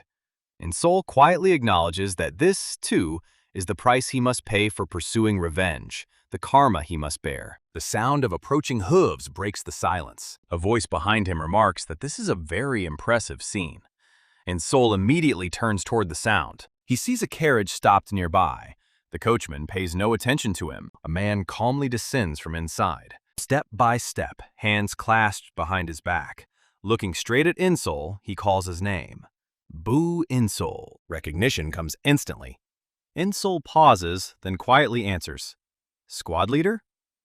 Boo In-Soul turns around completely and starts walking towards the squad leader, asking how he is. But his words are cut off as the man interrupts him without breaking stride. As he passes by, the squad leader pats In-Soul on the shoulder once and calmly says that it was easy to track him down. He continues walking forward, crouches down next to one of the corpses, and begins to examine it, while Insol turns to watch silently. The squad leader searches the killer's clothes. Then he picks up one of the swords and wipes away the blood, carefully examining the blade. After a few moments of careful observation, his eyes narrow and he mutters that it's a nightmare. Insol comes closer, leaning slightly to look, and asks what's wrong. But the squad leader only sighs and waves it off, saying that it's nothing and that they should return to the pavilion of the wandering beast for now. Later, when the sun is low in the sky, they sit inside the pavilion. Insol and the squad leader take their seats across the table from the deputy pavilion master, Danshina, who lifts the teapot and pours tea into 3 cups, one after the other. After finishing, Danshin lifts his cup with a cheerful smile and remarks that Insol must have had a hard time. Before Insol can respond, Danshin adds that he's already heard everything and says bluntly that he's sincerely proud of him. Insol thanks him. Still maintaining his playful expression, Danshin intertwines his fingers and says that the test must have been difficult, asking if Insol was injured anywhere. Insol honestly replies that he was, but that he was treated at the residence of the Master of the Elders Pavilion. His words immediately shock the room. The squad leader blurts out in shock, disbelief flashing across his face. Danshin leans forward with obvious curiosity and asks if Insol has met the Master of the Pavilion of Elders himself. Feeling uneasy under their reactions, Insol hesitates, then recounts everything from the test to the meeting until Danshin nods in understanding. Danshin exhaled and pressed his hand to his forehead in relief, saying that it was now clear why the Fire Rain Sword Sect and the White Demon Temple had so easily acknowledged the results. He admits he didn't know this old man was still thriving. Still confused by the gravity of their reaction, Insol asks if the position of the Elder Pavilion Master is truly so significant, admitting that he knows the man is strong as a person, but his words are cut off as the squad leader interrupts. The squad leader explains that the power of the Demon Palace is divided into 3 parts: the Demon Palace Master, the Elder's Pavilion, and the 10 demonic sects. Looking at Insol with a serious gaze, he adds that the Elder's Pavilion has exceptional influence because it houses the martial artists of the past generation. The image of Jikbong commanding the army flashes in his mind, as he adds that Jikbong has also been quietly building up his own forces. Danshin, still cheerful despite the topic, says he can't believe that Jikbong asked to see Insol alone, remarking that this must mean Insol really did well. Insol finally understands, muttering as he now sees, realizing that this was a much bigger deal than he thought. Danshin suddenly asks if there is anything else they want to report. Insol freezes, frozen in place, while the squad leader's expression hardens. A second later, he bluntly declares it was an ambush. Insol turns to him in surprise. Danshin's grip unconsciously tightens around his teacup, cracking its surface as he asks, "What?" Insol feels the pressure in the room jump, his hand shaking slightly as he reaches for his cup. Leaning forward, Danshin asks in a dark tone, who dared to ambush one of their students? Without hesitation, the squad leader replies that it was the Murim Alliance. Something in Danshin breaks at these words. The squad leader continues, explaining that, judging by the weapons and belongings of the attackers, it must have been one of the general strategist's subordinate squads, either the Autumn Wind Troop or the Flying Cloud Troop. After a brief silence, Danshin sighs, saying he understands. His expression soon shifts back to playful as he rubs his chin, noting that the Murim Alliance was probably planning to pin all the blame on the chief strategist if anything went wrong. Then his smile sharpens as he wonders about pursuing a child who just joined the Wandering Beast Pavilion. The squad leader replies that it's probably because Insol is rumored to be exceptionally talented. An image of ripping out a plant before it can grow forms in squad leader's mind, as he says out loud that Insol will become a great enemy in the future, and that the Murim Alliance was likely trying to kill him before he could become stronger. Danshin closes his eyes, thinking that Insol hasn't even properly mastered martial arts yet, and the 10 demonic sects, the Elder Pavilion, and now even the Murim Alliance, all are watching him. In his mind, he imagines Insol as a powerful figure in the future and shrugs to himself. A hero must endure trials.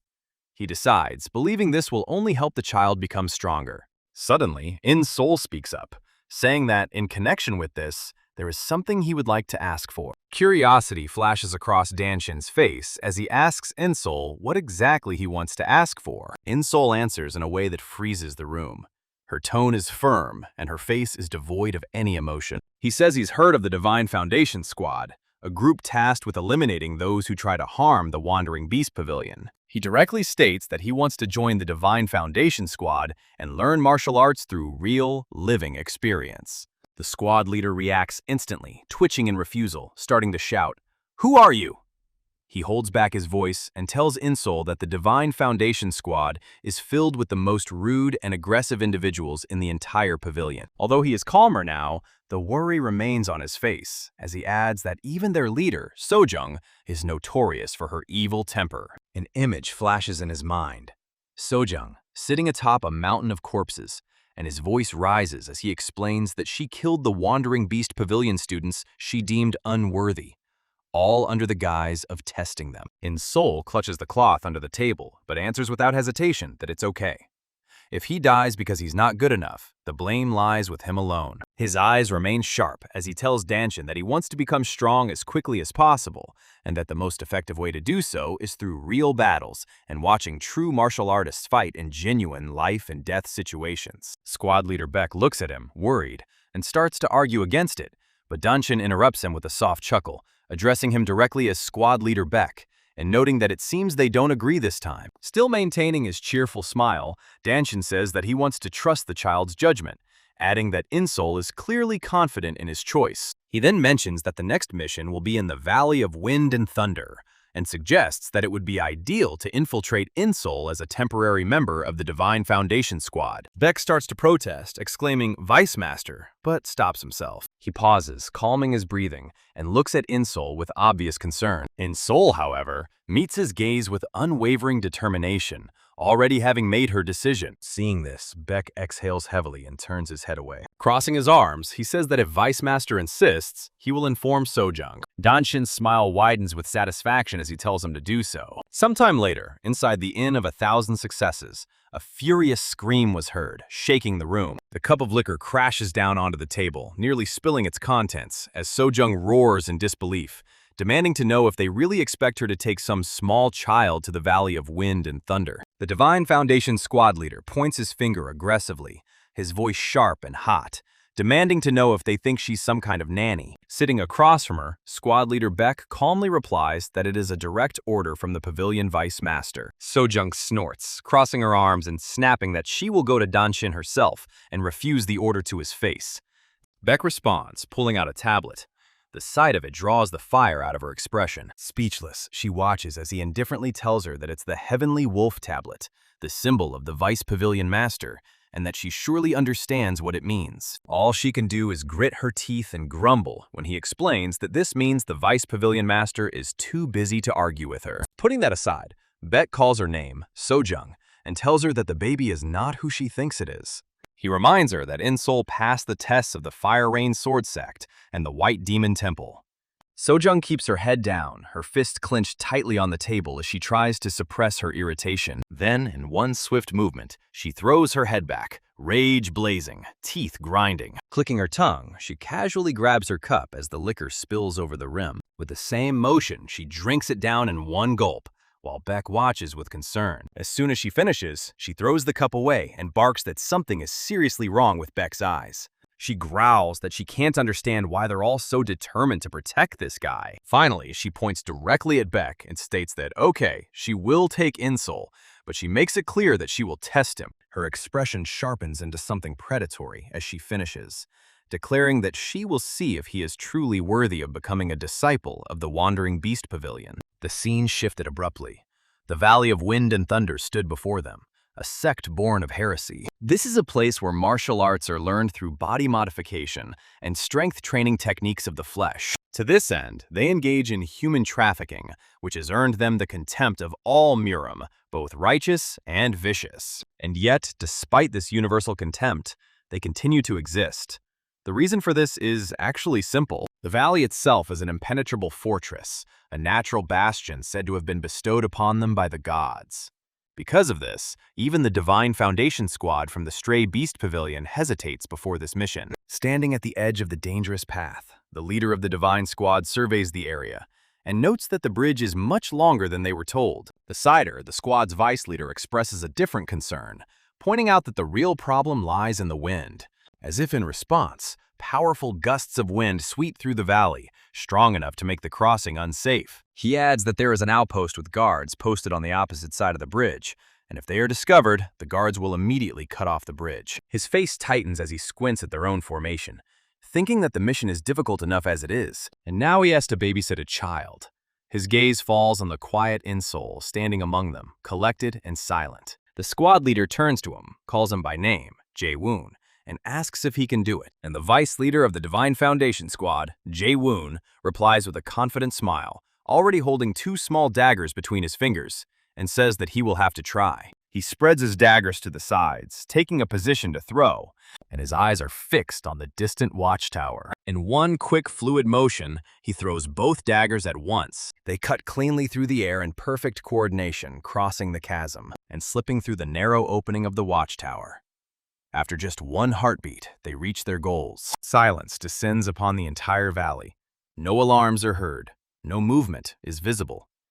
Everyone freezes, watching the scene unfold. Yi Ying-sol watches quietly, thinking that what he saw seemed easy, but recognizing in it the true unity of body and blade that he learned in the Fire Rain sect. When his gaze lingers on Jae-woon, he mentally notes that the squad's vice leader is truly skilled. The squad leader asks if he thinks it worked. Jae-woon replies that inside the building, yes, but adds that he needs to look further, warning him about possible hidden mechanisms within the bridge itself. The squad leader bows her head, considering the situation. Her priority perfectly clear. She will not allow anything bad to happen to her squad members. Having confirmed this thought, she turns her gaze to In-sol, calls out to him, and orders him to cross first. In-sol responds immediately, agreeing without hesitation or even a flicker. Everyone watches silently as In-sol steps forward, approaching the beginning of the bridge. He reaches the very edge and stops. The bridge creaks under the force of the elements, swaying just enough to warn him of what would happen if he missed even 1 step. The wind whips around him, lifting his hair as he stands motionless, assessing his surroundings. With a calm gaze, he assesses the force of the wind and mentally realizes that in these conditions, he won't be able to maintain his balance in the usual way. If he relied solely on the stability of his legs, he'd simply be blown away. So he made an instant decision. He'd use the absorption technique. He'd place 1 foot on the unstable boards and immediately activate the technique. The structure trembles beneath him, but he holds on.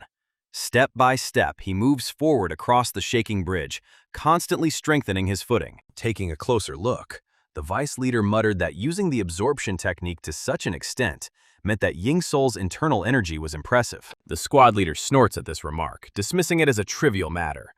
The vice leader smiles faintly and replies that her standards may simply be too high. Then his expression changes abruptly.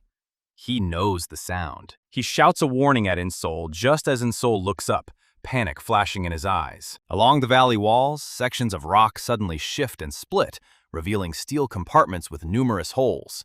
And the next moment, sharp steel pipes shoot out simultaneously with enormous force. In-sol stands in the center of the bridge as death rains down upon him from above.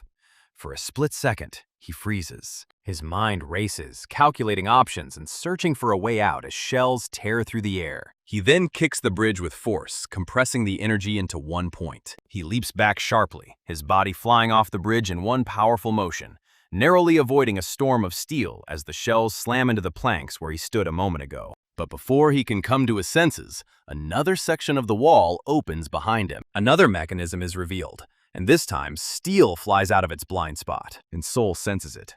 Sharp clicks signal danger from behind, and with no footing, he reacts instinctively. He kicks one leg against the other, using his own body as support, to take another leap, straight into the air.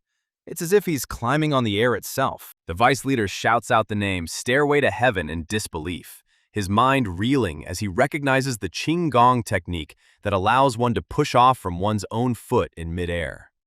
Beside him, the squad leader maintains an impassive expression. To think that Ying-sol predicted an upward evasion path in the middle of such a trap.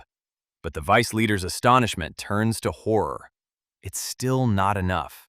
In-sol falls back onto the bridge with great force, and the structure caves in underneath him. He doesn't stop or relax even for a single breath.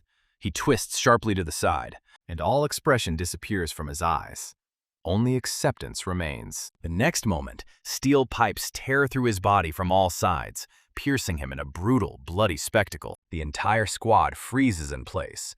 Someone mutters that In-sol couldn't have avoided this, but then the truth becomes clear. This body is just an afterimage. The real In-sol is already far ahead, racing across the bridge using Speed Ghost. Combined with the absorption technique, he reaches the end of the bridge and pushes off cleanly, soaring towards the cliff. On the opposite side, the entire squad watches in stunned silence, mouths agape and sweating as realization dawns on them. InSoul lands hard on the rock, and dust explodes beneath his feet. He doesn't stop for a moment. He rushes straight to the guard post, knocks down the door, and discovers two already dead guards with Jae-woon's daggers clearly embedded in their backs. He carefully enters the room, examining it, and thinking that there must be a mechanism there that controls the trap. Then he sees it. A lever connected to a device built into the floor. This must be it. He grabs it with both hands and pulls with all his might. A sharp click echoes throughout the room. Gears grind and spin somewhere inside the structure, then slow down and stop. Outside, the mechanical shelling ceases. The open walls retract, the ceilings close, and the trap is completely deactivated. Everything closes with a heavy, final thud. InSoul comes back out of the watchtower and waves his hand, shouting loudly to the others that the trap is disabled and they can cross. His words hang in the air. The squad leader and vice leader still watch, frozen, unable to comprehend how quickly it all happened. For the first time, the squad leader can't hide the expression on her face. Pure disbelief mixed with irritation as she realizes that InSoul just used a technique that destroys legs with the slightest mistake and did it flawlessly under incredible pressure. Meanwhile, InSoul continues to wave his hand, looking at them with a completely confused expression on his face, while she thinks about who the hell this bastard is. Sometime later, deep in a cave inside the valley, the sound of synchronized steps echoes off the stones. The Divine Foundation squad advances in a practiced formation, moving in complete silence. Then someone from behind raises their hand and gently brings it to InSoul's shoulder, calling out to him. It's Jae-woon. He smiles as he walks next to InSoul, telling him that his footwork was truly impressive earlier. He asks if InSoul has learned the master of the quick ghost technique. InSoul affirmatively replies that yes, he has, and thanks him for the praise. Before Jae-woon can say anything else, the squad leader's voice abruptly intervenes, ordering him not to praise InSoul unnecessarily. Jae-woon only smiles wider and advises InSoul to ignore her, explaining that the squad leader is not the type to praise anyone. So Young immediately snaps back, saying that this is exactly why she tells him not to say anything unnecessary. She throws a glare over her shoulder at InSoul, still refusing to acknowledge him directly, but mentally admitting that she was slightly surprised earlier, though not impressed enough. That alone will never be enough to pass her test. Staring at InSoul's calm, unsuspecting face, she thinks coldly, "We'll see. She'll prove he's worthless." Moving deeper into the cave, the squad stops at a dead end, where an underground lake stretches out before them. She declares that this must be the place. Then she turns to the squad and gives a clear command to move out. Without hesitation, one of the fighters jumps into the lake. Then another follows. Soon the others begin diving one after another, disappearing beneath the surface of the water. InSoul looks confused and turns to Jae-woon, asking what they are doing. Jae-woon blinks, momentarily confused. But then, understanding dawns on him. He tells InSoul that he must not have heard of the lake, as he joined at the last minute. He explains that the lake connects directly to the Valley of Wind and Thunder. If they dive in and follow the underwater tunnel, it will lead them straight to their destination. Then his tone sharpens. He adds that the lake is saturated with icy essences so dense that even a fist-sized shard can freeze an entire well. With serious eyes, he warns InSoul that the moment he enters the water, he must continuously circulate all his internal energy for about 15 minutes to protect his body from the cold. If he fails, he'll instantly freeze and sink to the bottom like a stone. Jae-woon tells him he can wait here. After all, at InSoul's age, maintaining that level of energy output is practically impossible. Raising a finger, he says that trying to do it alone would be tantamount to death. But before he can finish, InSoul begins to move, calmly saying that everything is fine. Jae-woon's eyes widen and he urgently tells him to stop, asking what he thinks he's doing. But InSoul doesn't answer. He takes a deep breath, filling his lungs, thinking that he would never have come this far if he had been afraid of death. Without a moment's hesitation, InSoul leaps. He dives straight into the lake, while Jae-woon recoils in panic. InSoul pierces the surface of the lake and immediately floats down. Having descended to a certain depth, he opens his eyes and freezes in awe. Enormous ice crystals loom around him, countless massive formations suspended in the water.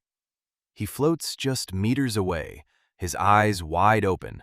It still doesn't sink in. So this is what Jae-woon meant by ice essence. But as the moments drag on, something feels wrong. He shifts his attention. Ahead, he sees the other members of the squad struggling through the water, their faces tense with effort as they vigorously circulate their chi. Looking at them, Ying-sol realized that the ice essence must have some kind of suppressive effect. He looks at himself. Despite the fact that he has no internal energy circulating, he doesn't feel the cold, not even a trace of it. He raises his palm and observes how the energy around his body flows naturally, calmly and serenely. His eyes widen as a realization hits him. Could this be true? He focuses on his sensations, assessing his own state and recalling the breakthrough he achieved not long ago. Since he's entered a realm of invulnerability to fire and water, the cold can't reach him? Without pausing any longer, he continues to swim, and the thought sends a quiet shock through him. He didn't attach much importance to it then, but the realization that it's protecting him now is astonishing. A faint glow catches his eye ahead, a small passage underwater. He heads towards it and slips inside, emerging on the other side before swimming upwards. Finally, he breaks the surface, gasping loudly as oxygen rushes into his lungs. As his breathing evens out, his gaze falls on the surrounding cave. Around him, the members of his party sit in the lotus position, eyes closed, focusing entirely on the circulation of chi to recover from the icy transition. In-sol blinks, confused, then begins to walk forward, passing them without hesitation. One of the squad members opens his eyes just in time to see In-sol passing by, his face a picture of complete disbelief. Is he relaxed after floating through all those icy essences? Another looks on, stunned. It can't be. The third can only think of one thing. How did he do it? One by one, they turn to look after him, their eyes wide and their faces contorted with shock. Sojung sees him too.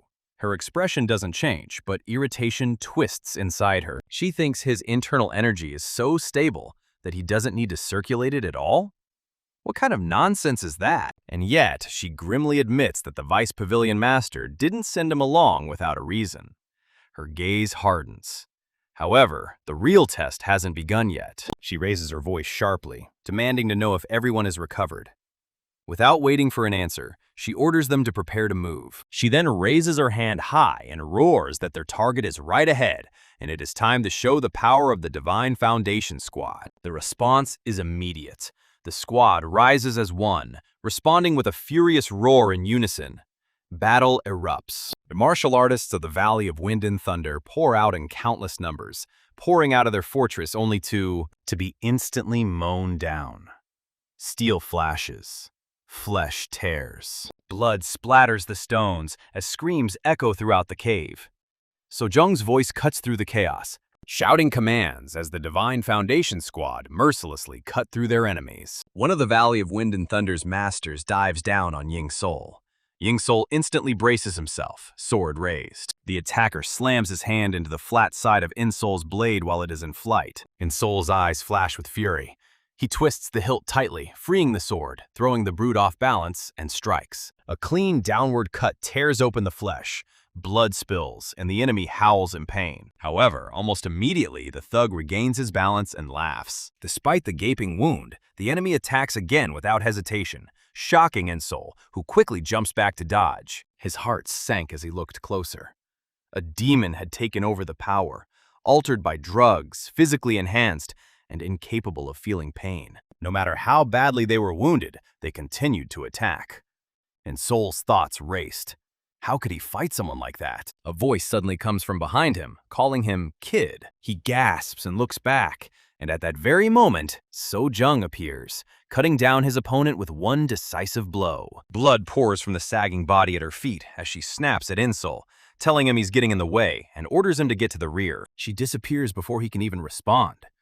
In-sol stands rooted to the spot, watching her dispatch several demons who had seized power in the blink of an eye.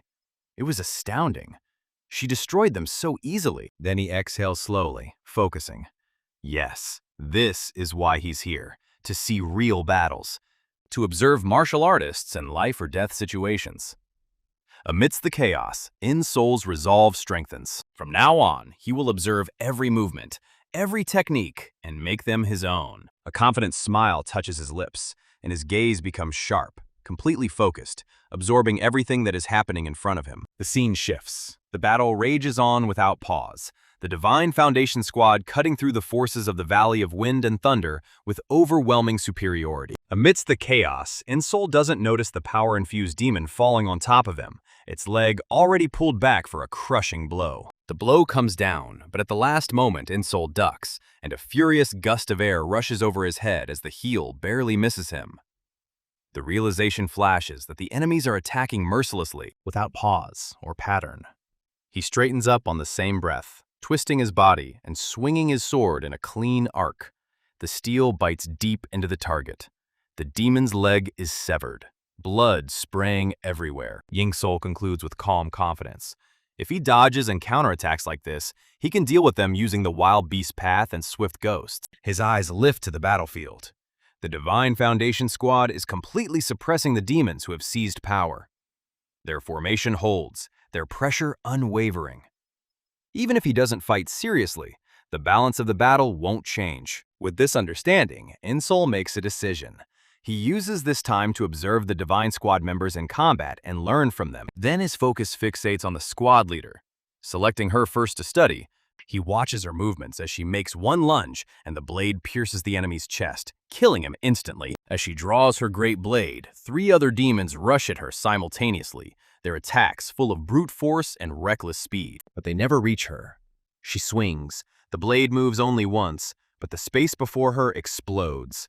The enemies are cut to pieces, their bodies torn into fragments that fly into the air in a fountain of blood. Insol freezes, stunned.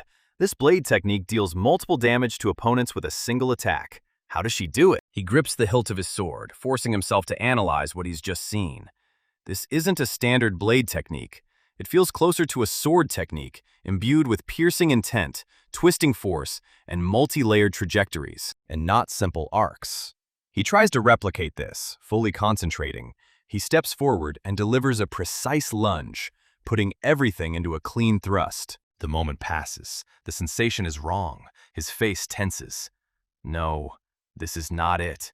Instead of stopping, he adjusts his stance, correcting his foot position and grip. He tells himself to copy it more precisely, more deeply. He watches again. The squad leader stands, his posture straight, his blade poised in deadly restraint. Insol mirrors her exactly, aligning his body until it feels right, until every joint and muscle obeys the purpose. The enemies rush at him. This time he strikes. The blade flashes, and the 2 demons who had seized the power are cut down in a single movement. Blood gushes as their bodies fall, cleanly severed. As soon as the blood hits the ground, understanding sinks in. Now he understands. This isn't a fixed blade technique. It changes depending on the enemy's attack. His mind returns to the advanced lesson from Hell Island. Once swordsmanship reaches a certain level, it is no longer constrained by form or prescribed movements. At this level, the swordsman's pose alone is enough to create a complete technique. He looks back at the squad leader. A multitude of enemies converge on her once again. She doesn't change rhythm, movement, or sequence. She simply observes and strikes. She doesn't use a specific blade technique. She identifies the weaknesses of the demons who have seized power and attacks accordingly. Yingsol slashes through another enemy in front of him, his breathing even and his senses sharpening. It was a single attack, and it contained 9 trajectories of the sword's path. His muscles tense. He might try to apply what he's just learned, but the thought breaks off, and he exhales sharply. At this point, the squad leader pauses in the middle of the fight and turns her gaze to Insol, seemingly ignoring the enemies still pressing in around her. She studies him, her eyes narrowed. The protagonist has been watching her for some time now, and the leader has noticed. What is this boy up to? 2 demons, having seized power, rush at Insol from opposite sides. He closes his eyes. The noise of battle is muffled as his focus tightens inward. Then he opens them. His gaze becomes razor sharp, and his hand moves in one determined motion. For a split second after the swing, he remains completely motionless. The demons freeze in midair. Immediately, a gaping cross tears apart the body of one of them, blood pouring from the crosscuts. Insol makes a soft sound of recognition. It's the best he can do now. Only 2 trajectories. Across the battlefield, the squad leader sees this. Shock flickers through her composure. She glares at him, irritation and disbelief colliding. This kid? He just looked at her and created 1 blade. 2 strikes? Her eyes narrowed even further as realization dawned. What he had used was the essence of her absolute heavenly sovereign blade pulse, something she spent 2 years learning. Meanwhile, Insol stares at his sword, his breathing even. He knows the limits of what he can do. He can't go any further yet, but now he understands the logic. With this understanding firmly ingrained, Insol raises his head and looks back at the battlefield. Then his gaze shifts and fixates on the squad's vice leader in the midst of battle, and Insol decides that it is he who he will be watching from now on. Jae-woon feels the weight of that gaze almost immediately and glances away, continuing to fight, a spark of curiosity flickering through his thoughts. This guy? He was just copying the squad leader, and now he's turned his attention to him. Jae-woon calmly assesses the situation. The leader's absolute heavenly sovereign blade's momentum is rooted in the way of the wild beast. It's logical that Ying-sol could imitate it to some extent, but his own martial arts are different. A faint, condescending smile touches Jae-woon's lips. His techniques revolve around flying daggers and the art of the dragon cry sword. These aren't the sort of things anyone can replicate simply by observing for a short time. As if to demonstrate this truth, he deliberately takes a step forward. 3 throwing daggers slide into position between the fingers of his left hand, while his right hand grips the sword. The next moment, he moves. Daggers whistle through the air as his sword arcs past them, steel on steel. Scores of demons, possessed by the power, are dismembered in a single breath. Jae-woon just glances back, and a smug thought arises of its own accord. How about it, eh, Insol? The thought stops mid-sentence. His eyes widen. What he sees makes him freeze. Insol is already rushing forward, into the thick of the battle. His sword is firmly gripped in his right hand, and in his left, he clutches a long stick. His posture is perfectly balanced. Both weapons are aligned with deliberate intent.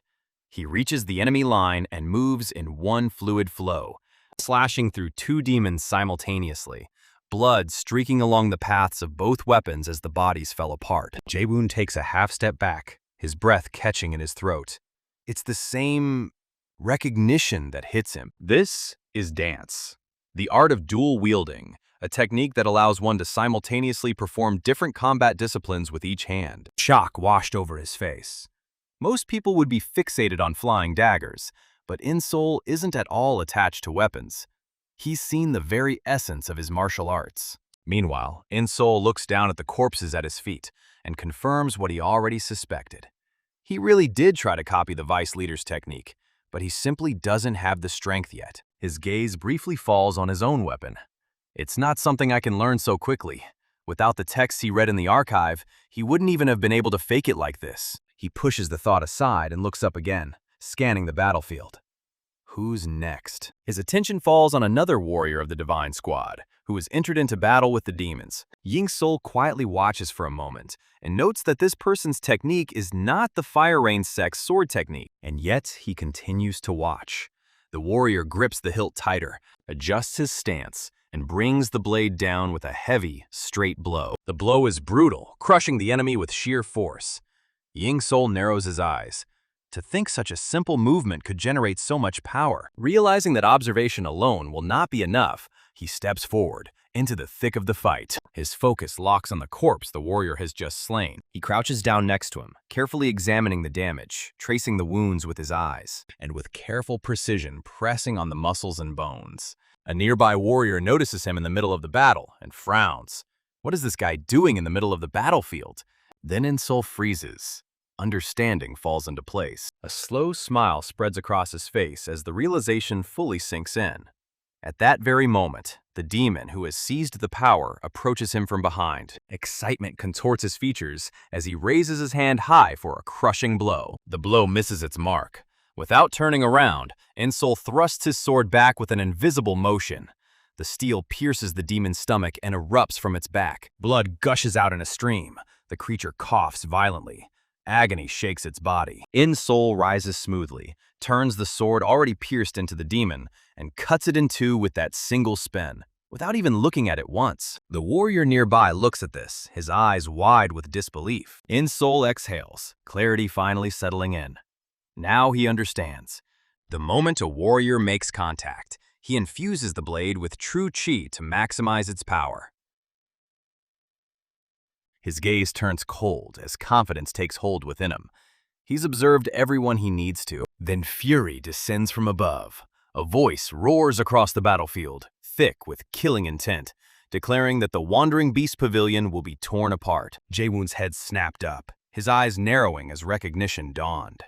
There he was, the master of the Valley of Wind and Thunder. And in the next moment, the Lord of the Valley of Wind and Thunder descends from the skies, fury warping the air as his presence crashes into the battlefield. In rage, he concentrates mana in his hand, charges an incredibly powerful blow, and then throws 2 mana spheres at the warriors. One of the Stray Beast Pavilion's men tries to block them by raising his hands to protect his face, but receives a direct blow to the forearm. He screams loudly in pain, and we see a distinct wound where the mana hit. Another man shouts that it's the poison palm technique and warns the others to be extremely careful. The wounded youth is helped by his comrades, and their leader steps forward to attack the Lord of the Valley of Wind and Thunder. They collide with each other in midair, and the Lord of the Valley of Wind and Thunder aims the poison palm at the leader, who responds sharply with her sword technique. 2 slashes form in front of her and collide with the poison palm. Her sword technique destroys the opponent's attack by tearing it into pieces, but the inertia remains, and also affects the Master of the Valley of Wind and Thunder. The leader glances at Boo-Yeon-Sol and thinks to himself that he has been watching them this entire fight and managed to copy their technique so quickly. The main character stood gaping and watched the battle of the strongest. During the battle, she admits that she denied his talents because she didn't want to acknowledge a child who had only recently begun learning martial arts, but she can no longer refuse to admit it. The enraged Master of the Valley of Wind and Thunder thinks, how dare this wretch get distracted during the fight with him? And so he charges his technique in his right palm again and throws it at her, screaming at her not to be so arrogant. She just looked at it and let out a calm breath. And then she asked him if he still didn't see the huge difference in skill between them. She delivered a precise blow to the master's arm with her sword. He hoped to stop her thrust, but his technique vanishes into thin air, and the blow is so powerful that it breaks the bones of his forearm. Then she throws him away, and with great force, he flies into the ground. Now on the ground, there lay only his huge body, covered in blood, with a broken arm. Smoke was coming from him, and there were no signs of life. Immediately, a powerful warrior ran up to the body of the big guy. The leader announces that the head of the Valley of Wind and Thunder has died at her hand, then orders to take care of the remaining people and return to the Stray Beasts Pavilion. Finally, the main character looked at the entire battlefield. The wind was blowing his hair. The scene immediately switched to a huge mountain, and then also to Boo-Yeon-Sol, who was climbing this mountain, and he explains that a week has passed since he finished his mission with the founders of the Divine Squad. As he learns by watching martial artists in combat, he becomes curious about how much he has improved. He says he was so focused on quickly learning different martial arts that he doesn't really know the standards of martial arts. He has recently reached a higher level in his cultivation technique, so he should prepare himself properly before moving on to the next level. While he is lost in his thoughts, someone greets him, noting that they have not seen each other for a long time. This is Master Monk, who says that he has heard about what Boo-Yeon-Sol has achieved. Boo-Yeon-Sol replies that it's all entirely thanks to him. This makes the man laugh. Master Monk asks if he is here because he wanted to learn more about cultivation, and Boo-Yeon-Sol, surprised, asks how he knew about it. The Master Monk tells him that he does not have a solid base and that it is time for him to face an obstacle because of this. He thought it would take at least 3 years to reach the third realm when he taught it, and he smiles as he admits he was wrong. We see that Boo-Yeon-Sol has grown a lot and has a powerful aura surrounding him. The Master Monk takes his wrist and tests his internal energy. After testing, he says that Boo-Yeon-Sol has accumulated internal energy for more than 60 years. The pure true chi cultivated in childhood has transformed into antipolar true chi, all thanks to the activation of dormant blood vessels. Boo-Yeon-Sol thinks to himself that he knew it. What he felt then wasn't a false sensation. Master Monk asks if Boo-Yeon-Sol wanted to know about the standards of martial arts, then explains that the peak sphere is one step above the first class, where the body and internal energy have reached maximum capacity. Reaching this point and reaching the pinnacle of one's martial arts training is the ultimate peak. After this comes the highest divine sphere, where one can freely control both the body and the spirit, get rid of the limitations of internal energy, and transcend the limits of the human body. Boo-Yeon-Sol, burning with curiosity, asks if there is anything higher than this, and Master Monk answers in the affirmative. Reaching the pinnacle of martial arts and attaining perfection is called the Infinite Realm. Currently, the leader of the Murim Alliance and the Lord of the Demon Palace, the duo of heavenly emperors, orthodox and unorthodox, are the most famous of those who have reached this realm. A surprised Bu Yun-sol repeats about the duo of the heavenly emperors, the orthodox and the unorthodox, two martial artists who rule Murim. The monk continues that below them are 3 demons and 3 venerable ones, then 4 deities and 7 kings. They all belong to the Infinite Realm. Bu Yun-sol thinks he truly still has much to learn. The explanation is not yet finished, and the monk, pointing to the sky, finally says that the highest sphere is called the Sphere of Divine Intention. He explains that the realm of divine intention is when you become one with the essences of origin and know the will of heaven, a martial realm that no one has yet reached. Bu Yun-sol reveres this final realm. Seeing Bu Yun-sol's reaction, the monk laughs and says that all of this is now very out of his reach. He explains that Bu Yun-sol is at the initial stage of the peak realm, as he has reached the 3rd realm of the reverse polarity cultivation technique. Once he reaches the 4th realm, he will be able to create protective true body chi, and that is when he will reach the highest peak realm. Once he reaches the 5th realm, he will be able to shape his internal energy. The monk continued to list many more. After that, once he reaches the 6th sphere, his internal energy will endlessly circulate throughout the body, like an endless waterfall. And in the 7th sphere, he will be freed from the limitations of his body and literally glow from within. In the last and 8th sphere, he will receive the power of a great nature and will have the power to interfere with all living things. Bu Yun-sol says he doesn't quite understand what he's saying. What does it mean to interfere with all living things? The monk admits he can't really explain it. He's only reached the late stages of the 5th realm. The man then continues and asks if Bu Yun-sol has finally decided to debut in Jianghu. Bu Yun-sol asks how he knew, and the monk replies that Bu Yun-sol wouldn't have asked about all of this otherwise. Bu Yun-sol answers affirmatively. He's learned that real battles are how you become stronger most quickly, so he wants to go to Jianghu. He thinks to himself that it would be wiser to wander around Jianghu rather than stay in the Demon Palace to gather information about the assassin who killed his grandfather. The monk looks at him with interest and tells him that he will need information about Jianghu, and then he turns away and suggests that the protagonist find Master Chul. Smiling, he says that he will tell him what he needs. Bu Yun-sol thanks him for his help, and the monk warns him that Jianghu is dangerous and asks him to be careful.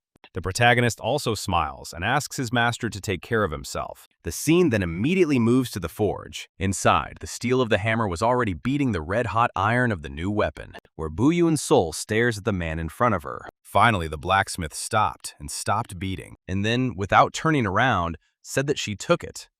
And then he raised his head. Master Chul immediately turned around and asked what brought the protagonist here. Master Chul takes out a book, but Bu Yun-sol doesn't understand and asks what it is. Master Chul replies that this is exactly what he wants to know. Bu Yun-sol opens the book and flips through it, and is shocked by what he reads. This is a book containing information about the political situation in Jianghu, the characteristics of each sect and clan, and even intelligence on famous martial artists. There's detailed information on the 10 demonic masters. Bu Yun-sol thinks this is too detailed for an ordinary blacksmith, and wonders how he can know all this. Then Master Chul says he shouldn't have any problems with his knowledge if he reads this. He adds that he should burn the book as soon as he finishes. The suspicious Bu Yun-sol thinks to himself that he doesn't know who he really is. But if he has such information power, then maybe he... And then he takes a step towards him and asks if he can ask him a question. Master Chul turns slightly, but remains silent. Soon after, they sit opposite each other. Master Chul then asks about the ability to freely use bones and muscles to strike from below so as to cleanly sever both arms of a moving person. Using a deadly poison that causes rotting and decay of flesh, as well as a hidden weapon. Bu Yun-sol answers affirmatively. Master Chul talks out loud about someone who uses hidden weapons and even poison, despite being an excellent swordsman. He tells him that it is highly likely that he is a spy hiding his identity in Jianghu. Bu Yun-sol is surprised and asks if this means the killer is not a martial artist of the demonic path. Master Chul answers in the affirmative. He suspects he used these techniques to conceal his identity, not because he is of the demonic path. Bu Yun-sol thinks that the killer may not be a famous martial artist of the demonic path, and that he should also be wary of orthodox masters. Clenching his fist, he continues his analysis, but as the man said, if these traces were left to deceive others, he asks, How then can he find the killer? Master Chol notices that Bu Yun-sol is lost in thought and calls him by name, and he suddenly returns to reality. Then Master Chol says that he has a proposition for him, and until we hear what Master Chol's proposal was, the scene switches to the office of the Vice Master of the Stray Beasts Pavilion, Dan Chong. Bu Yun-sol stands in it and says that he wants to go to Jianghu. Dan Chong, surprised, says he was curious about what brought him here so suddenly, then asks if his experience with the founders of the Divine Squad wasn't enough. Bu Yun-sol responds that while the experience he gained with them was valuable, he feels he needs more real-life situations to improve his martial arts. Dan Chong says that he understands this, but he can't just let him go since he is the Vice Pavilion Master. He explains that in order to get permission to go out to Jianghu, he must be assigned to a hall or troop and get permission from its leader. Bu Yun-sol looks down and replies that he knows about it and that he wants to join the rescue squad. Dan Chong is surprised by his request. He suddenly gets up from his chair and asks where he learned this. But before he can finish, Bu Yun-sol says that he heard from Master Chol. We learn about Master Chol's offer to join the rescue squad. It is explained that the rescue squad is engaged in assassinations, kidnappings, and theft of important resources, and they carry out missions that the Demon Palace does not officially acknowledge. Master Chol told him that this would be a good opportunity to get what he wanted. Hearing this, Bu Yun-sol thinks it's definitely difficult to investigate the murderer in this situation. He also thinks he might get a lead if he joins the rescue squad. He knows that they are given dangerous missions that put their lives at risk, but that also means that he will become stronger. Dan Chun says he can't allow it, but Bu Yun-sol replies that he knows what they are doing. It's explained that the moment he joins them, his identity will be erased, and he'll have to risk his life on every mission. Dan Chong replies that's precisely why he won't allow it. He says they do all sorts of dirty work for the Demon Palace. To join them, you'll have to erase both your identity and your name. He won't be able to get help from anyone. Only those trying to atone for crimes or needing a large sum of money quickly join them. He asks if he's serious about this. Bu Yun-sol explains that he wants to become stronger as quickly as possible. If the path to strength is the rescue squad, then he will do what is necessary. He says the 10 demonic masters are merely tools for eliminating orthodox martial artists, regardless.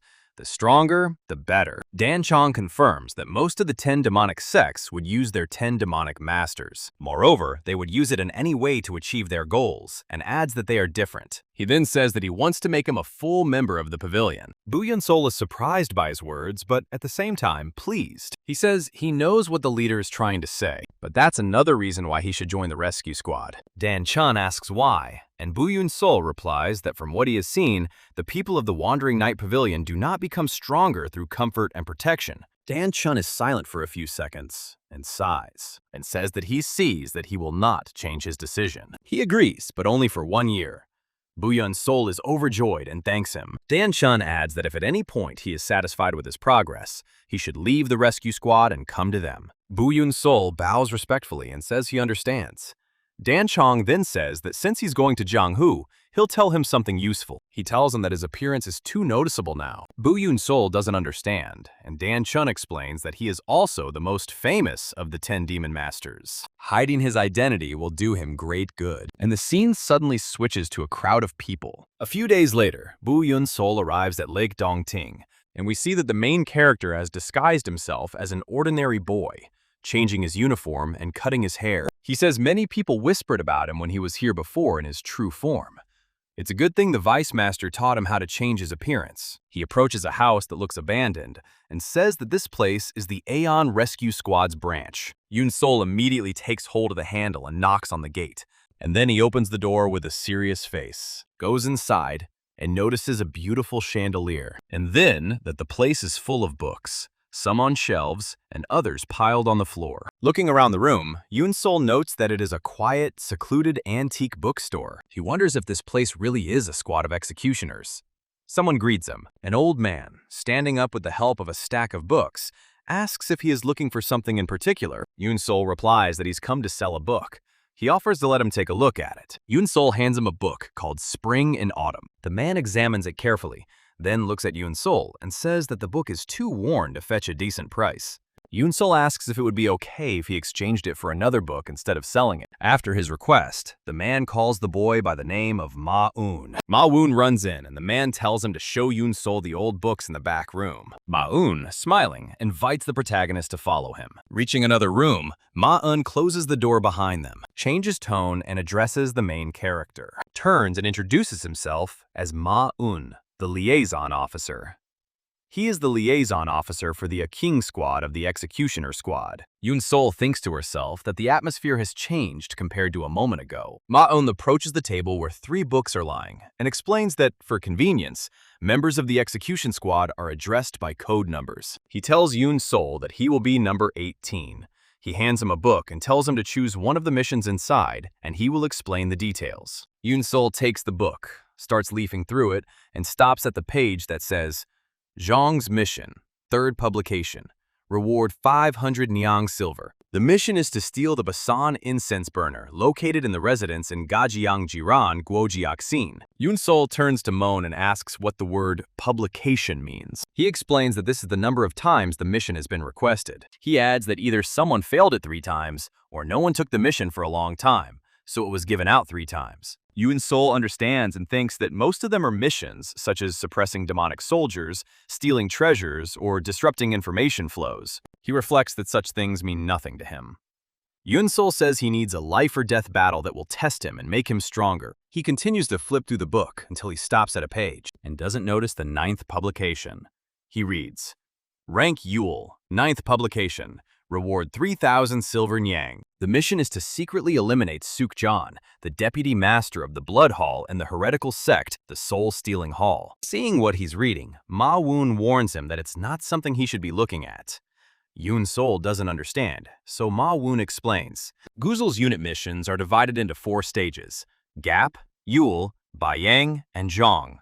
The closer to Gap, the more difficult they are. He says that missions of Yule, rank or higher, are usually chosen by experienced members who have been conducting missions for at least 3 years. He continues that Gap rank missions are entrusted to top-level experts from the outset and are carried out under direct orders, not by choice. Therefore, among the selectable missions, Yule rank is the most difficult. He also explains that Sukjong is a master who has made a name for himself in the martial arts world for over 10 years. And having dealt with many assassins, he can never be eliminated by a simple ambush. That's why the reward is so high. 3,000 nannies, he says. His expression changes when he sees that Yunsol is excited about the opportunity to take on this mission. Yunsol says that this is it. This is exactly what he wanted. He tells Mon that he understands. Ma-un is speechless. Yunsol closes the book and says that he will then take on this mission. Ma-un insists, asking if you really didn't hear him. He is not the kind of person who can be killed with half-baked killing techniques, but Yunsol has already made up his mind and replies that it does not matter. He thinks to himself that the book Elder Chul gave him also contained information about Sukjong. This isn't an impossible mission. Mon, for his part, thinks to himself about this guy. He thought he might be someone special. But was he just a newbie desperately seeking death? He sighs in disappointment at the guy, but he pulls the cord attached to the lantern and says that all the clothes and the tools that will be needed for the mission are prepared here. A hidden room opens, revealing all sorts of weapons. Ma-un opens the container and tells them to come closer, and then he throws him some tattered clothes and a sword that looked poorly maintained. Yunsol, examining them, thinks to herself that they are all old and rusty. Could it be that it would be a waste to give good equipment to someone who is going to die anyway? Yunsol says, well, it doesn't matter. He'll prove it with results. He takes them and, as he leaves, tells Mon that he'll see him when he returns. Ma-un doesn't say a single word in response. He doesn't believe in him and thinks he's finished, and then finally exhales. Finally, an old man comes and asks how everything went. Ma-un replies about that guy. Another man said he'd chosen a Yule rank mission for his very first assignment. They'd probably never see him again. The old man, surprised, asks again about the Yule rank mission, at first not understanding, but then he realizes and clarifies whether he means dealing with Sukjong from the Blood Heretic sect. He's shocked. He adds that even the most capable punitive operatives failed this mission. Ma-un agrees that this was pure recklessness. It seemed like a waste of support, so they sent him off with whatever equipment they had on hand. Another man says he doesn't know what sect he's from, but sending such a newbie as a punitive operative, He concludes that the Blood Heretic sect is simply disposing of another corpse. The scene switches to Bloody Ein Island, a secluded island where the Blood Heretic sect has taken root. Born from the Blood sect, the main heretical cult of the demonic path. But even their supply ships must exist. We see several people carrying goods, and an officer shouting for someone to move here. The guy apologizes, saying it's his first time. He promises to get down to business immediately. It turns out to be Yoon Sol himself. He explains that he will use a merchant ship carrying supplies to infiltrate Bloody Een Island. All the men start loading the ships, and Yoon Sol manages to sneak inside. Others order him to help, and he obeys. He does all kinds of work. One of the bosses notices him through a huge crowd of workers and calls to him. Yoon Sol turns around, and his eyes widen at the next actions because the boss grabs him by the throat, presses the sword to his neck, and even makes a small cut. Pure horror is reflected on Yoon Sol's face. The boss, noticing his reaction, thinks to himself that he is reacting like a man who has not studied martial arts, and, convinced by the game, tells him that it seems he is not a spy. He lets go, and Yoon Sol falls to her knees. Then the boss orders someone to call a doctor. Immediately, other workers approach Yoon Sol to help him. Meanwhile, the boss leaves. After some time, he is treated, and the cut on his throat is stitched up, while Yoon Sol pretends to feel pain. Once the wound is stitched up, they put a bandage on it and tell him that everything is now ready. The doctor explains that there was some bleeding, but the wound isn't deep. He stitched it up, so it should heal in about 7 days. Yoon Sol pretends to understand the explanation and thanks him. One of the workers also thanks the doctor, saying he's truly a master of his craft. The others, seeing this scene, say that everything could have ended badly, and what a relief it is. Yoon Sol enters his dorm, sighs, and says that he almost got caught. He thinks to himself that a doctor has never doubted if he is qualified enough, and the people working on the water welcome them. He explains that he was able to use the art of body transformation that he learned from the deputy leader of the squad, and the art of aura camouflage, which he learned from Master Cool, to perfectly disguise himself. He says the ship leaves tomorrow morning, so he must kill Soup John tonight. The scene changes, the sun gradually sets, and finally night falls. Lanterns burn on the shore. Yoon Sol moves through the forest at full speed until he finally reaches a huge, beautiful estate. Yoon Sol wonders if this is really the Bloody Ine cult. He decides to look around and directs his gaze forward, a mask on his face. In front of the gates to the estate, he sees guards in green cloaks, and instantly using the quick ghost technique and a quick jump, sneaking past them unnoticed. He jumps over the house and notices other men talking to each other. He sees that one of them is Sook Jung, his target. Sook Jung talks to another man and says, "Yes, let's do it." Watching him, Yoon Sol thinks she can sense his inner energy from here. He's as skilled as they said. He adds that it's strange. There have already been 9 attempts on his life, but he simply radiates his inner energy, as if there was nothing special about it. He concludes that it might be some kind of bait, so he better be careful, and decides to follow him. Sook Jung goes inside, and Yoon Sol follows him and says that this place, judging by the smell, most likely leads to the cult's medicine storage. He explains that he heard the drug storage facility was underground, which means it must be soundproof. It's the perfect place to kill him. Sook Jung then pauses as if he heard something, and he stood there for a couple of seconds in silence. But after a few seconds decides to go down into the dungeon. Yoon Sol watches from afar, sighs, and thinks that it seems like he hasn't been noticed. He decides to follow him, goes down the stairs to the underground level, then reaches a suspicious sliding door, slips inside and finds Sook John peering into the barrels. Yoon Sol approaches with his sword drawn, thinking he's completely vulnerable. This is his chance. He thinks it's best to end this with one blow. Moving slowly forward, he steps on a tile, which turns out to be a trap. Realizing he has activated it, he looks up as objects fall from above, but Yoon Sol manages to dodge them. The falling objects look like gold coins, but for some reason, they pierce the stone floor. Sook John figured it out and, still looking into the barrel, says, "My God, the killers are all the same." He says that all the killers use this place for an ambush, as if they had conspired together. It seems he lured Yoon Sol into the dungeon himself, and then tells him he chose a good time. Yoon Sol immediately goes on the defensive. Inside the barrels, we see severed heads, probably those of the same past killers. Sook Jung turns to Yoon Sol, draws his sword, and says with a smirk on his face that he has just enough room for one more head. Seok Jung mockingly noted how confused his opponent looked, adding that people like him always act the same way. They sneak onto a moored ship, wait for the right moment, and then try to commit murder. He explained that this was precisely why he had set up traps there, and called everyone who fell into them time after time fools, while Insol wondered if it wasn't a problem that they were carrying out missions without knowing each other's identities. Anonymity. Insol believed that even for the sake of mission secrecy, withholding information would only lead to them all dying together in the same trap. Seokjong immediately threw down his sword, declaring that the killer was quite young and wouldn't need his tame fighters to deal with such a brat. He casually pulled the sword from behind his back and rushed to attack. He promised that after he cut off his opponent's limbs, he would enjoy the despair in his cries. Insol remained calm. The failed assassination didn't matter to him, because in reality, he was craving a dangerous battle. They rushed towards each other, and at that moment, their swords crossed in a fierce duel. Sharp blades struck out sheaves of sparks. The protagonist pressed forward, and this time, Seokjong had to reevaluate his opponent. He waved his sword and forced Insol to retreat some distance, thinking to himself that this boy had deep inner strength. Seokjong noticed that the opponent's swordsmanship was not like that of a normal assassin, and with interest, he recognized something powerful in her, abruptly activating the black soot blade technique and rushing forward. Insol took a stance, tensely preparing for a counterattack, and his chopping blow shattered the energy released by the enemy. Insol quickly realized that the sword's shape was simple.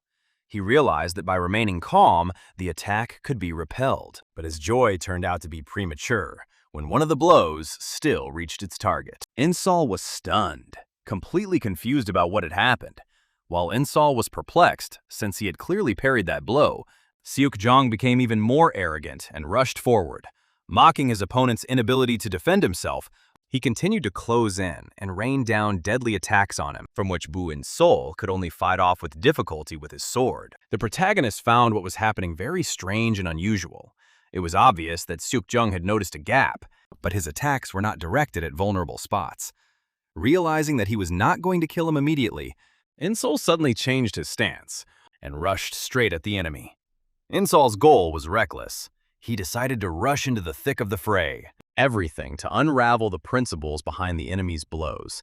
In the echoing room, the crossing swords rang painfully, and Seokjong praised the young man's fighting spirit and suggested that he try to block the left upper chop. Insol watched the enemy's new attack with caution, who closed the distance in the blink of an eye, forcing the young man to quickly retreat. The direction of the attack changed in an instant, and Insol seemed to realize something. Everything fell into place. He realized that this was an amazing illusion technique using deceptive movements. Seokjong continued to advance, attack after attack, blow after blow. But Insol had already developed a plan to defeat the enemy, so he closed his eyes and began to calm his mind, while an unsuspecting Seokjong arrogantly mocked him, saying that the young man was just lucky enough to recognize the trick, but blindness wouldn't help him dodge.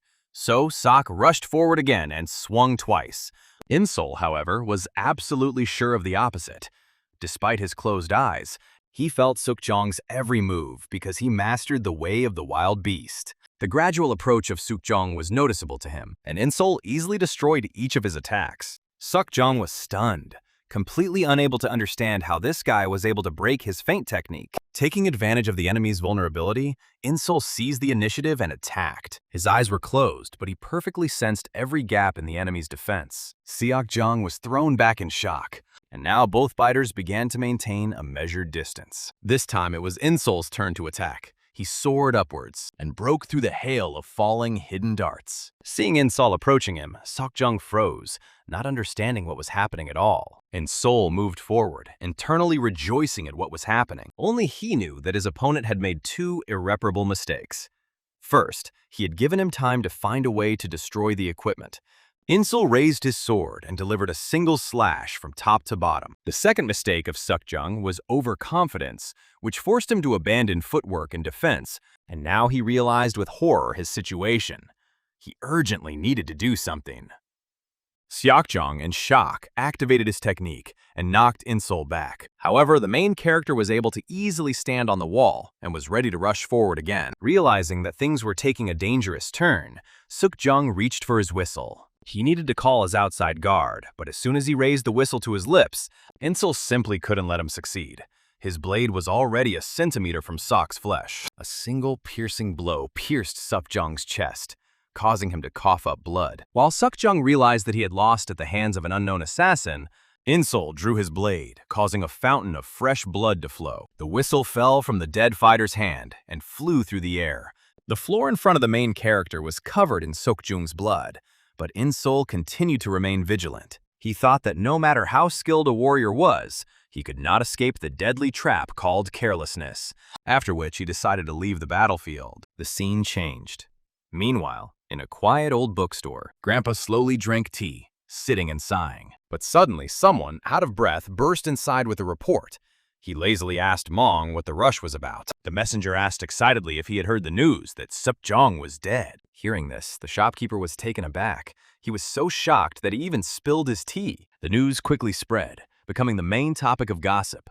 It was said that Seokjung, nicknamed the Black Snake Sword, was killed by someone from the heretical Blood Energy sect. There were rumors that it was not a covert assassination, but a defeat in an open, surprise battle, and some claimed that his precious sword was found cut in half by the heavy blade. People wondered who in this world could defeat a swordsman who had wandered for 10 years. Meanwhile, the hero of these rumors, Insol, returned, and the shopkeeper hurried out to greet him. He politely invited the guest in, noting that he had returned earlier than usual. Insol replied that he simply loved to read, and the shopkeeper respectfully led him inside, showing him the way. And once behind the closed door, the shopkeeper hurriedly asked if Insol had really dealt with Seokjung. He tried to find out if it was true, thinking hard and unable to comprehend how it was possible. He wondered out loud how it had happened. Insol recalled that the Panda organization only helps with issuing tasks, and he heard that they don't ask unnecessary questions. The shopkeeper looked embarrassed and confirmed that this was indeed the case. He assured the young man that he understood everything and would not ask another question. The shopkeeper said that the payment was 3,000 nyans, which he would give in banknotes, and a new mission would appear in 3 days. Having said that this was all the information he needed, he handed Bu Insol a stack of banknotes. As he started to leave, Grandpa called out to him, pointing out that there was still one banknote left. Insol told the shopkeeper to take the money, buy a drink with it, and said goodbye. The two men stood with their mouths open, watching Insol's retreating figure, until Mong flew into a rage. After cursing at the scoundrel, Mong became indignant at having to disguise himself as a pathetic clerk. He complained that this guy actually mistook him for an ordinary employee, to which his friend, the shopkeeper, laughed loudly. Wondering where this guy had even come from, he frowned in confusion and instructed Mong to try to lure number 18 with missions weighing 5 loads or more from now on. He hoped that if their panda's reputation reached the top, they could get out of this damn hole. The scene changed dramatically. 6 months later on the noisy, busy streets, Mong warmly welcomed the newly arrived Insol, feigning surprise, asking who it was that had come to see them. The two of them hurried out to greet him. They joyfully announced the arrival of the leader of Pillar number 18 from their branch in Akyana, warning him that this time he would be immersed in a very important mission. After thanking him for the fact that, thanks to him, the bookstore's business continued to flourish, Bu Insol made it clear that he had come for a new assignment. Sensing that the shopkeeper had something to add, Insol waited silently for his words. The shopkeeper got straight to the point, informing number 18 that his abilities had recently been under close scrutiny from senior management. In connection with this, a direct assignment was sent from above specifically for him, and Insol expressed a desire to learn the details. The shopkeeper replied that he needed to accompany a very important person to Luoyang for an excursion, after which Insol was about to leave. As soon as the young man expressed his refusal, Mong hastily intervened in the conversation. After asking him to wait a minute, he tugged Insol by the sleeve and began giving instructions. He began to explain that the payment for this work was set at the level of a reserved contract and amounted to a whopping 10,000 neons per day in cash only. Insol reminded them that they were well aware of his indifference to money, but the shopkeeper continued to persuade him. He acknowledged that the young man only took assassination assignments, but asked him to think carefully, since, as had already been stated, this was a direct order from above. The shopkeeper warned that a refusal would result in more than just a minor embarrassment, but could even lead to the complete destruction of their branch. Deep down, he cursed this stubborn man, and sincerely wanted to snatch the blade to behead him right there on the spot. In the end, the shopkeeper made a condition. If Insol agreed to the mission, he would not only be provided with the branch's equipment, but also supplied with all the intelligence collected. After asking the young man if this was acceptable, the shopkeeper heard Insol's counter-question about how long they would be providing the information. He was surprised by questions about timeframes, recalling that they were, in fact, members of the same organization. The shopkeeper added that the young man knew this himself, to which Insol agreed. He warned that it would only be this once. Insol turned, and the door slammed behind him as he left the shop. Mong seethed with indignation, unable to believe his ears and wondering if his older brother had gone crazy. He was outraged that they were just handing over all their intelligence to him, since they were not his personal spy network. The elder told him to calm down and watch, explaining that once everything was over, they could return to the Demon Palace. Mong could hardly believe it and asked hopefully if it was true. Without going into details, he merely replied that the details were being kept secret. However, he hinted that the person he would be accompanying this time was of truly enormous status. Meanwhile, elsewhere in the hall, the guests were raising their cups and pouring wine for each other, and Insol was there to carry out his assignment. Approaching the dining table, he reported that he was a member of the 9th Assassination Squad, number 18, from the Luoyang branch, and had come to accept the escort mission. The young lady asked if he was the warrior who would guard them, to which the man sitting opposite angrily gritted his teeth and stated that he had already said that he did not need security. However, the girl introduced herself as So-ok and began introducing her companion. The man finished the sentence himself, identifying himself as Yumen Huang, and Insol merely glanced at the picture that appeared before him. He mentally noted the young lady sitting at a table laden with the most expensive dishes in an elite tavern, accompanied by a master with a mysterious past who called himself Yumen Huang. It was obvious that these people were of great wealth and high status. Meanwhile, Huan sternly warned the young man that nothing would be required of the guard while he was there. He ordered Bu Insol to do absolutely nothing and to act as if he wasn't there. Huan categorically forbade him from interrupting or ruining So-ok's tour. Feeling the oppressive aura, Insol admitted to himself that it was indeed frightening, and wondered if someone could create such pressure using only their chi energy. So-ok stood up for the young man, reproaching her uncle for scaring away the gentleman who had come to their aid. Then she turned to Bu Insol and asked if he was okay. Insol replied that it seemed like he was a true master who no longer needed bodyguards, to which the girl asked him to forgive her uncle. She explained that not only did he hold a high position, but he had also long since retired from the Jianghu, which is causing their family great concern. However, the old man himself beat his chest, boastfully asking what there was to worry about. He told So-ok to simply trust her uncle, while Insol was finally convinced that he was truly facing a master from a bygone era. The youth reasoned that since the old man had long since left the Jianghu, his keen instinct for danger should have been significantly dulled, and being in unfamiliar territory made the situation even more risky. The Honam region was a battleground for many complex forces, and Insol knew it was his job to protect these two, to ensure nothing went wrong. So OK noted with curiosity that number 18 was a very unusual name. Insol explained to her the reason. Members of the 9th Assassination Squad do not have personal names, and number 18 is just his number in the squad. The girl politely asked if she could then call him Mr. Ho, to which Insol agreed. He allowed her to call him whatever she wanted, adding that in that case, he himself would call her Mrs. So. The girl raised her hand, and having come to some conclusion, she suggested that this was the reason he wore a fake face. When her hand touched Insol's face, the young man experienced a profound shock. Until that moment, no one had ever noticed his disguise. Meanwhile, So-ok cheerfully explained that she was simply a little more observant than most people. She added that his facial muscles were moving a little unnaturally, after which Insol quickly turned away.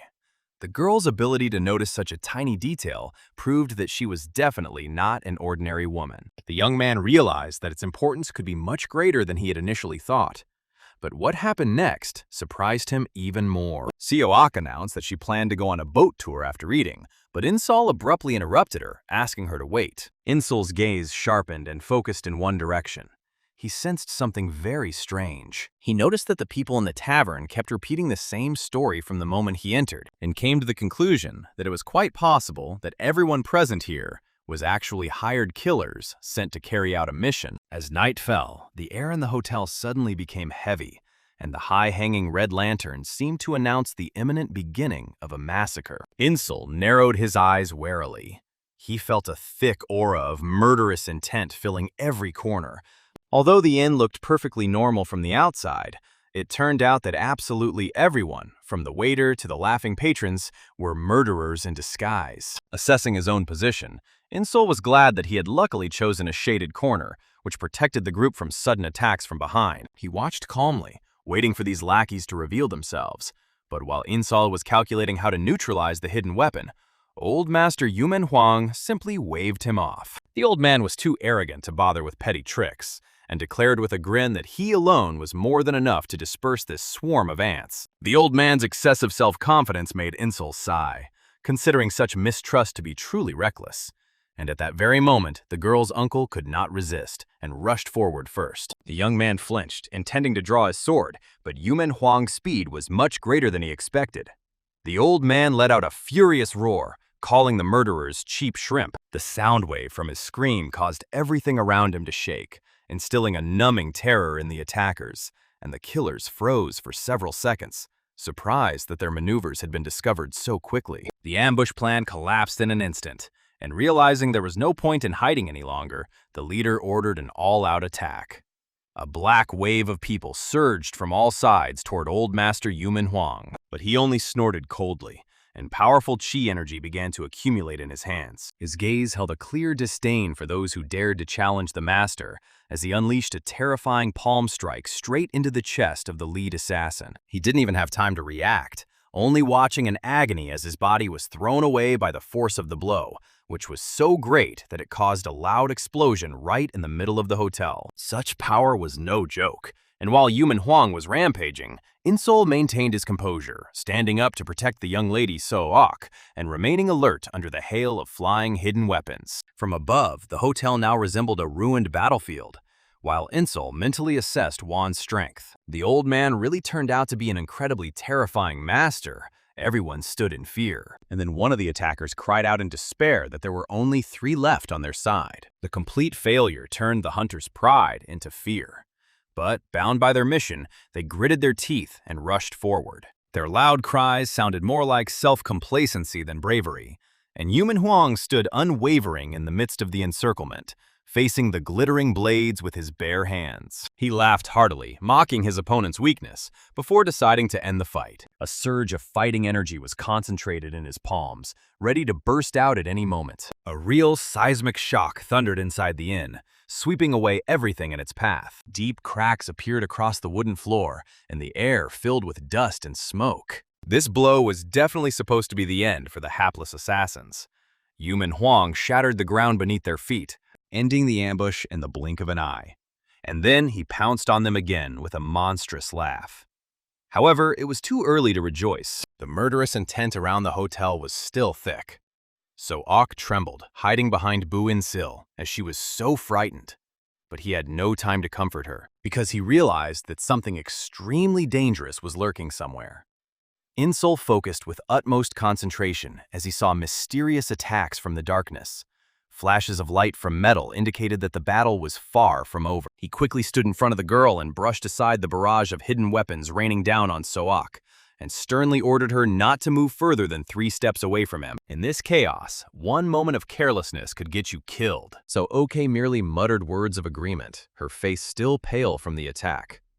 She must have been terrified, as the killers were appearing from everywhere. Meanwhile, they continued to press on them with Insol, attacking from the left and the right. While dealing with the attackers, Insol also kept an eye on So-ok, understanding that protecting her was his most important duty right now. The scene changed. A sharp blow was dealt, causing a shockwave that tore through the surrounding air, and Yumen Huang stood frozen in the middle of the battlefield, looking with disdain at the assassins scattered across the floor.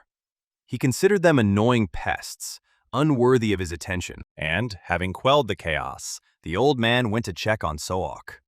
Thanks to Insol's vigilance, she remained unharmed, without a single scratch, and So-ok nodded gratefully, not forgetting to mention her protector's great service.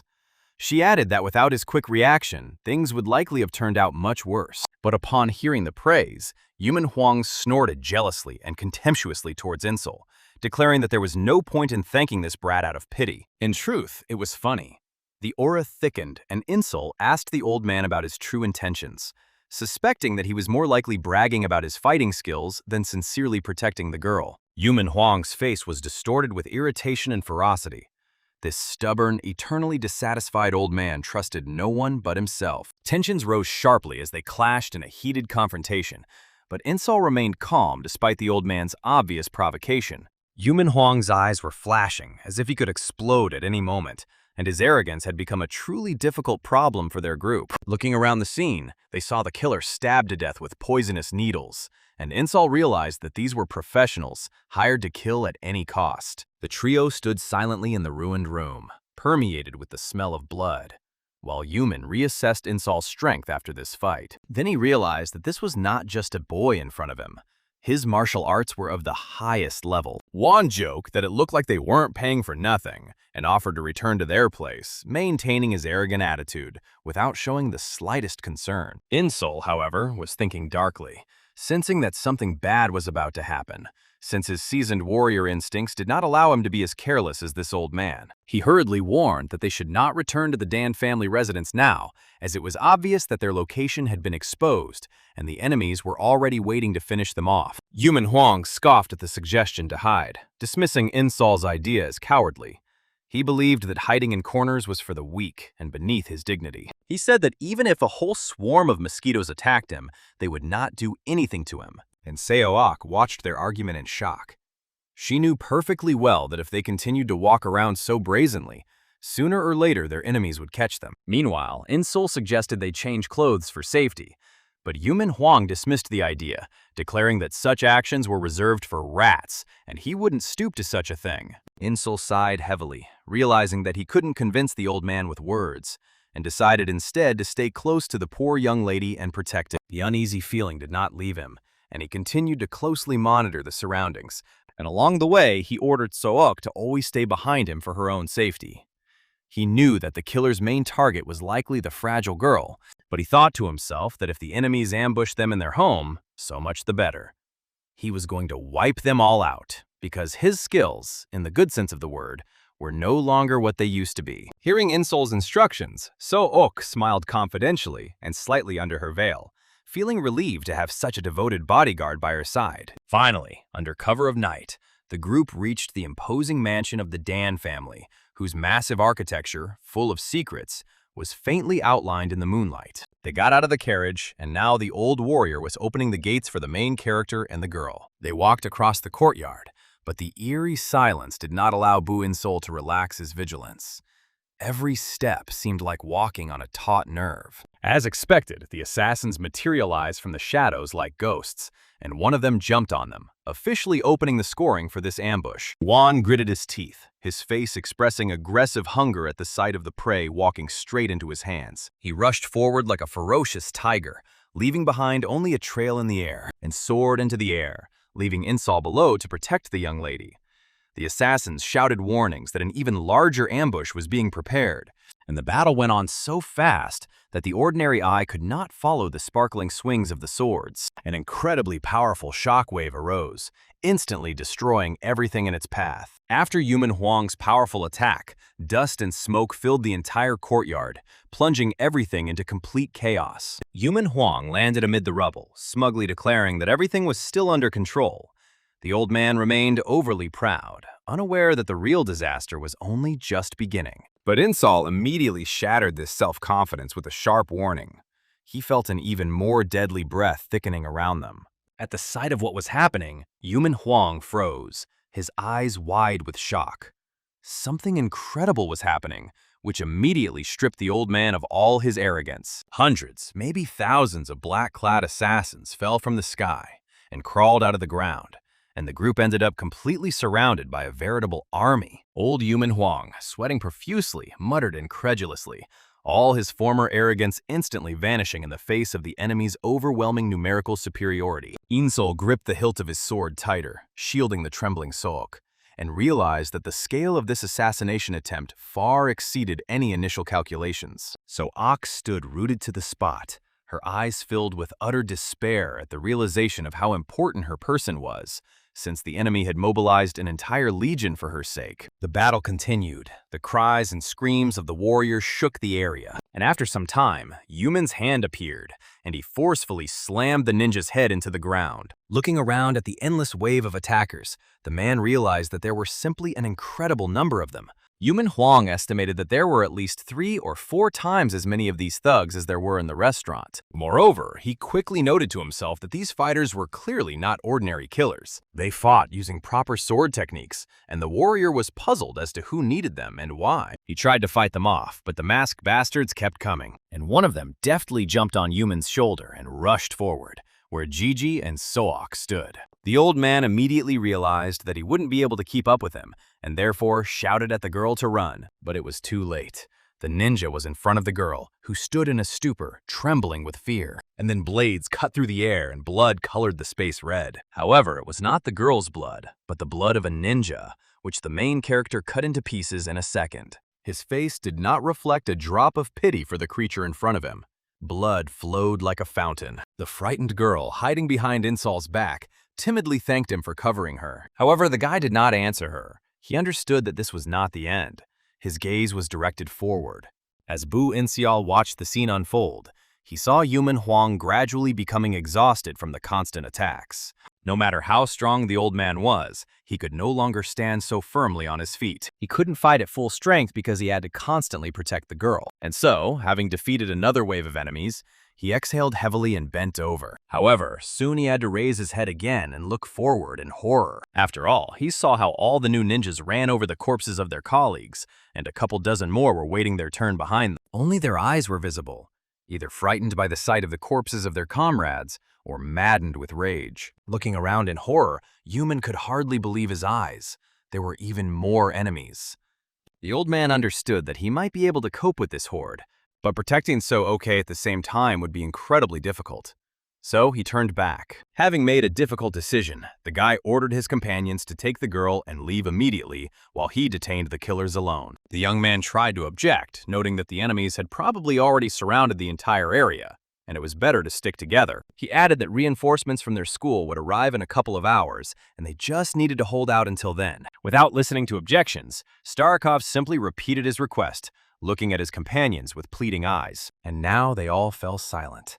The main character faced a difficult choice. Sook couldn't accept such an order, trying to object that it was absolutely impossible to leave him here alone. However, the main character apologized to the girl and gave her his sword. Having made his decision, the guy took the girl in his arms. After all, he would fulfill Yumen's request. And then the warrior activated the energy in his hands again and told the protagonist that he would clear the way for them. And then he hit the crowd of ninjas with a powerful beam, and they scattered like cockroaches. The main character was shocked to see such a powerful force and attack, and the old man shouted at him not to stand still, but to run right now. Deciding not to hesitate another second, Insol rushed forward, and the girl's hat even flew off from such speed. A real panic arose among the enemies when they realized that the guy was not going to fight, but was simply running away. The murderers rushed after him with shouts, ordering him not to let him go under any circumstances. And the main character himself at that moment discarded all unnecessary techniques. All he needed now was speed, and he gave it his all. And at high speed he rushed straight into the air, and Sook in his arms was all coward and fear. So they moved for some time through the forest. The main character did not slow down. However, even outside the garden, enemies were waiting for them, trying to keep up with them. And the guy was finally convinced that the enemy's forces were truly enormous. And then, in a moment, the guy seemed to disappear, dissolving into thin air. And the scene changed again to show the red door to the shop of the two brothers, which was immediately knocked out with force by the main character, who flew into it at monstrous speed. The bewildered old man, who was arranging books at that moment, asked in fear what was going on. Having burst into the building, the guy demanded that they be given a room immediately, which left the owner in complete shock. He wanted to say something in response, but upon seeing the girl, he was speechless. Insol ignored the owner's indignant cry and clarified that he needed the secret storage area inside. There was absolutely no time for explanations or persuasion, and the man simply stated the fact. They were already inside. Once in hiding, Insol petted Sook and asked her to stay there. She wanted to ask the protagonist something, but the old man burst in with his brother and asked, "What's going on here?" Instead of answering, the main character ordered them to patrol the shop's perimeter and kill any murderer who tried to break in. The man explained that mercenaries hunting for the target had swarmed the entire area like a swarm of locusts. Insel reminded the terrified people that their lives depended on the success of the mission. That's why they must fight as if they have nothing to lose. His eyes flashed a monstrous red. And after this, both shop owners were in shock. That's how the situation fell on their destinies. For a while, they stood with their mouths open in shock in front of the main character and Seo Ok. And then one of the brothers asked with a grin whether they really should fight as if their lives were at stake. The second brother chuckled contentedly and, encouraging the other, said they could save themselves now that they had the chance. They drew their weapons and could already taste blood. Approaching the girl, the brothers apologized for not having properly introduced themselves. The men identified themselves as San Ryang and Ma Ung, to which Seo Ok immediately remembered their old nickname, the Demon Spirits of Gon. The girl mentioned that she knew about their transfer to the Demon Palace and promised to report to her father about their success if she got out alive. As Insel watched this scene, he finally realized who was standing before him. The once influential figures who had mistakenly killed the Demon Palace spies. While the brothers were thanking the girl for her promise, the main character confirmed that this was where they had been serving their punishment all this time. Ready to rush into battle, the brothers exchanged battle cries, urging each other to destroy all enemies. Leaving Seo Ok in relative safety, they told her to wait at this place for their return. Insol himself briefly said that he was also going with them and had no intention of sitting on the sidelines. However, Seo Ok suddenly called out to him, calling him Mr. 18 again. Left alone with the guy, the girl bitterly admitted that this place would truly become her grave. Looking at her, the guy firmly declared that she would not die, and swore that he would never allow this to happen. He promised that he would do everything possible and impossible to save her life. This promise shocked her at first, but then a smile and a slight blush appeared on her face. The girl took a step forward after the main character, and grabbing him by the robe, she asked him to listen to one important thing and remember it, even if everything turns out badly. The boy turned to her and she reached for his face. Seo Ok admitted that her real name was not the one she had given. She revealed the truth to him. In fact, her last name is Dan. The girl introduced herself with her real name, Dan Seo Ok, and this caused a strong shock in the boy's soul. Understanding instantly dawned on Insol. Standing before him was the very daughter of the head of the military forces of the Demon Palace. He remembered that this girl had possessed a rare body of absolute yin since birth, because of which she was deprived of the opportunity to train in martial arts. But despite her physical weakness, it was her insightful mind and sharp intellect that made her a candidate for the post of future leader. Now the man understood why they were being attacked with such fury. The girl had become embroiled in a complex political power struggle. He confirmed out loud that she was indeed the daughter of the head of the Demon Assembly. In response to this, the girl asked him to finally reveal his real name, but the guy hesitated and remained silent, looking at her with tension in his eyes. And then he turned around, saying he'd do it later. So, with only a hint of reproach, asked if he couldn't trust her with his name even now. Insol promised that he would definitely tell her his name, but only after all this was over. And after that he left, leaving the girl alone and safe. And still, there was a sparkle in the girl's eyes, and she loudly and playfully shouted after him that since he had promised, she would wait. The scene moved along with the guy, and now he was in a completely different room. Walking down the corridor, he thought about everything the girl had told him, and he wondered why someone with such a high position would need to know the name of some ordinary soldier. The main character immediately struck with his sword and cut the lantern on the wall. So Insol destroyed the passage to the secret storage, and it turned out to be faster than he thought. Then he turned to the door, and it became obvious to him that the two who had left had not been able to hold back the onslaught of the enemies. From behind the door, one of the killers offered to spare the guy's life if he immediately got out of there, hinting at his youth. Insol knew only one reason why assassins would suddenly decide to start negotiations. This only happened when they themselves were not entirely confident that they could defeat the enemy. Hearing this answer, the enemy remained silent at first, and then he just muttered through his teeth, calling the guy an arrogant degenerate. The fighters behind the door cut it down in a second, and then the enraged killers rushed into the attack, promising to grind the insolent man into dust. Insol stood there, drawing both his swords and preparing to meet the ninja as befits him. He immediately cut through the first wall of warriors, instantly splattering the room with blood and body parts. Then he struck in the other direction and cut down several opponents at once. And then he rushed forward and literally destroyed 2 more opponents on the fly. This went on for a very long time, because in front of him there was a whole crowd of enemies thirsting for his death and the death of Sooka. The scene changed. After some time, the guy lowered the bloody blade, and a drop fell from its tip, landing right on the forehead of the ninja, who was lying lifeless on the floor. Now, we saw Insol in full growth. He was standing covered in blood, and particles of blood and cut leaves were flying in the air. The frame shot up to show us the entire room filled with the dismembered bodies of ninjas. The main character could only relax for a second and exhale heavily. It seemed like there would be no end to these thugs, although the guy was sure that he had already killed them all. He turned his gaze forward to the open door leading into the dark room. Suddenly, another enemy appeared from the shadows, ironically praising Insol for being able to detect his presence. The guy turned around abruptly and asked a short question. Where the hell did he come from here? The stranger calmly replied that if he had known about the existence of such a fighter, he would certainly have revised his plans in advance. Insol briefly explained that he had only been a member of the rescue squad for about 6 months, and asked whether the girl's murder had been planned before his arrival. The stranger again advised the protagonist to leave. It would be better for him. He simply demanded that Insol get out of his way and not interfere. The stranger added that he didn't want to harm him. Finally, they showed us him. A ninja with a deep blue aura. He said he wasn't giving the hero a chance because he was afraid of him.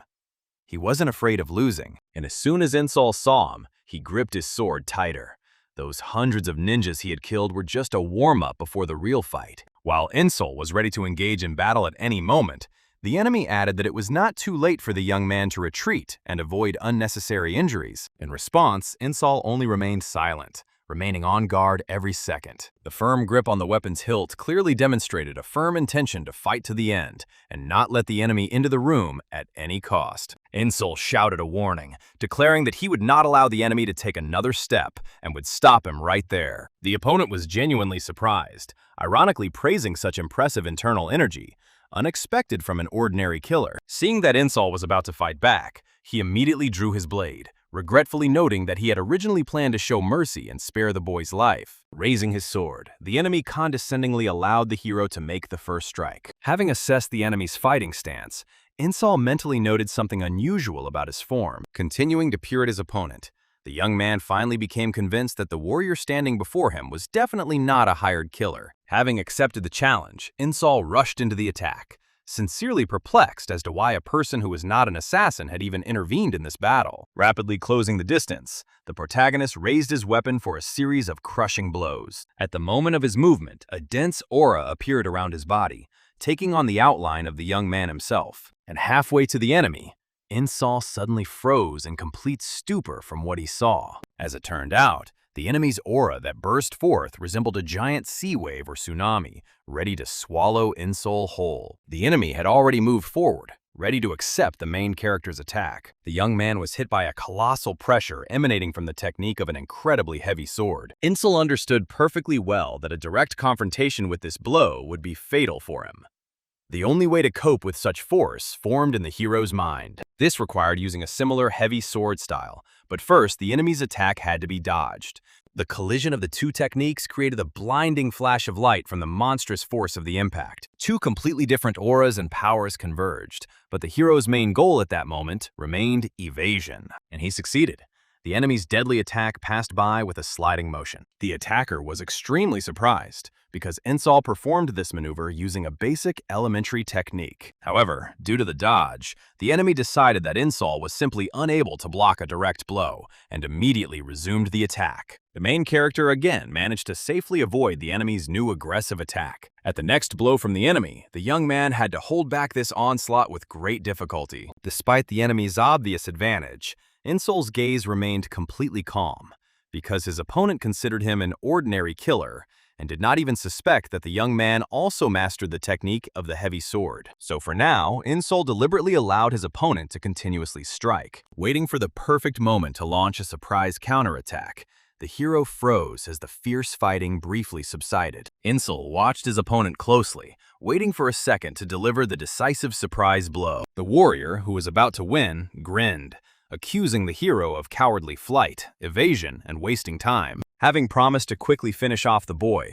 the attacker instantly disappeared at incredible speed. The enemy stopped holding back and seriously intended to kill Insol. Leaping high into the air, seemingly carrying the entire ocean with him, the enemy defiantly offered to block the blow, while Insol stood motionless below. The young man's gaze instantly flashed with a predatory gleam as he mentally realized that the long-awaited moment had finally arrived. The protagonist raised his weapon, forcing his inner strength to reach its maximum potential. As a basis, he decided to use the technique of wielding two swords, which he received from a former comrade. However, Insol's plan did not stop there. At the same time, the young man recreated his former leader's technique, the Heavenly Sovereign's Impulse. The hero intended to simultaneously combine two completely different alien techniques in both hands. The next moment, two crushing blows converged.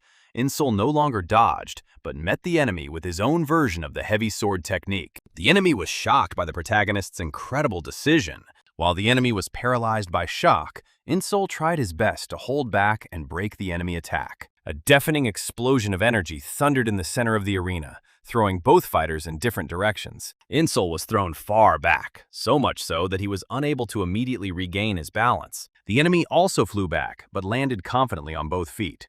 This was due to the hero's lack of precision in the move. The stunned opponent cursed, amazed that the guy also mastered the heavy sword technique. He couldn't believe that the young man had taken advantage of his negligence so skillfully, because if he hadn't extended the distance of his attack in time, he would already be dead. Straightening up, the enemy told Insol that he would not leave the young man alive, considering the development of his skills a huge threat in the future. Having ordered the young man to perish, the enemy stared at Insol with a bloodthirsty gaze, determined to finish him off right then and there. However, just before the blow, the attacker suddenly froze, feeling something extremely strange. The reason for the stop was a familiar, powerful energy that was rapidly approaching this place. He grumbled in annoyance and bewilderment that the old man had returned too quickly. Frowning, the warrior noted that, unlike this boy, he was not at all confident of defeating the approaching old man. He knew he had the ability to kill the hero, but the girl's uncle was too much for him, so the killer decided to retreat immediately. He was filled with anger that he had failed to take Insol's life. Sheathing his sword, the enemy angrily called the boy lucky and promised to definitely kill him the next time they met. Insol threw back the same words, declaring that he would finish off the enemy himself the next time they met. After this, the stranger slowly walked away as if nothing had happened. Having finally said that he would wait for their next meeting,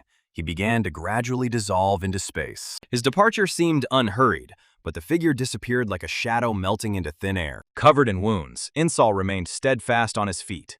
He understood the danger posed by his opponent, whose retreating steps radiated tension. As soon as the enemy had completely disappeared, the exhausted Insol slowly began to slide to the ground. Dropping the broken sword from his bloodied hands, the young man mentally wondered if the monster hadn't really used up all his strength. The exhausted hero looked as if he was crying blood, but a smile played on his face from the knowledge that he was still alive. A door nearby led to the room where the young lady was hiding. At that moment, the door jerked, preparing to open. A restless girl ran out of the room and hurried to the hero, anxiously asking about his well-being. She tearfully blamed herself for what had happened and asked him not to die, to which Insol reminded her of his order to stay inside until he called. Crying bitterly, the girl objected that she had worried too much about him. Her tears fell on the young man's face, causing Insol to wonder in surprise why she was so worried about it. Then the main character paused for a moment and said a name.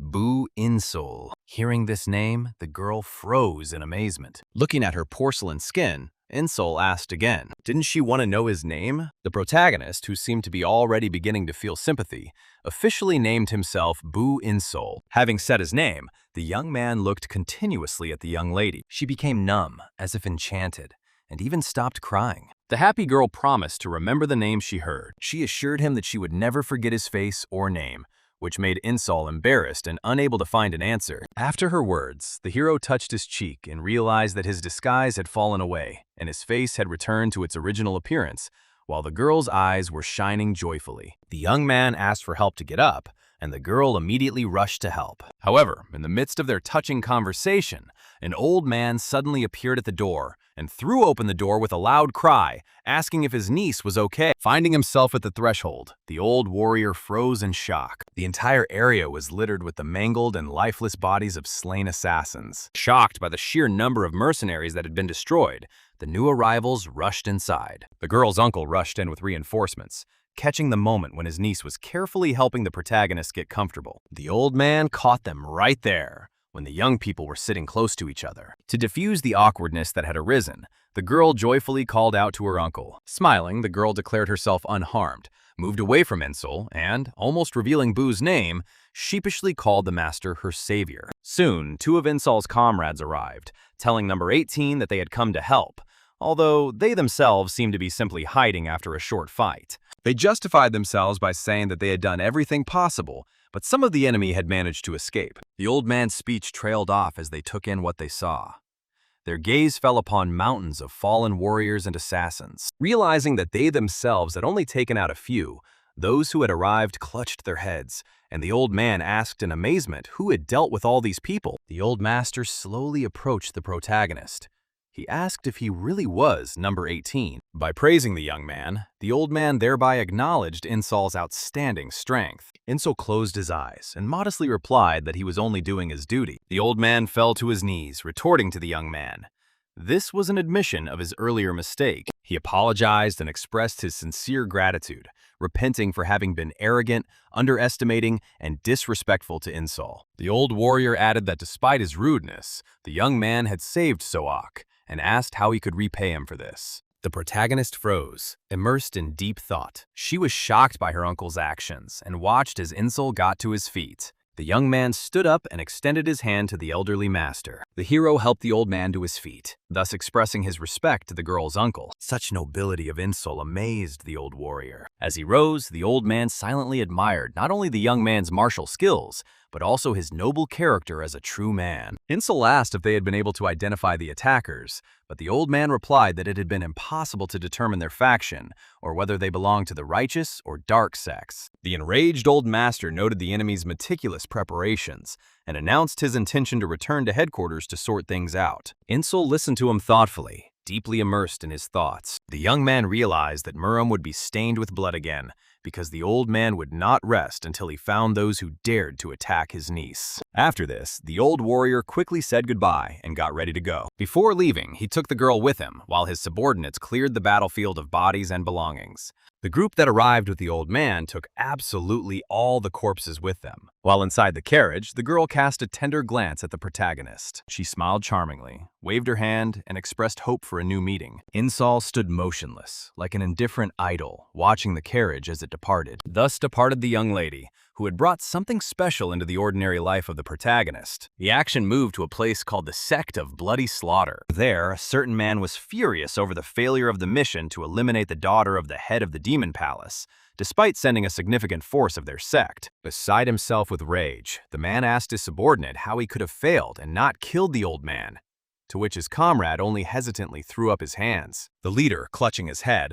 refused to believe that the attempt on the girl's life had failed. There was a noise outside, and in response to the manager's shout, the subordinate promised to immediately jump out and check the situation. However, as soon as the servant took a couple of steps, a sharp blade cut his throat, instantly killing him. Before the dumbfounded leader's eyes, the servant's headless body collapsed to the floor. Falling into panic and rage, the leader shouted, demanding an answer as to who dared to do such a thing. The next moment, blood was spilled. The uninvited guest mercilessly dealt with the screamer himself. Soon the territory was filled with numerous warriors. The Demon Palace Master's soldiers had arrived, ordered to find out who was behind the Bloody Slaughter Sect's attack. However, they were met with a terrible sight. The local leader was already lying breathless. The commander of the punitive detachment immediately returned with a report to his master. He angrily asked if they hadn't managed to capture a single enemy alive. The enraged ruler was Dan Wulhan, Dan Sook's father and the ruler of the Demon Palace. The subordinate reported that by the time they arrived, the members of that sect were already dead. The entire Bloody Slaughter sect was completely wiped out. Dan Wulhan was lost in thought, because upon learning of the assassination attempt on his daughter, he immediately began looking for the main contractor.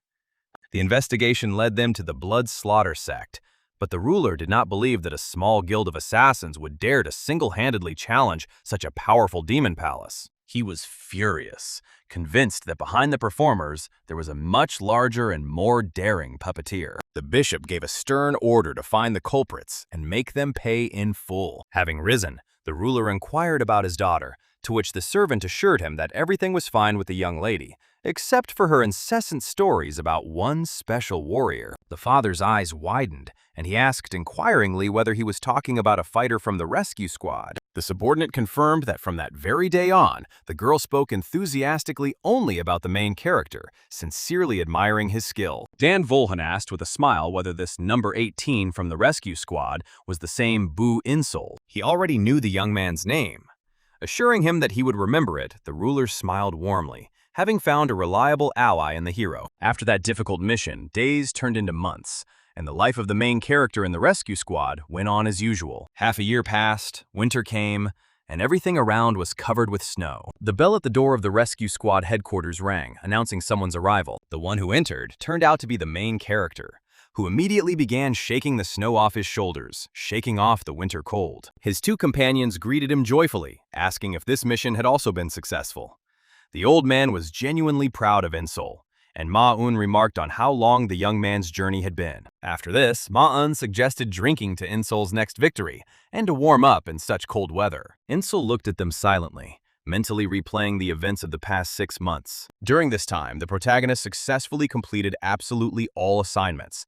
Not a single enemy was able to defeat him, and Insol's fame grew steadily. Thanks to this, 2 of his fellow branch members developed a deep respect for him, and their attitude towards the young man changed dramatically compared to the first days. Over time, their communication extended far beyond work assignments. They began to get together to drink, chat, and just spend time. The protagonist sincerely enjoyed their company, feeling previously unknown comfort, joy, and warmth. The young man grinned and reminded him of yesterday's drinking, but Ma-un objected that a new day had arrived and it was time to pour again. He added that time was running out. They were returning to the Demon Palace in 10 days, and Insol himself was planning to leave, so they needed to have time to sit together. The old man emphasized that after parting, they would no longer be able to share the intoxicating cup, and Ma-un volunteered to treat the hero as a token of gratitude for his help in returning to the Demon Palace. Insol tried to politely decline, citing the need to pack his things in the remaining 10 days. However, Ma-un immediately grabbed the hero by the hand, promising to personally pack his things, and the old man supported his comrade, urging him to put aside trifles and go drink. Insol had no choice but to be dragged outside by his friends, while Ma-un boastfully announced that he had 3 jugs of wine in stock. They climbed onto the roof of the building, where there was a great view and a pleasant fresh breeze. The friends admired the night sky, remarking on how beautiful the moon was that day. Admiring the bright moonlight, the companions settled themselves more comfortably, and Insol took his place as well. The old man made fun of Insol, saying that he had booked a private room on the 3rd floor, and the hero had dragged them up to the roof, to which Ma-un merely chuckled at the young man's peculiarities. Insol suggested emptying 1 jug right there and finishing the rest in the red pavilion, which caused a friendly laugh from his comrades, who poured him the intoxicating drink. The Trinity drained their cups at once, savoring every second before their imminent separation. They did not waste a moment, continuing to drink merrily, make toasts, and laugh. The old man praised the place the young man had chosen for its excellent atmosphere, and Insol modestly noted that he had spoken about this in advance. Smiling, the older comrade admired the young man's knowledge, and the protagonist explained that he simply avoided noisy and crowded places. While the hero drank calmly, the old man looked at him with a warm but sad smile, revealing his strong affection for Insol. Noticing that a whole year had already passed since Insol had appeared in their branch, the old man made the young man turn around. He admitted that at first he thought the young man was a braggart, but he immediately took on the most difficult task and completed it brilliantly, and then completed missions that veterans refused. Ma-un stood up proudly and declared that the hero's greatest feat was protecting the daughter of the head of the Demon Palace, while parodying Insol's intonation, which amused the old man. After all, at that moment, the newcomer Insol burst into the headquarters and personally gave them orders to restrain the killers. This episode was forever imprinted in their memories because of the striking and powerful aura of the main character. The old man recalled the devastation that had befallen the headquarters. Ma-un agreed, calling those events unforgettable. Sighing and looking at the sky, he added that with the advent of Insol, their life was filled with endless adventures. The old man sincerely admitted that he still didn't understand the true reasons for the young man joining the rescue squad, and Insol only looked seriously at his interlocutor. Looking at the bright moon, the older friend reflected on how chaotic this world is, and how everyone is just trying to live their life happily. He warmly invited the hero to always return to them for a cup of wine if he grew tired of life's hardships. These words struck Insol, because for the first time, he was treated like a member of the family. Hiding his inner joy, the protagonist reluctantly agreed. There was silence, but the old man continued to smile good-naturedly, waiting for an answer. Then he stood up abruptly, sighing and unexpectedly invigorating the silent company. Raising his cup, the old man loudly called on everyone to abandon sad topics and drink all night long. Ma-un readily supported the idea and poured more wine for his comrade, while Insol calmly sipped his drink. Their fun on the roof continued until the early morning, accompanied by loud laughter and fascinating conversations. After the get-together, the main character went downstairs and headed to the place of his next task. He walked alone, without his restless comrades who had become close to him, but his soul felt warm from the time spent together. Suddenly stopping in his tracks, Insol indulged in touching memories of this couple, who had taken a special place in his heart. Branch manager San Ryan was always concerned about profits and was a master at sycophancy, but otherwise remained a lazy and calm person. Ma-un was known for his hot temper and arrogance, but underneath this mask hid a simple and mischievous nature. Despite their shortcomings, the hero appreciated their sincerity and lack of falsehood, becoming genuinely attached to both of them. Insol's gaze took on a sad look. The awareness of deep affection made him sad about the imminent separation. Approaching the door of the room, the main character hesitated and was in no hurry to open it, only squeezing the door handle. He lifted the latch, but froze, feeling a bad premonition about what was happening inside. Despite the alcohol he had consumed, Insol's senses and mind remained extremely sharp and focused. Even without opening the door, he was clearly aware of the presence of a stranger behind the door, suspecting a potential killer. Understanding the danger, the hero crossed the threshold without hesitation. Completely fearless, but in full combat readiness, he stepped confidently inside, sensitively tracking every movement of the hidden enemy. Insol's steps were measured and cautious, leaving the enemy no chance of surprise. Suddenly, the stranger put a blade to his neck, but Insol didn't even close his eyes, demonstrating complete composure. The stranger standing behind the young man remarked ironically that he had not expected the legendary member of the rescue squad to be captured so easily. But Insol merely looked at him coldly. The protagonist calmly replied that he strongly doubted his carelessness. At that very moment, the cabinets around them swung open, revealing armed mechanisms. Insol suggested they see who exactly had been negligent, as he had lured the enemy into an ambush without them noticing. The shocked stranger instantly pulled the sword away from the hero's neck, not believing his eyes. He realized with astonishment that the hero had feigned ignorance in order to lure him straight into the trap he had set. Knowing the room well, Insol activated a hidden switch under his feet and made the crossbows aim at the stranger, after which he demanded that he state his name. Sheathing his blade, he replied that he had come from the Demon Palace with an important message, and that he was not an enemy at all, but a messenger from their own faction. The stranger instantly grabbed the letter and threw it at the protagonist with great speed, clearly intending to harm Insol. However, it was impossible to catch the young man off guard with such a trick, and the message was deftly intercepted with just 2 fingers. The guest was extremely impressed by such high-class skills, genuinely surprised by how easily the young man intercepted the letter thrown using the assassination technique, which the protagonist had already begun to carefully examine. The envelope was marked as level 4 difficulty, indicating that the protagonist had been given a particularly important and difficult task. The envoy confirmed the extreme difficulty of the task, adding that such a task was only assigned to elite members of the group, and that there were only 12 tasks of such rank. The guest expressed envy at the fact that the choice fell on the young man, as this clearly demonstrated the chief's recognition of Insol's outstanding abilities and his confidence in the successful completion of his mission. At that moment, the protagonist's brows furrowed, and a bad feeling flashed through his head. Having opened the envelope, Insol was puzzled to wonder what kind of order required such an unusual form of delivery. The letter specified a mission difficulty level 4, intended specifically for number 18 of the Yi-Yang branch. Only 4 days remained before the Yi-Yang branch was transferred to the direct control of the Demon Palace. The mission involved eliminating a duo known as the Demonic Two, who were described in the document as spies for the Murim Alliance. A shocked Insol faced a difficult choice: carry out the order and destroy his loved ones, or save them by betraying the Demon Palace. The situation reminded the young man of the death of his grandfather, who had connections with the Murim Alliance, and he froze in confusion at the thought. Categorically unwilling to take the lives of loved ones, the protagonist inquired about the consequences of possibly refusing the mission. Insol added that he would soon be leaving the rescue squad, so he did not intend to take on new commitments. The envoy sternly reminded him that this order was not a request, but an order of the highest importance, and failure to carry it out was tantamount to a direct rebellion against the Palace of Demons. The guest continued to explain the consequences that awaited the young man in case of disobedience. The Demon Palace's retaliatory strike would have affected more than just Insol's life. The hero immediately caught the hidden hint.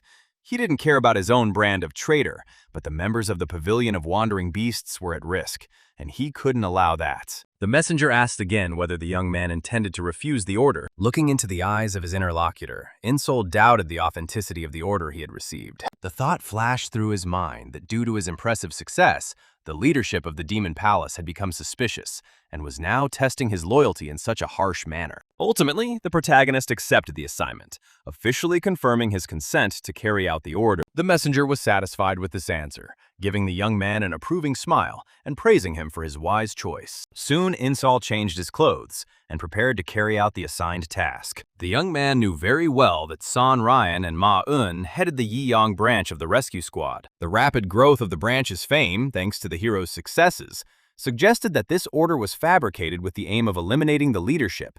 Therefore, it was necessary to first find out the truth about the alleged espionage activities of the comrades. If the suspicions turned out to be false, the need to carry out the bloody order would automatically disappear. This meant that his loved ones would remain alive, so the hero immediately set out on his journey. Insol recalled the story of how the Demonic Two was demoted for eliminating a spy from the Demon Palace, which seemed possible only with the intervention of agents of the Murim Alliance. Not wanting to jump to conclusions without solid evidence, Insol headed to the Guilin branch to find out all the details. Soon the young man arrived at his destination. Inside the room, a man was calmly arranging books on the shelves. The protagonist silently entered the archive. In the blink of an eye, Insol appeared behind the archivist, causing him to tremble with fear. The man dropped all the books from his hands in surprise. Holding a blade to the frightened worker's neck, the young man asked if he was Jin Dong, the head of this branch. The indignant man demanded to know which faction the impudent stranger came from. Having introduced himself as Bu Insol from the Pavilion of Wandering Beasts, the hero ordered him to tell the story of the events of 4 years ago without concealment. The archivist was taken aback by the name, recognizing the visitor as one of the 10 demonic masters. Insol warned that he would not be punished for the reprisal against him, urging them not to waste time. But he objected that only members of the rescue squad had access to the information. The obstacle was easily resolved by Insol's subsequent clarification. He revealed his serial number, number 18 of the Yang branch. The archivist was speechless with shock. After all, number 18 was the toast of the rescue squad. Noticing the man's puzzlement at the demon master being part of the rescue squad, the hero threateningly promised to take the archives after his liquidation, which is why the frightened worker immediately agreed to cooperate. Having quickly taken out the necessary chronicles, the man handed them over to the young man. The protagonist immersed himself in reading in search of the truth. Insol frowned and studied the lines eagerly, sincerely hoping deep down to find a refutation of his comrade's spying. Suddenly, the hero's gaze froze on the information that had been revealed. It turned out that even the righteous factions were teeming with enemy spies, making such intrigues commonplace for the Demon Palace and the Murim Alliance. Having slammed the tome shut, the protagonist sank into a heavy silence. My heart sank with sadness as my worst fears were finally confirmed. The next day, Insol headed to his comrades. The friends gathered together again over cups of the intoxicating drink. San Ryan and Ma-un were genuinely amazed that the young man himself invited them to have a drink at this place. The old man did not hide his joy, admitting that he had not even hoped to live to see the moment when Insol would call them to a feast. Ma-un continued the conversation by mentioning their frequent nightly gatherings on the roof. Sipping wine, the older friend recalled the saying that true affection makes one adopt the habits of a loved one. The feast continued, and empty jugs gradually filled the table. They hadn't drunk with such abandon for a long time, and the young man's company gave the drink a special flavor. While his comrades were chatting animatedly, the protagonist silently plunged into painful thoughts. Having eased the tension, San Ryan invited the young man to ask any questions that were bothering him, while Ma-un smiled knowingly, revealing their awareness of the purpose of the visit. Insol froze in complete stupor at these words. The young man quietly acknowledged the existence of important questions. The old man replied that he had managed to study the hero's character well, noting the unusual haste with which he emptied his cup. He added that people often seek courage in wine when they are embarrassed to reveal the truth. The protagonist was overcome by a strange feeling from the change in San Ryan's tone, which hinted at the complete awareness of his interlocutors. Both comrades seemed to know perfectly well the motives for Insol's arrival, and were ready to accept death at his hand. Having gathered his courage, the young man decided to break the pause that had arisen. Insol directly asked Sangliang and Ma Wung, "Are they really enemy spies?"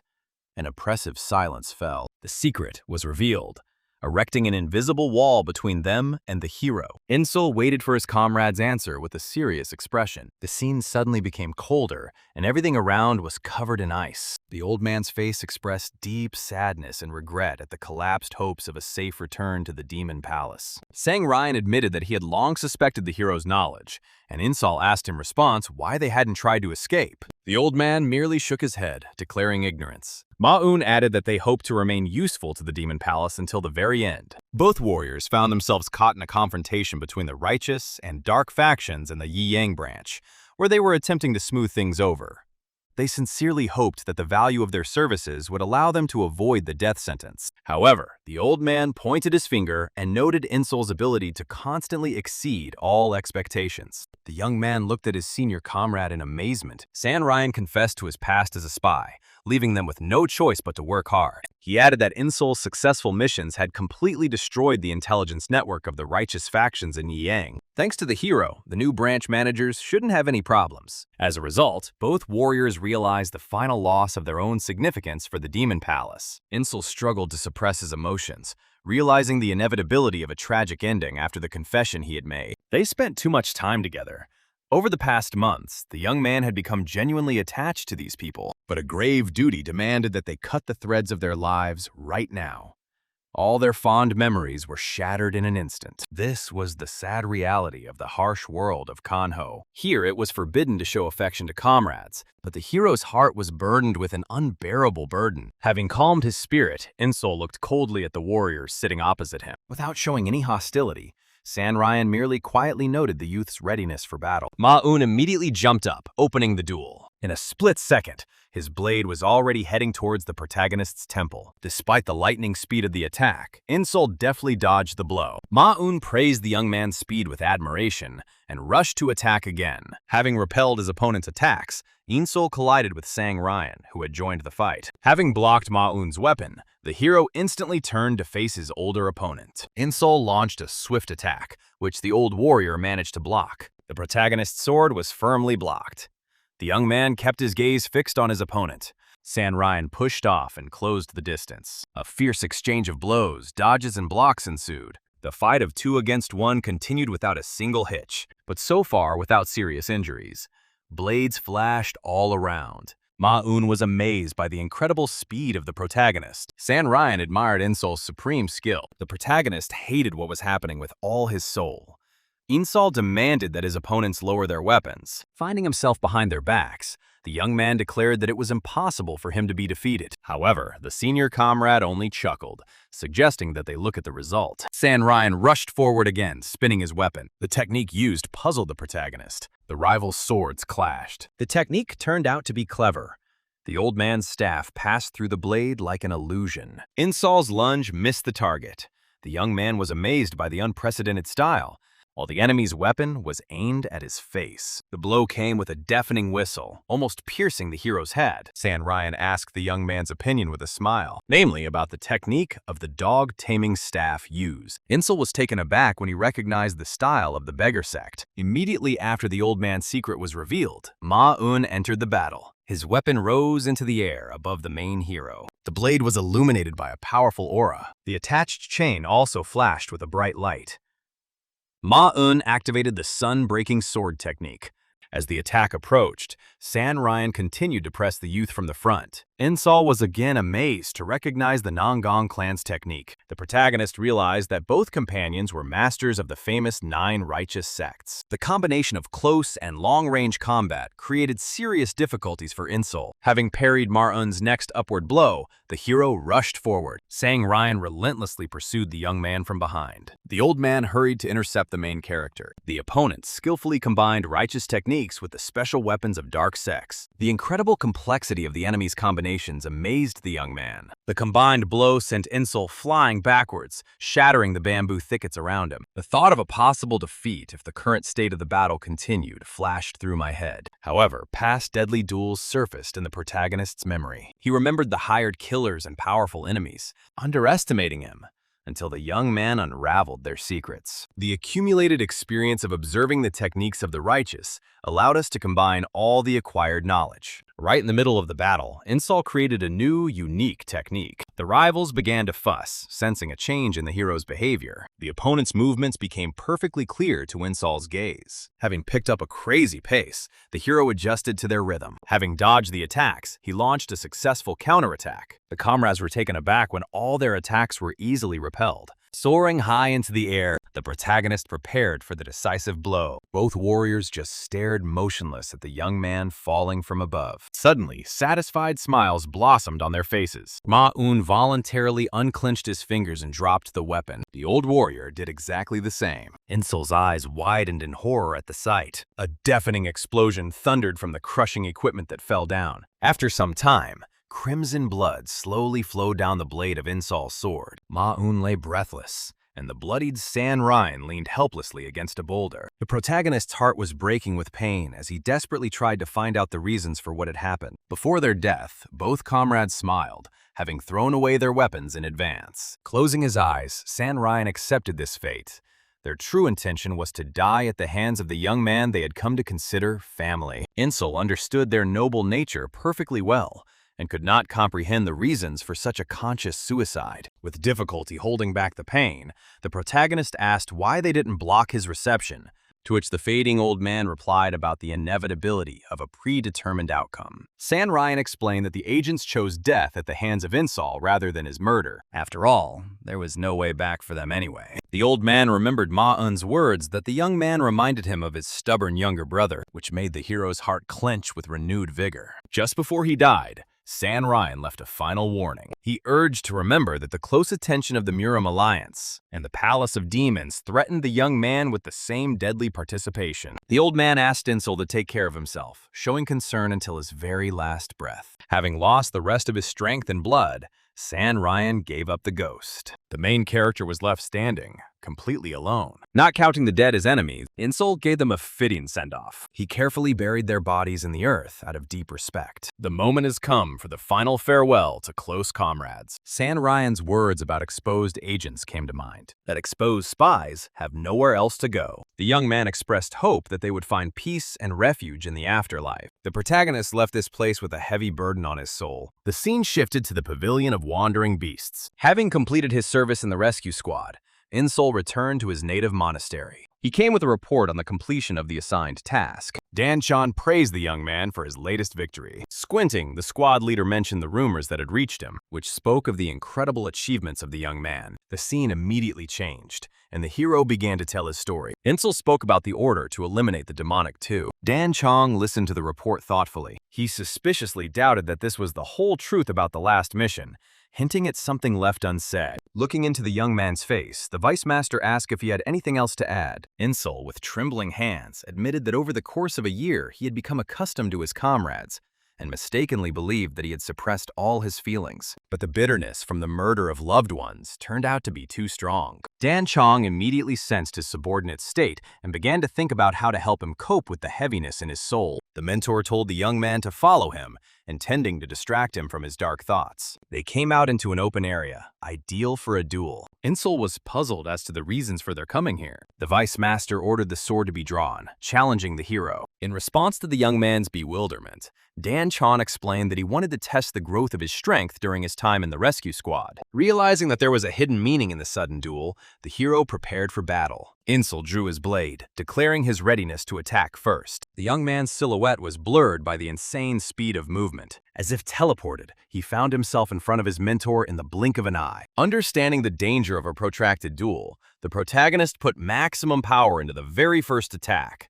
However, a hidden fear gripped Insol from what he saw. The opponent didn't even draw his sword, but there was no sign of vulnerability coming from him. Dan Chong smiled indulgently, conveying the ease of the situation.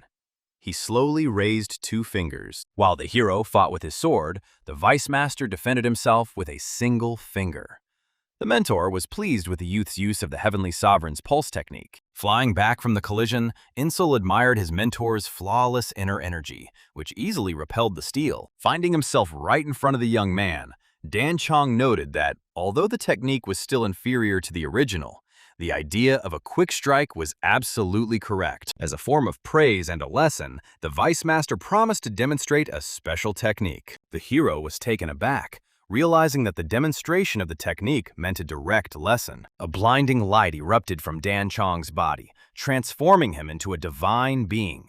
A wave of power sent Insol flying backwards again. Dan Chong urged caution in the face of the deadly danger of the technique, while the protagonist watched without blinking. The mentor warned that the young man would have to make every effort to survive. The Vice Master's drawn sword shone with a devastating light. The aura that erupted was reminiscent of divine art. Dropping his smile, Dan Chong warned of the attack. A deadly attack was bearing down on the protagonist, and one could only guess whether Insol would be able to hold it back without harming his life. Dan Chong slowly drew the blade from its sheath, which flared with a blinding radiance and a power that was about to burst forth. Mesmerized by the spectacle, the protagonist froze in amazement, amazed by the demonstrated skill and immense power. At that moment, the multiple radiance of the reception being prepared clearly flashed before the young man's eyes. A thin thread of light cut through the space as the mentor lunged, drawing the trajectory of the blow incredibly quickly. Following the single flash of the swing, millions of glowing stripes instantly appeared, as if the single swing had given birth to countless attacks. A crushing attack fell behind Insol with 100 cuts, instantly reducing the surrounding area to rubble. Amazingly, not a single flying flash touched the young man's flesh, clothes, or hair, leaving the hero in shock. Frozen, Insol looked at the boulders turned to dust behind him, realizing that if they had hit living flesh, all that would have remained of him would have been minced meat. The stone blocks, destroyed to their foundations, plunged the young man into a deep shock, not allowing him to believe his eyes. Thinking about the instant destruction of a huge boulder behind his back, the protagonist mentally reproduced the movements of the Vice Master. An outwardly simple swing concealed 100 simultaneous blows. Without taking his eyes off Dan Chong, the hero acknowledged his incredible power and doubted that he would be able to reach the height of 100 attacks in one swing. And the mentor watched his student's reaction with a satisfied smile. The Vice Master mentally noted that he had demonstrated the technique at the supreme divine boundary level, feeling not just joy, but a passionate interest in the young man. As Dan Chong watched Insol, he reflected that most people who witnessed such a technique despaired because of the enormous gap in power. The mentor was amazed by the young man's gaze. Despite the awareness of the gulf between them, Insol's face expressed not fear and despair, but the passionate ardor of striving for the top. The Vice Master was once again convinced in his mind that he had been right in his decision to protect this young man before the Lord of the Demon Palace. Dan Chong approached Insol and explained that he had reduced his reception speed by 5 times in order to clearly demonstrate all the transformations in his skill. Insol was speechless as he realized that at full speed, death would have come in the blink of an eye. Continuing his instruction, Dan Chong reminded us of the cruelty of the Murim world, where expressions of feelings and attachments are forbidden. The mentor added that in Kanho, today's comrade can become an enemy the next morning, and injustice is the norm. As advice, the Vice Master shared his own experience of getting rid of unnecessary thoughts in difficult times and focusing completely on training. Listening to the words of the mentor, the protagonist realized the Vice Master's sincere desire to teach him the harsh wisdom of the martial world. With all sincerity, Insol promised to forever imprint in his memory every piece of advice given. Freed from his melancholy, the young man was filled with a thirst for power, and Dan Chong grinned, knowing of his gift for copying techniques and giving all his strength. Giving the hero a friendly pat on the shoulder, the Vice Master suggested that he seek help if he hit a dead end in his training. Having accepted the offer with grateful consent, the protagonist felt confident in the mentor's support on the path to mastering the art. After some time, Insol began making practical attempts to recreate the technique he had seen. Standing alone in the forest thicket with a sword in his hands, the young man mentally recalled the smallest details of the technique. A single showing was enough to leave a clear image of the reception in the young man's mind. The style seen was distinguished by incredible concentrated speed due to the unification of all combat transformations in a single movement. With his current capabilities, Insol was only able to deliver 12 cuts per swing instead of the required 100. Gripping the handle of the blade tighter, the protagonist decided to reproduce 108 variations of attacks. Staring at the steel, Insol reminded himself again of the need to fit all the changes into one blow. Having collected his thoughts, the protagonist fixed his serious gaze on the target and made an instant lunge. From the outside, the young man's movements resembled the work of an experienced hired killer who had made a single swing. Demonstrating a phenomenal ability to copy techniques, Insol produced similar flashes, although he was still far from his mentor's bright lines of light. The blow crashed down on the target with a devastating cloud of dust. But the stone blocks did not shatter into rubble, as with Dan Chong. The result was far inferior to the Vice Master's skill. Only 3 deep cuts and a few small scratches remained on the trees. Speechless from disappointment, the protagonist mentally admitted the fallacy of his hopes for easy success. The young man recalled his mentor's warnings about the incredible complexity of the style, which united all forms, realizing that Dan Chong did not expect to master it instantly. Realizing the impossibility of exact copying, Insol began frantically searching for another effective approach. An idea arose in the young man's head to combine all the previously studied techniques according to the principle of the structure shown. The idea was to create my own version of the technique, one that would perfectly suit my personal experience and the impulses of my heart. The hero's gaze flared with renewed vigor as his mind clearly formed the concept of a combination of all his accumulated skills. For his first experiment, Insol decided to combine the 13 familiar moves of the Fire Kingdom form into a single lunge. Having formed a plan, the protagonist made the move again, implementing a modified version of the Vice Master's technique. The impact of the strike was not captured on camera, but the birds flying away in terror testified to the release of a formidable force. With the arrival of a new morning, the hero continued his tireless training, developing suitable variations. A few weeks later, Insol turned to his mentor for advice on his shortcomings. Having understood the Vice Master's explanation, the young man released a red streak from the blade, indicating that the energy concentration was not fully concentrated. Over the course of months of training under the supervision of the squad leader, the hero's hand became invisible due to the speed of his swings, confirming his colossal progress. A new yellow flash hit its target, almost replicating the shape of the Vice Master's technique on a smaller scale. Each attempt became more and more perfect, clearly demonstrating the path the hero had taken. Experimenting with his mentor's style and his own variations without rest, Insol trained relentlessly for a whole year. Finally, the young man headed to the place where he intended to unleash the martial art he had created. The hero's worn-out shoes clearly testified to the grueling labors of the past year. Insol's face was covered with numerous abrasions and scars, traces of harsh practice that lasted until he had fully mastered the concept. Standing frozen in front of a dense forest, the protagonist prepared to demonstrate the final result of his labors. Without hesitation, Insol drew his steel and caused the blade to glow with the scarlet light of his unique signature technique. A single swing released a terrifying scarlet-black aura, imbued with a deadly thirst for revenge and destruction, strikingly different from Dan Chong's style. The dense red stream gradually narrowed, acquiring a lifelike, chaotic trajectory. Following the nightmarish attack, the forest thicket was filled with thick smoke from the crushing blow. A triumphant smile blossomed on the protagonist's face, signifying his successful recreation of his mentor's technique in his own style. However, the extreme load of the combined style proved too much for the conventional weapon, causing the blade to break from the inside. Looking at the crumbling blade, Insol whispered with a joyful sigh in his mind about the long-awaited achievement of his goal. The astonishing destruction in the forest proved the uniqueness of the style. While the Vice Master destroyed a single target, the hero's attack cut down dozens of trees in one fell swoop. Like the genius Kakashi, the young man showed a remarkable talent for copying and enhancing the techniques of others. While rejoicing at the achieved result, the hero nevertheless thought about the completeness of the implementation of his plans. Taking the structure of the mentor's movements as a basis, the young man combined in it absolutely all the techniques known to him. Because of this, the attack came out much more heavy-handed and imbued with the spirit of vengeance than the Vice Master's original style. The sudden presence of an outside observer made the hero wary. The spectator turned out to be one of the squad leaders, who greeted the young man in a friendly manner. Having finished his greeting, the guest immediately drew attention to the scale of the surrounding destruction. The observer looked at the felled trunks with a shocked expression.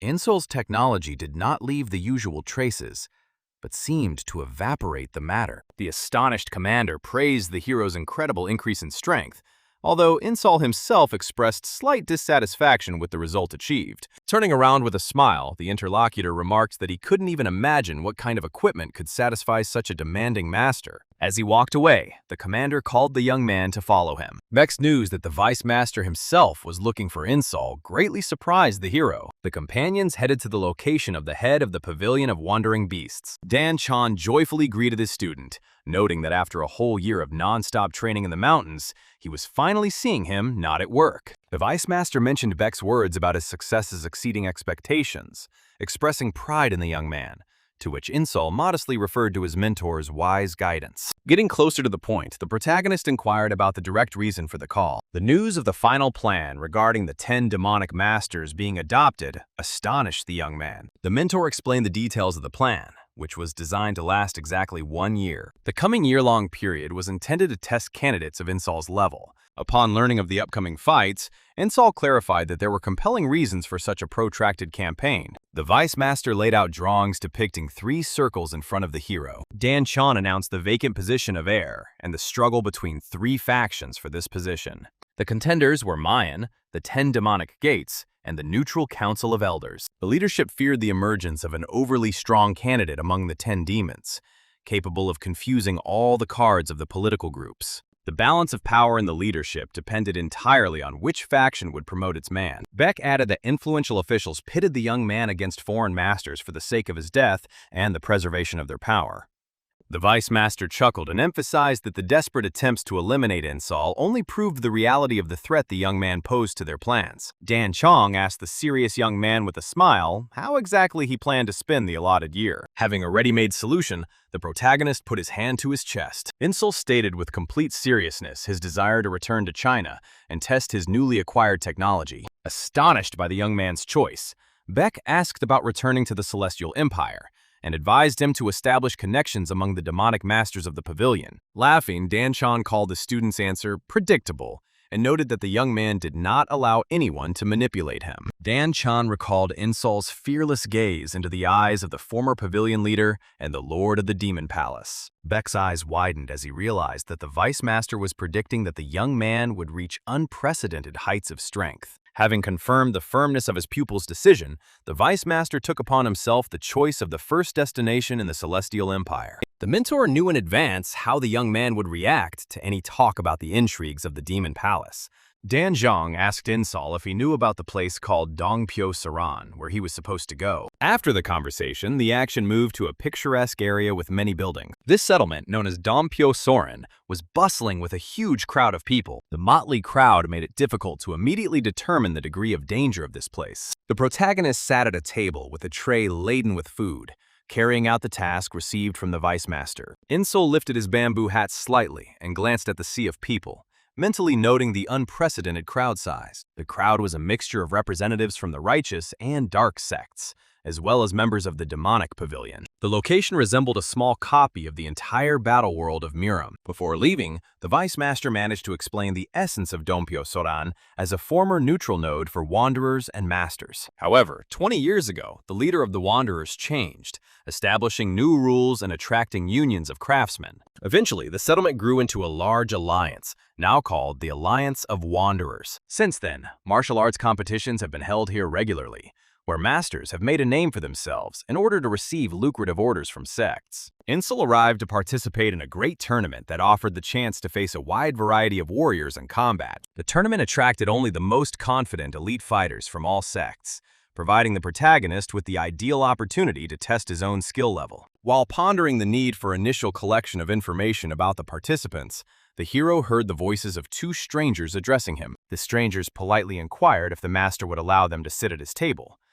The reason for their request was the lack of available seats in the establishment. Giving the petitioners a sharp look, Insol allowed them to sit down. The young man's voice sounded so stern, as if he was ready to hurt the people who had gotten in his way. He suddenly became serious. Then a smile of anticipation flashed across Insol's lips at his successful arrival. The hero mentally rejoiced at meeting the candidate for testing the equipment, while he good-naturedly thanked him for a seat at the table. While waiting for the tournament to start, Insol whiled away the time with a meal. The fellow traveler was sincerely pleased with the young man's responsiveness, noting the rarity of such kindness among the usually gloomy inhabitants of the Celestial Empire. While the guest chatted carefree, the hero listened silently, sipping his drink. The interlocutor animatedly asked if Inseol had also come for the martial arts tournament. The reason for the question was the guest's own intention to participate in the competition. The main character nodded. When his companion mentioned the amazing prize for the winner, Insol, drawn by the question, clarified the nature of the award. With an enthusiastic smile, the interlocutor named the main prize, the Divine Sword of the Swift Spirit. The man added that the legendary blade was renowned throughout Murim for its ability to cut souls, attracting even masters of past generations. The news of the Divine Sword filled Insol with excitement, as such a name guaranteed the strength of the steel. The youth's excitement was explained by the fact that ordinary weapons would break under the strain of the High Heaven style, but the Divine Blade would allow him to unleash his full power. Amidst his companion's chatter, the protagonist suddenly noticed suspicious activity, staring sternly towards the entrance. An enraged man burst into the dining hall, filling the room with angry shouts directed at the demon of Mount Chan. The object of his rage turned out to be a large man, whom the man who came publicly cursed as a murderer and a thief for the audacity of appearing there. Threatening immediate reprisals to avenge the sect leader, the attacker was met with a smirk from a large warrior who recognized him as a disciple of the Northern Sword Sect, and ridiculed the attempted challenge from the weaklings, whose leader did not last even 30 seconds against him. He wondered if everyone was tired of life, and Franco noticed the fear of those present while he threatened them with a demonic grin. Barely containing his fear, he still dared to object, and asked if he really considered himself the only sitch in the world. After all, for every force, there is a restraining force. This caused the man to scream loudly. He called on those around him to unite against this monster. However, those present only looked at each other silently and did not lift a finger. The guy was genuinely perplexed as to why no one was rushing to help and ignoring their plight, completely oblivious to the fact that Franco had already gotten very close to him. Insol's interlocutor shook his head with a sigh and snapped that the poor fellows simply didn't know the main local rule: don't interfere in other people's affairs. He further explained that the martial artists belonged to different factions, so outside groups never interfered in the conflicts between the righteous and unrighteous clans. Having called the poor fellow an insect, Franco did not leave him a single chance, and the poor fellow, with his mouth open and spitting up blood, collapsed from a deep cut. As soon as the guy in orange fell, Franco immediately grabbed his skinny, loud companion, who was helplessly thrashing at his iron grip, by the neck and shoulder. However, another madman was found who was tired of living. A weak warrior decided to intervene and finish off Franco. Due to the warrior's obvious weakness, Franco needed only a single swing of his axe to inflict critical damage and send the poor fellow on a protracted flight into the sky. Calling them worthless bugs, the giant slowly moved forward, intending to finish off his victims. Finally, he warned the weaklings about the futility of revenge, which only leads to inevitable death. But the main character was already burning with the desire to draw his blade, and his predatory grin hinted at a thirst for reprisal against the insolent man. Sensing something was wrong, the interlocutor guessed Insol's intention to intervene in someone else's fight, and tried to call out to him to stop him. Insol stood up, his single gaze fixed on the target, while the man sitting next to him called out to him in warning, asking if he was planning to help the poor fellows. The protagonist silently stepped forward, and the man only sighed, thinking that the newcomer didn't know the local laws and that no one would appreciate his exploits here. Franco was burning with impatience to deal with the victims, and asked the poor fellows who had interrupted his dinner which leg they would prefer to start with. As soon as Insol approached, the giant sensed the alien presence, looked around, and shouted menacingly, asking what the young man's problems were and what he was trying to achieve. However, the protagonist continued to silently close the distance, his gaze fixed on his victim. Angered by the young man's silence, Franco asked him again with a curse. This caused the giant to immediately charge forward, preparing to unleash his most powerful attack. And with all his might, he brought the weapon down directly on the protagonist's neck. However, everything happened so quickly that even the watchful gaze did not catch the movement of Insol's blade, which destroyed the enemy with one blow. Franco only had time to wonder in amazement about his own neck. The giant's head instantly slid to the side. That's how easily and casually the young man cut off Franco's head, like a true assassin. Witnesses to the incident were stunned with shock due to the incredible speed. No one even noticed the swing, and the giant that had inspired fear in everyone was already lying dead. In-Soul's previous interlocutor also fell into a stupor, casting a frightened glance at the protagonist. The crowd couldn't believe their eyes, and the three surviving wretches even jumped up from their seats in amazement. The rescued man warmly thanked the great master and promised to repay the kindness someday, while In-Soul silently walked away. Thus, the young man left the establishment and headed towards the exit. The man sitting at the table only grinned at what he saw, amazed by the lightning-fast unsheathing of the blade. He thought with a smile that this technique alone would not be enough for the young man to survive in these places, but the silent guy clearly aroused his sincere interest. He regarded this act as saving the weak, and his commanding tone revealed him as a man of high standing. Sometime later, in the tournament arena, the Master of Ceremonies loudly announced his greetings to those gathered. Introducing himself as the caretaker Joe Manchian, he took on the role of judge and observer of the upcoming competition. The organizer noted that this was the 4th time the martial arts tournament had been held in this region, and expressed gratitude to all the masters who had attended. He then announced the basic rules. Anyone could participate as long as they gave their name, and the fighters took full responsibility for the outcome of the fights. The judge added that to pass the qualifying round, it was necessary to either win 3 matches or go 8 minutes without anyone wanting to fight. According to the 3rd rule, as soon as 36 winners were identified, the next stage would immediately begin, with 2 duels being held daily. In-Soul listened carefully, aware that any interference or attack on the local organization would deprive the offender of the reward, which would jeopardize his goal of obtaining the blade. The Master of Ceremonies' loud cry started the competition, evoking jubilant cheers from the crowd, who were anticipating spectacular fights. The host called on the first daredevil to step into the arena. The warriors hesitated, preferring to first assess the enemy's strength from the outside. Yet one master stepped forward decisively to open the tournament. The protagonist, eager to try out his technique, came out on stage and introduced himself as In-Soul. The manager was taken aback at the sight of the young man, who seemed extremely familiar to him, and all because this very guy had recently dealt with one of the arriving masters.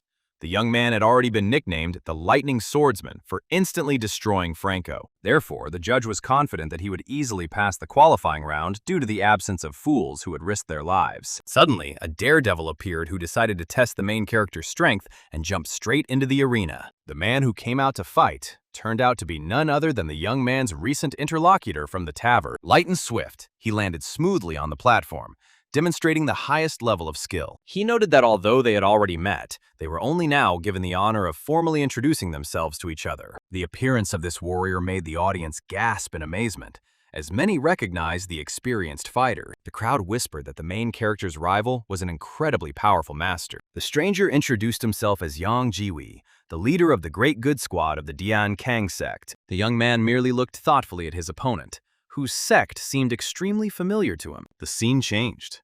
The atmosphere in the arena instantly changed as the protagonist and the renowned fighter stood facing each other. The opponent smiled openly at the young man, since he had no intention of taking his life, being a noble warrior. The protagonist's eyes widened as he realized that such a famous master was standing in front of him. The audience began to whisper when they recognized Yan Jivi, and began to ask if this was the same famous mentor from the Great Path Squad. In-Soul was puzzled because although his opponent's name was on everyone's lips, he did not expect to meet him in person and did not recognize him immediately due to his different appearance. The joyful master laughed and asked the young man whether he had expected his dining companion to be a master of the Great Way of the Dian Kang sect. However, the master's amusement evaporated as soon as In-Soul calmly replied that he was well aware of his affiliation with the Dian Kang sect. The young man added that he guessed it from the thin and short sword, characteristic of this school. This deeply astonished the master. He asked if In-Soul knew exactly who he was dealing with, since he knew so much about the sect. In-Soul's gaze instantly became serious and pierced his opponent, as the name of the Great Good Squad leader thundered among the warriors. Yang Jiwi became a disciple of the sect at the age of 14, and within 3 years he was shining in tournaments, demonstrating remarkable skill. A year later, he left the Murim alliance and went wandering around Jianghu to test his strength. As the heir of a righteous sect and one of the key targets of the Demon Lord, assigned to Ying Sol's squad for elimination, the master caused an intrigued grin to appear on the young man's face. There was not a hint of malice in the master's manner. He assured with a smile that he had entered the arena solely to protect the young man. Jivi acknowledged the hero's impressive sword speed, but reminded him of the righteous nature of the tournament and underestimated his strength, doubting he could survive with such superficial skills. Confident in his unrivaled experience after his constant victories, the master advised the boy to give up and return home, so as not to perish in vain. In-Sol just sighed and replied with a playful smile that he had expected more compelling words. He categorically refused the offer to surrender, intending to test the limits of both his opponent and his own. Realizing the protagonist's inflexibility, Jivi drew his blade to teach the young man an object lesson. With words about the need to demonstrate the difference in class, the master disappeared into thin air. In the blink of an eye, he appeared behind the protagonist, holding his sword to his neck, but not a muscle moved on the young man's face. Smiling confidently, the master promised to prove his superiority and force the boy to capitulate. But In-Sol's penetrating gaze clearly followed all of Jivi's movements. The young man swung his sword with a swift movement. Jivi instantly leaped back, turning the fight into a duel of speeds. Returning to his original position, the satisfied master noticed someone else's inflexibility. Taking a stance, he masterfully swung the blade and joyfully stated that his expectations had been met. The smile disappeared from his face, and his gaze became filled with seriousness and the intent to break his opponent. A powerful swing cut through the air in a sharp arc towards In-Sol's neck, but the young man deftly dodged. The protagonist immediately recognized the son's sword shot style, similar to Ma-Eun's technique. He remembered these long-range attacks very well, since his former close friend had mastered them. A continuous barrage of lightning-fast attacks was intended to quickly force In-Sol to surrender and save him from death. However, the protagonist easily dodged, literally dancing between blows and calculating the path to rapprochement, since, at a distance, the enemy had the advantage. Irritated by his mistakes, the master suggested trying to dodge the next attack. He used the special long-range technique, Absolute Solar Slash, aiming it straight at Ying Sol. The young man peered intently, tracking the trajectory of movement. The master stood dumbfounded when his trump move did not cause any harm to In-Sol. As he continued to attack, he admired the grace of the young man, who easily surpassed Dian Kang's supreme art. He realized that before him was not an ordinary fighter, but a true expert in the way of the sword. The master cried out and asked if Ying Sol had ever fought against the Sunshot disciples before. He felt like the boy knew every move inside and out. In-Sol paused his attack, glanced at his opponent, and answered his question. The young man thought for a moment, remembering Ma-Eun, whom he had recently killed with exactly the same style. In-Sol briefly confirmed this guess. He told of a previous battle with a master of a similar technique who used a very unusual weapon, which greatly surprised Jiwi. The young man added that his previous opponent was significantly faster and more advanced, leaving Jivi speechless from the unfavorable comparison. Closing his eyes, the master admitted with a bitter grin that he had colossally underestimated the warrior. Stung to the quick and humiliated in public, he prepared to fight with all his might.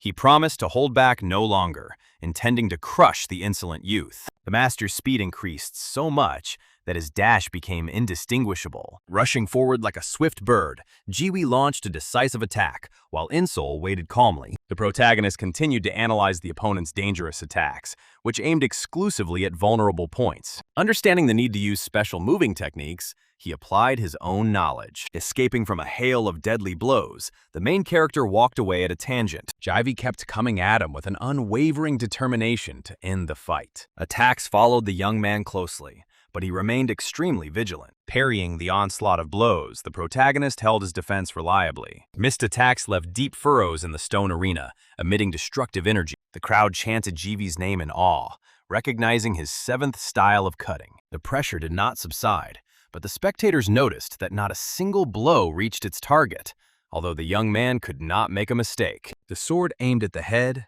eyes, spine, and vital organs. As he dodged, In-Sol recognized elements of the Fire Rain style, which he himself had once corrupted with a thirst for revenge. He clearly remembered the times when an uncontrollable thirst for revenge for his grandfather turned any technology into a murder instrument. The protagonist understood that such thoughts blinded the warrior and made his own defense weak and vulnerable. While attacking, the the master was suddenly struck by the change in his opponent's stance. He recognized the absolute sword stance with alarm, realizing the variety of the young man's skills. However, a smirk then crossed his face as he noticed the gap. Jaibi felt that Insol lacked experience and opened up. He immediately rushed to take advantage of this oversight. Finding the young man's technique ineffective, the master struck at an unprotected area, unaware that it was a clever trap, as Insol easily blocked the attack. Having taken a crushing blow on his sword right in the face, the protagonist remained absolutely calm.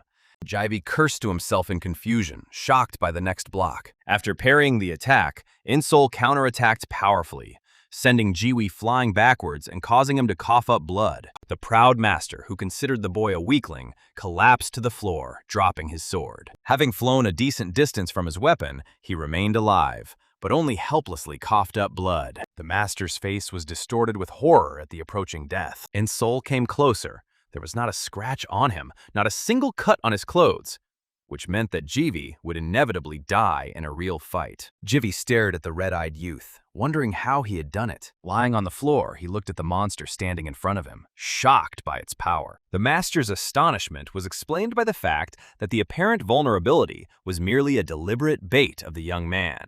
A split second before the fatal blow, Insol managed to instantly block the attack. Moreover, the protagonist turned someone else's power against Jivi himself. It took the young man a split second to execute this counterattacking maneuver flawlessly. Taking his own blow back, the master only widened his eyes in shock. Insol followed up his counterattack with heavy sword art, causing heavy injuries to his opponent and sending him flying backwards.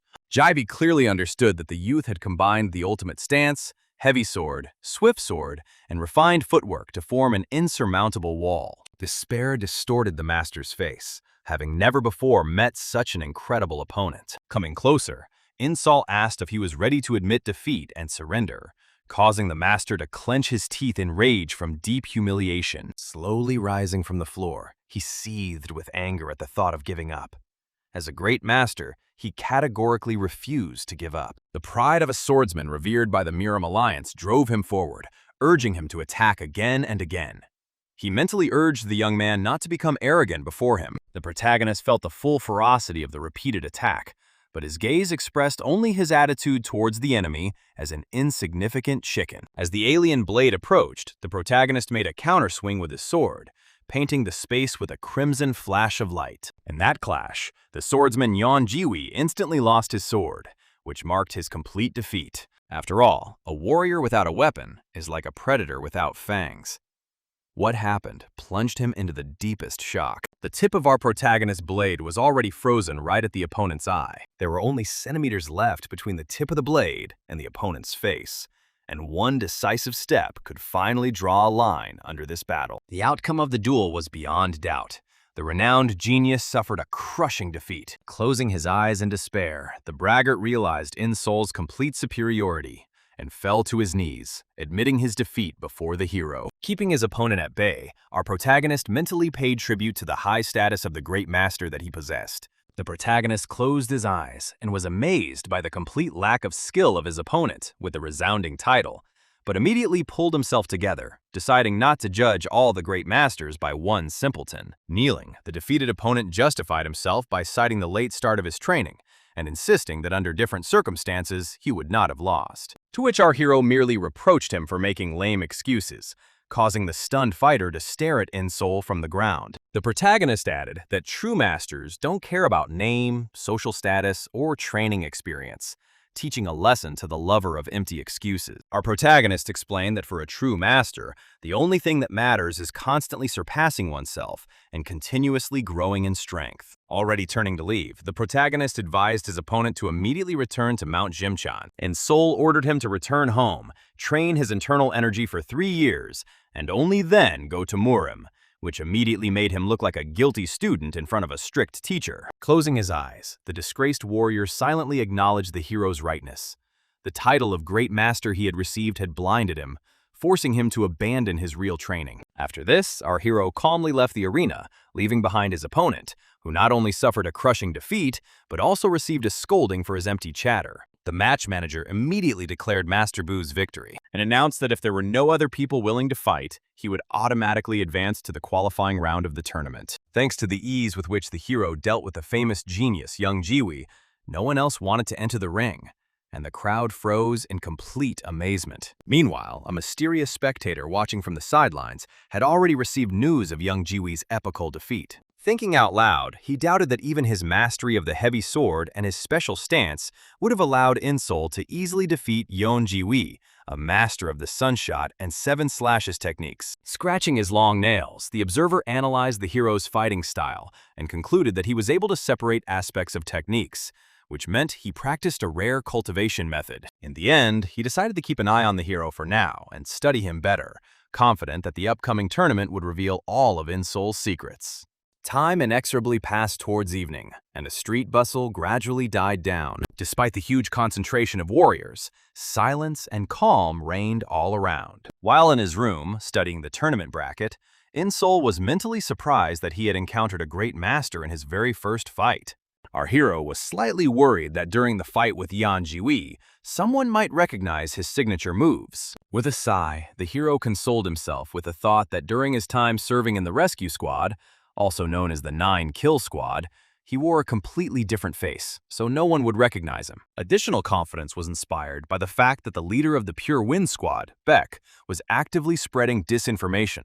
If the hero had been exposed by the Righteous faction, a punitive detachment would have been sent after him long ago. And yet, the hero still had a bad feeling in his soul, even though he preferred to write off the past duel with Yeon Jiwi as a simple coincidence. Then Insol turned his gaze to his next opponent, as the main stage of the tournament was just around the corner. Looking at the tournament bracket, the hero discovered that his future opponent would be Hwa, known as the Hero of Waves. This Hwa was renowned as a noble protector of all travelers, whose righteous deeds and kindness placed him among the greatest heroes of the righteous sections. Numerous rumors about Hwa surfaced in the protagonist's memory, thanks to which he was able to gather some information in advance. Insol understood perfectly well that the upcoming fight would not be a walk in the park, and he prepared himself for maximum seriousness. Suddenly rising from his chair, our hero felt someone's close presence in the area. And indeed, some hired killer was silently lurking under the ceiling, to whom the protagonist, standing with his back to him, asked without further ado about the purpose of his visit. The uninvited guest chuckled and expressed his sincere admiration for the protagonist's incredible instincts.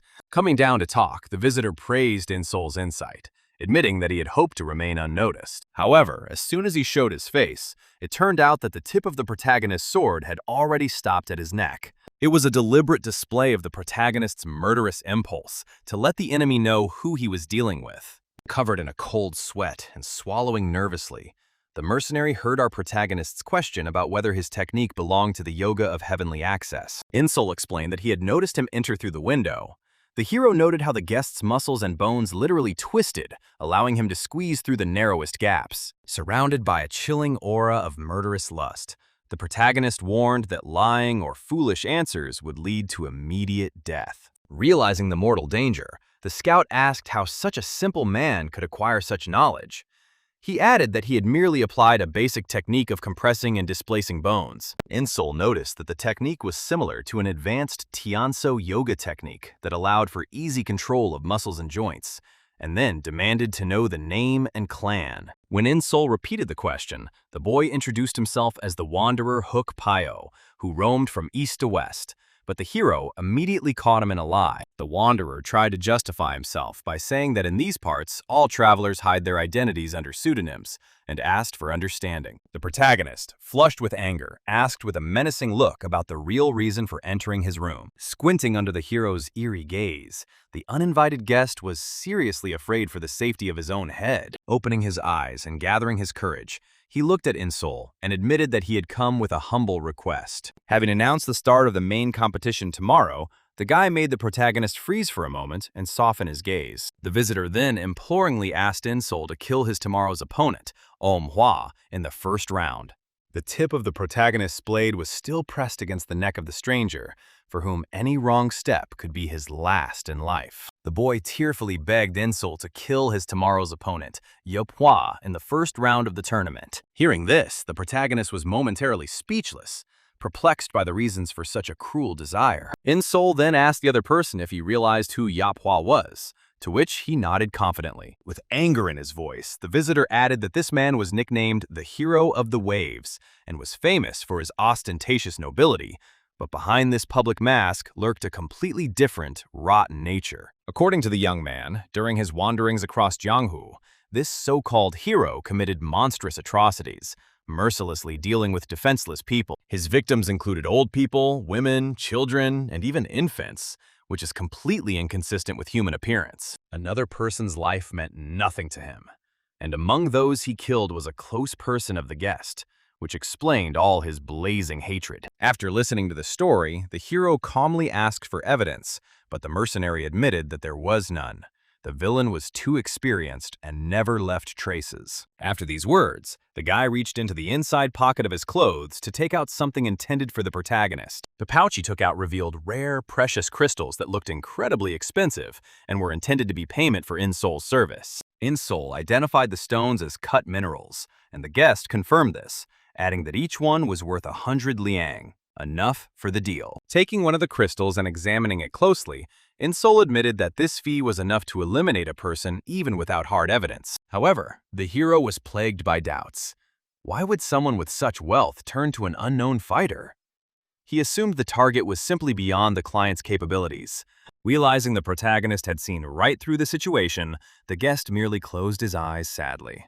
He confirmed the protagonist's correctness. The visitor explained that Yapwa was an outstanding master, and only a madman would dare to attempt his life, since failure would make the killer an enemy of the entire Murim world. Bowing his head, the guy apologized to our hero and asked him to simply forget about his request. Our protagonist remained silent, although his serious gaze showed a desire to personally find out who his future opponent really was. Night gave way to morning, and the long-awaited day arrived for the start of the main fights of the martial arts tournament after the completion of the qualifying stages. The first round of the competition was marked by the brutal defeat of one of the fighters, who was bleeding and writhing in pain with a severed arm. The winner of this first duel was Wu Jinggang, whose body and clothes were not left with a single scratch. Having completed the first duel, the Master of Ceremonies announced the participants for the next round of the arena. The name of our hero, known in these parts as Bu In-Sol, rang out loudly, and the protagonist confidently stepped towards the platform. The second member announced was the famous and beloved by the public for his kindness,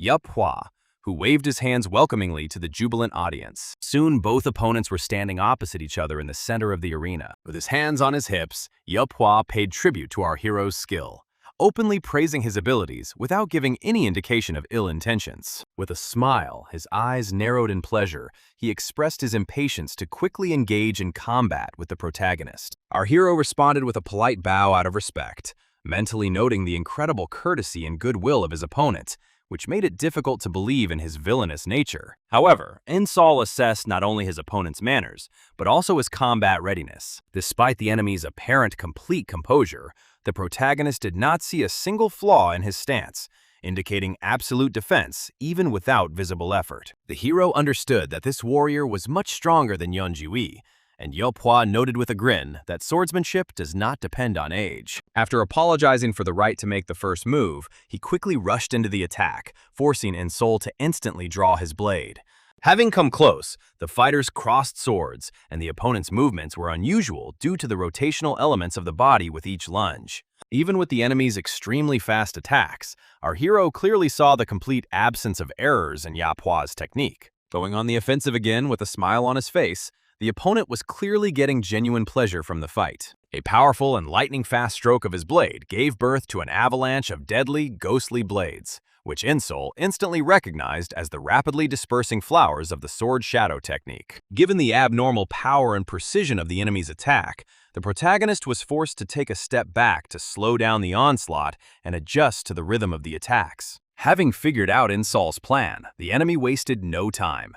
He didn't give the protagonist a single chance to counterattack or break distance.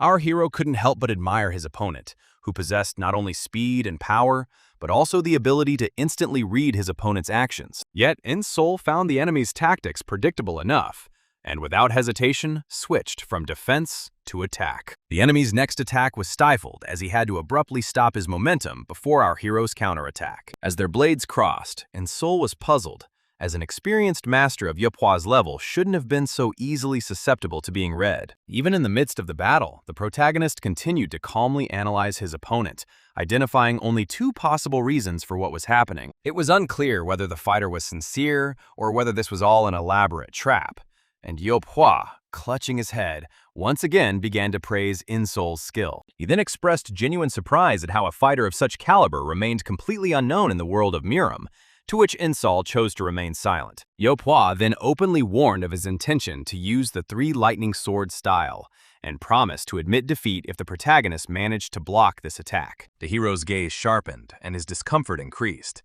It was as if a demon in the guise of an angel stood before him, although Insol still had no direct evidence of his crimes. Yeopua's words caused a storm of delight among the public, who believed that the noble master was simply sparing the life of his young rival. The spectators vied with each other in praising the warrior's righteousness, while a mysterious figure stood silently to the side.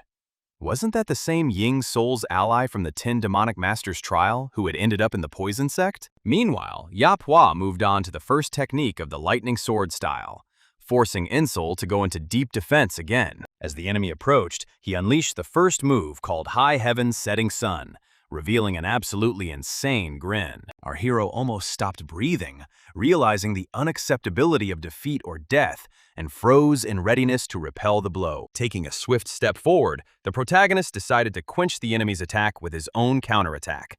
Despite the poetic name of the technique, the trajectory of the attack itself almost completely repeated the initial lunges of Yeopua. The first attack failed, but the enemy only smirked, praised Insol's keen vision, and immediately activated the instant life technique, unleashing a scattering of shining blades. This time, our hero did not dodge back, but rushed straight through the flurry of blades towards his opponent. The enemy's face twisted into a predatory grimace. His eyes flashed with excitement. After announcing the launch of his third technique, Rip and Peel the Skin Alive, Yeopua completely transformed into a bloodthirsty maniac, eager to tear the protagonist apart. Insol engaged in a tight exchange of blows, stepping back slightly only to reread his opponent's movement patterns. Although the third technique looked simple, with each new exchange of blows, the weight and force of the enemy's attacks increased exponentially. The onslaught became increasingly continuous and merciless, clearly aimed at completely breaking the protagonist's resistance. Feigning concern, the opponent urged the hero to surrender before receiving serious injuries, while Insol already held the blade with both hands to block. However, while analyzing the attacks, our hero's eyes suddenly widened. He noticed a bare patch of skin on Yeopua's hand with a very specific brand. This discovery instantly shed light on the true nature of the opponent's fighting style, finally dispelling any doubts. The hero's aura instantly transformed. He entered true monster mode. Mentally summing up what he had seen, Insol prepared to fight at full strength. Meanwhile, the enemy's continuous onslaught became increasingly difficult and dangerous. The mad expression on the opponent's face left no doubt about his frankly rotten and bloodthirsty nature. Although Insol successfully blocked all the attacks, the weight of the enemy's blade was already reflected on his face. Observing the state of our hero, the villain mentally rejoiced, believing that his vile trick had finally begun to bear fruit. Seeing how the protagonist was apparently having difficulty breathing, the enemy decided to finally consolidate his advantage. The scoundrel turned out to be a true demon. His main weapon was not a sword, but a hidden poisonous powder that dispersed energy, with which he poisoned Insol throughout the entire battle. This hypocrite's tactics consisted of the vile poisoning of an opponent under the guise of an honest duel, followed by the murder of the weakened enemy under the guise of a merciful ending. The poisonous cloud was creeping up to the protagonist's nose, threatening to poison him with the slightest inhalation. But Insol pressed his lips tightly together and only grinned mysteriously. Noticing the opportune moment, the enemy condescendingly gloated over our hero's supposedly constrained movements. He announced the imminent end of the battle and rushed into a final attack on the weakened protagonist. However, Insol only smiled at this oversight. His weakness was just a game and bait. At the moment of the decisive attack, the protagonist instantly disappeared in front of the enemy's nose and entered his blind spot at breakneck speed. The stunned scoundrel couldn't understand how his exhausted opponent had maintained such incredible agility. Wild terror was reflected in his eyes. In-Sol's movement resembled a flash of lightning that flashed past an opponent frozen in mid-jump. Using lightning-fast stepping technique and the art of a swift sword, our hero cut through the enemy's torso with one imperceptible swing. The next moment, a fountain of blood spurted from the gaping wound, putting an end to the scoundrel's life. The crowd froze in shock at the unexpected outcome. No one could believe the death of the favorite, who had dominated the fight just seconds earlier and was considered a model of kindness and justice. A deathly silence fell as the acknowledged hero fell at the hands of an unknown fighter. Turning slightly towards the defeated enemy, our protagonist merely described him as a rare fool. After all, he blindly believed in the success of his dirty trick, not suspecting that In-Sol had noticed the use of poison from the very beginning. Having noticed the catch, the hero simply skillfully played the role of a poisoned victim, luring both the enemy and all the spectators into his own trap for one decisive blow. The poisonous powder did not harm In-Sol, as an experienced fighter who knows about poisoning can easily block his breathing and prevent the toxin from entering. Due to his own stupidity and overconfidence, the villain did not even check whether the protagonist had actually been poisoned, for which he paid with his life. With a cold and sharp gaze, the protagonist took a step forward under the growing roar of condemning whispers and angry glances from the crowd. After finishing the fight, In-Sol headed towards the exit of the arena to go to his room and rest. The crowd was already whispering loudly about the birth of a new, brutal killer, nicknamed In-Sol, the Star of Healing, for his second victim in this tournament. The audience was outraged by the heartlessness of the protagonist, who killed the sinless good man. But In-Sol ignored the screams and silently walked on. With chilling calm, the hero continued on his way, clearly hearing the curses and insults raining down from all sides. Even when the judge called out the name of the winner of the duel, In-Sol did not even turn towards the arena, continuing his walk. Evening came, and the action moved to the living quarters, where our hero had retired to his room. In the silence of the room, a small voice rang out, sincerely thanking the protagonist for eliminating the rival. The uninvited guest admitted that until the very end, he doubted the protagonist's trust in his words, but In-Sol still carried out justice. To this, In-Sol replied that he did not rely on other people's stories, but solely on what he saw with his own eyes. The protagonist concluded that a true righteous swordsman would never resort to the vile poisons of the assassins during an honest duel without a single drop of doubt. Although the protagonist managed to deal with the sinister swordsman, his interlocutor was still deeply worried about In-Sol's reputation after such a massacre. The man admitted that he expected gossip, but did not understand why things had gone so far. It seemed that, having dealt with the villain, the hero himself had turned into a real demon. The interlocutor blamed himself for In-Sol's ruined reputation, but the hero himself didn't care one bit. In-Sol reassured him, noting that the villain's dark deeds would have come to light sooner or later anyway, and therefore there was absolutely nothing to worry about. After the young man urged him to drop the topic, his interlocutor was genuinely amazed at how calm In-Sol remained and sincerely admired him. Without further ado, the man pulled out a bag containing full payment for the work done and handed it to the protagonist. However, In-Sol refused to take the money, explaining that he had not acted out of blind faith in the client's words. The client, in turn, admitted that such a refusal only made him feel even more awkward and heavy-hearted. Then the man asked if he could pay in another way and how exactly he could help, since the hero was rejecting the monetary reward. Hearing this question, the protagonist looked at him intently and offered to assist in one matter, since the companion's capabilities were quite capable of carrying out the plan. Looking down, the young man reflected on the fact that the rescue squad was doing well now, but his former comrades from the skinny duo were no longer alive, since he himself had eliminated them on the orders he had received. Although the hero had not worked for the rescue squad for a long time, he remembered their codes, although he understood that he received much more information from the two dead friends than from the others. The hero recalled their first meeting. The man's flawless and silent movements allowed him to penetrate anywhere unnoticed, which was ideal for reconnaissance. In-Sol called out to his interlocutor, Hyuk-Pyo, who immediately responded with a willingness to listen. In-Sol ordered him to be his eyes and ears in the area for a whole year. Only then would he be able to completely write off the debt for the assistance provided. Hyuk-Pyo's eyes widened in surprise. Closing his eyes, the man simply nodded and gave his full consent to the protagonist's terms. Before he began, however, he asked In-Sol which sect the protagonist belonged to.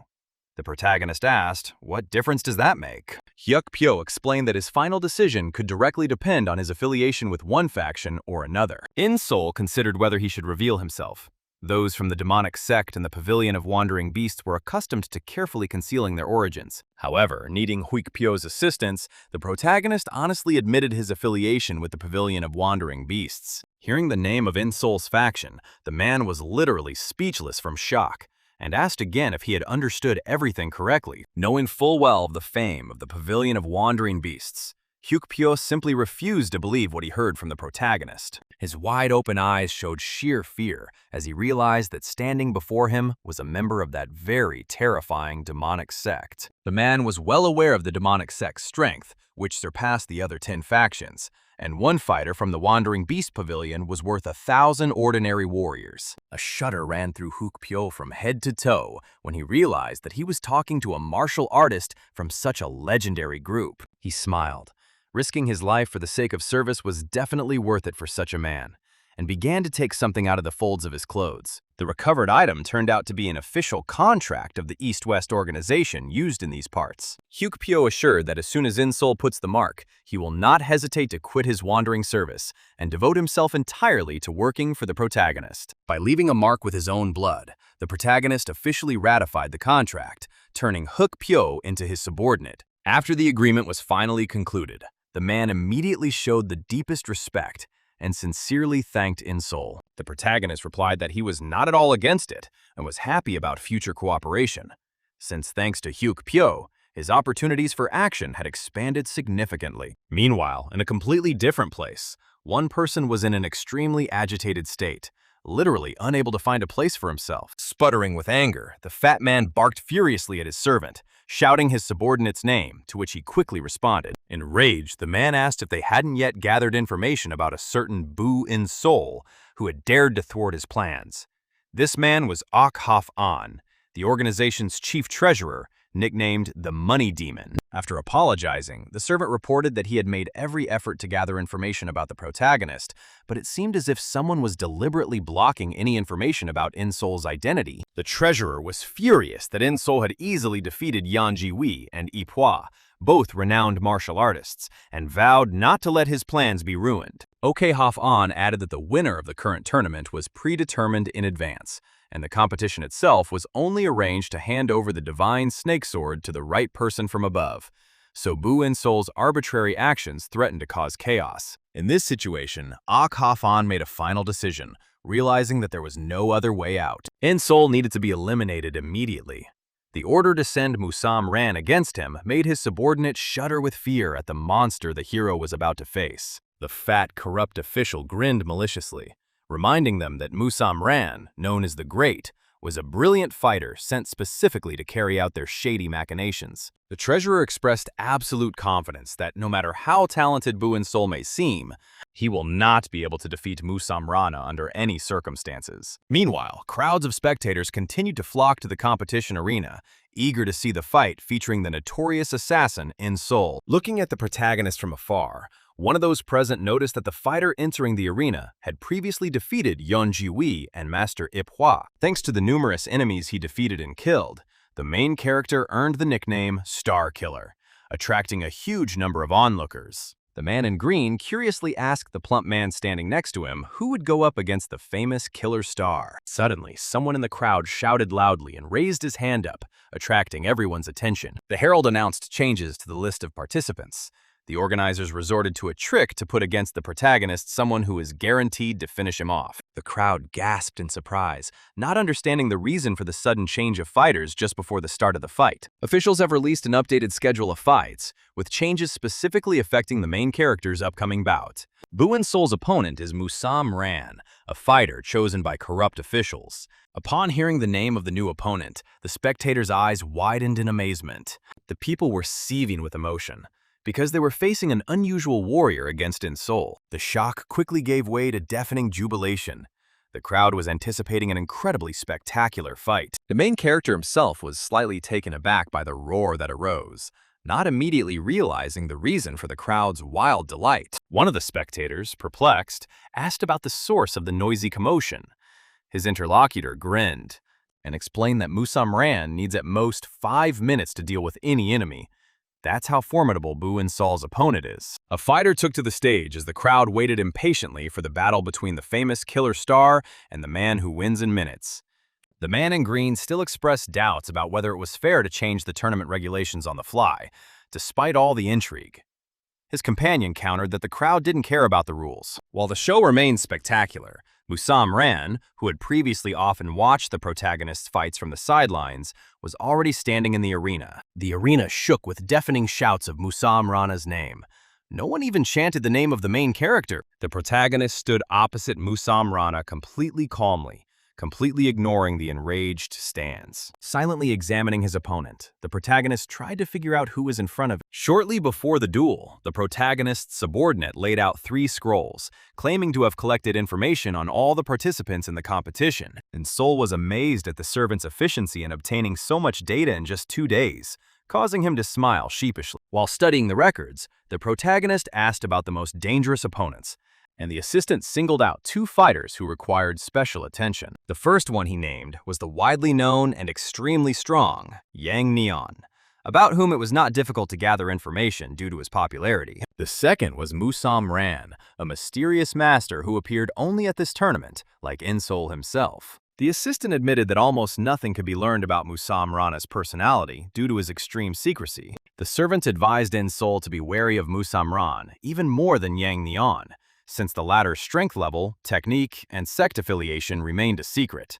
At the moment, the protagonist boldly peered into the enemy's face, without having the slightest idea of his fighting style. Considering that Musam Ran also hid his origins and could belong to the demonic sect, the protagonist realized that he could not count on victory without using his true powers. Looking away, Insol wondered who exactly was behind the sudden changes in the tournament bracket. Hidden behind the curtain at the front of the arena was the mastermind of the shadowy machinations, who had replaced the protagonist's opponent to ensure his defeat. Looking at the screen, the protagonist guessed about the intention to arrange his death right during the duel. However, the young man felt no fear.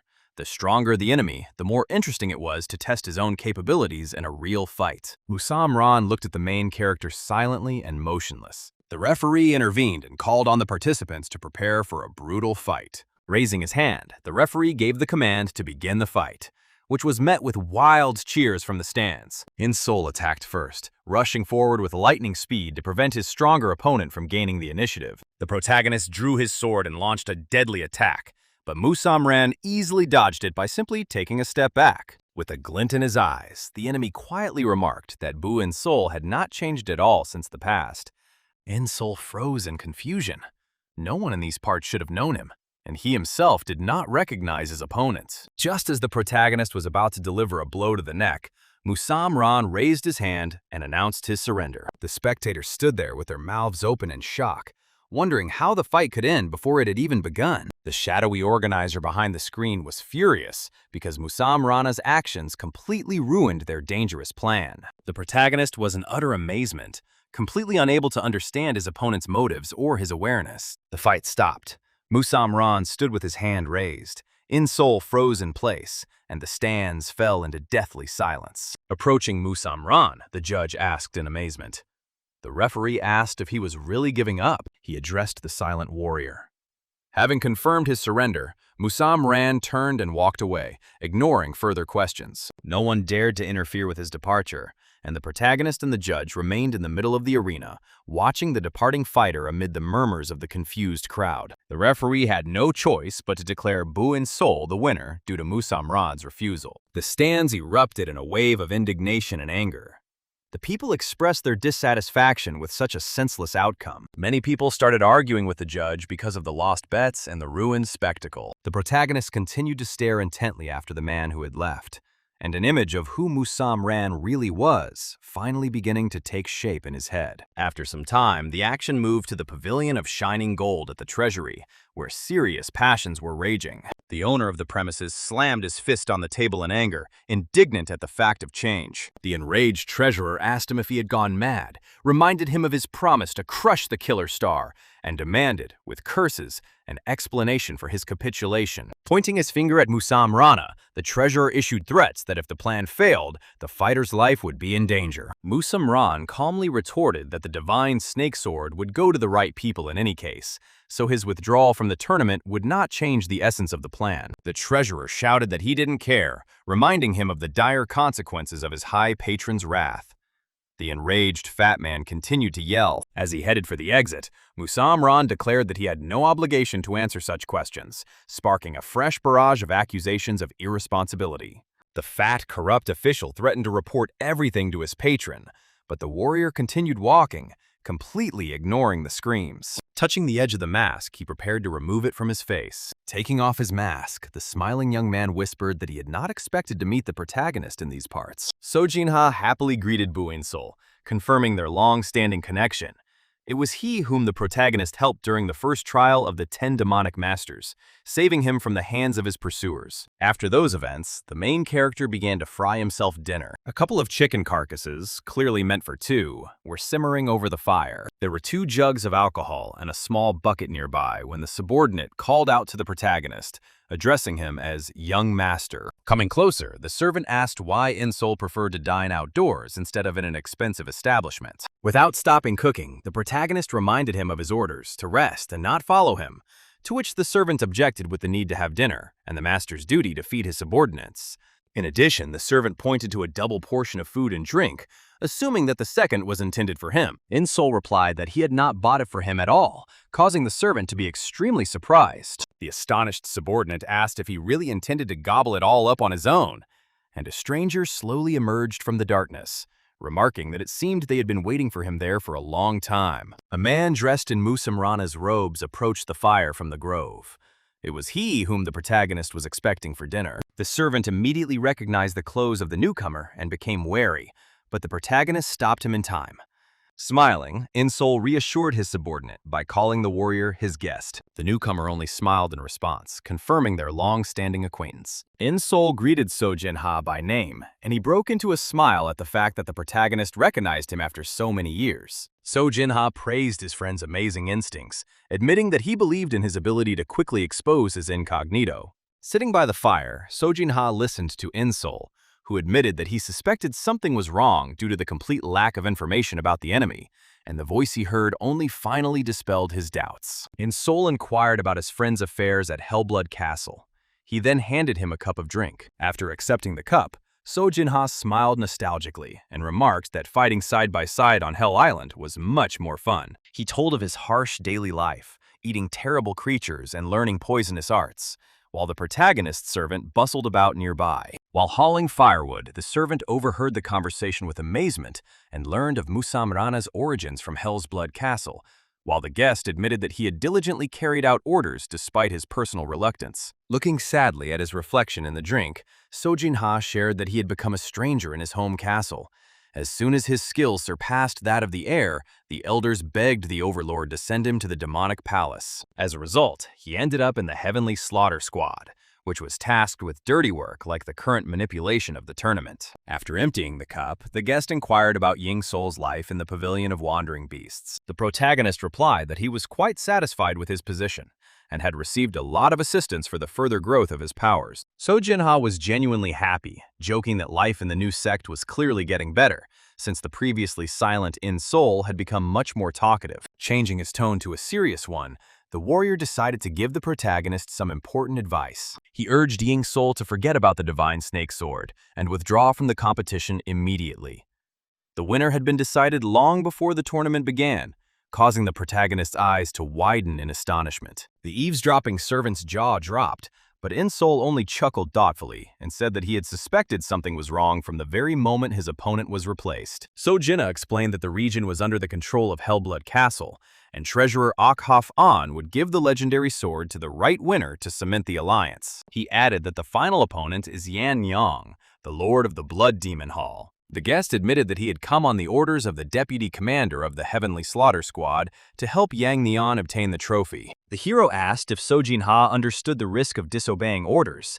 He asked with a smile if In-sol was worried about him and noted the change in him. Taking a sip, the hero dismissed his worries. Sojinha disappointedly chided his friend for his inability to lie about his feelings. Closing his eyes, the warrior strongly advised In-sol to surrender, assuring him that it was impossible to defeat Yang Nian. Even in the event of a hypothetical victory, In-sol would incur the hatred of the entire Hellblood Castle, which was extremely dangerous, causing the servant behind him to cower in fear of being at odds with an entire sect. Squeezing the cup, the protagonist objected that he had come here not for a sword, but for battles with the strongest opponents for the sake of his own growth. Smiling, Insol called Yang Yun an excellent test of his strength, barely containing his eagerness to join the battle. Shojin Ha froze, struck by the striking difference between Insol's character and his own. Then he couldn't help but chuckle quietly at the protagonist's words. Laughing out loud, the warrior admired the young man's fearlessness and courage. The protagonist, surprised, asked the reason for the laughter. After apologizing, Seojin Ha admitted that he had expected exactly that answer. Seojin Ha then announced his imminent return to the demonic palace. He jokingly added that he didn't want to hear about the protagonist's defeat. Before leaving, the warrior promised to share something else important. Wishing his friend victory, he decided to impart extremely valuable information. The next day, a dark mood permeated the lair of the protagonist's enemies. One of the conspirators learned of Sojin Ha's surrender, and also that Bu Insol is one of the 10 demonic masters and a member of the Wandering Beasts Pavilion. The rumors made his body tremble with rising rage. Unable to contain himself, he smashed the innocent table in front of him to smithereens. The villain muttered that the original plan was to defeat Musam Rana and then take the divine snake sword from him. However, after Musam Rana's surrender, this man had no choice but to engage in battle in earnest, as there was no other way to obtain the divine snake sword. A powerful heat emanated from the character's body, and a heavy aura swirled around him, full of fierce rage at Seojin Ah for his thwarted plans. Just before returning to the Demon Palace, Seojin Ah made a statement to Young Myung that he no longer intended to blindly follow his orders. He added that he had come to help only as a member of the Heavenly Strike Squad and had no further affiliation with Hellblood Castle. An enraged Yang Myung reproached him for his ingratitude to the man who raised him. After hearing this, Sojin Ah asked him what he meant with a deadly grin, and asked if constantly trying to take his life under the guise of harsh training was considered a concern. All this was done for the sake of maintaining the throne.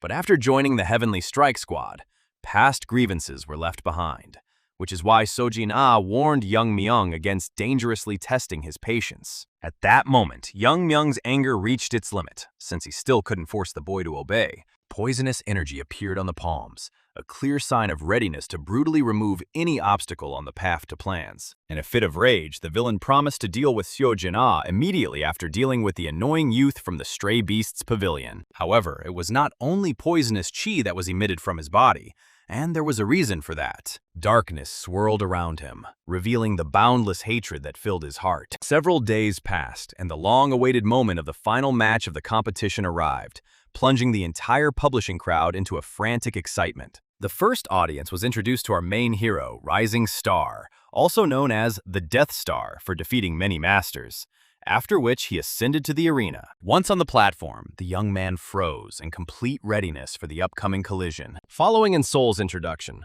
the host loudly announced the next participant who would cross arms with him. A famous fighter in Guizhou, nicknamed the Demon of the Flying Poison Hand, came onto the stage. In the finale, the hero's opponent turned out to be Yang Myung, the very same man who had been plotting against him from the very beginning. Squinting one eye and peering intently ahead, the old man savored the noise of the raging surroundings. The spectators rejoiced at the opportunity to see the main character in battle again, and one of them asked his neighbor if he believed in their favorite's victory. The response was one of strong doubt, as defeating the terrifying head of the Hellblood Castle Hall seemed completely impossible. The man in green added that the public was waiting to see if Insol would show her true strength in this fight. Everyone was also intrigued by the question of how exactly the elder would deal with Insol, since the favorite in the duel was obvious, and avoiding death seemed impossible. A green-clad spectator suggested shouting Insol's name for inspiration, while a plump comrade praised his growing talent. As soon as both fighters froze in the center of the platform, silence reigned all around. The opponents froze in absolute readiness, awaiting only the referee's signal. Not only the previously mentioned man in green, but also the rest of those present were absolutely certain of the protagonist's inevitable defeat. Following this, the master of ceremonies quickly left the center of the stage and shouted the order to begin the final battle. The crowd erupted in a loud, enthusiastic roar, anticipating a spectacular fight. Insol and his formidable opponent, Yang Myung, stood facing each other in the stone arena.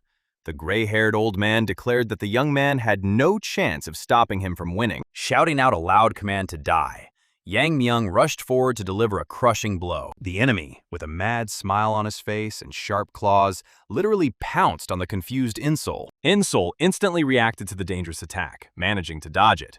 Having carefully studied the purple aura around the claws, the boy recognized in it the famous poison demon technique. The power of this technique turned out to be as great and destructive as the rumors that circulated about it said. Insol was inwardly glad that he had prepared the necessary antidote for this particular toxin in advance. Yang Myung noticed his rival constantly chewing something and asked if it was medicine.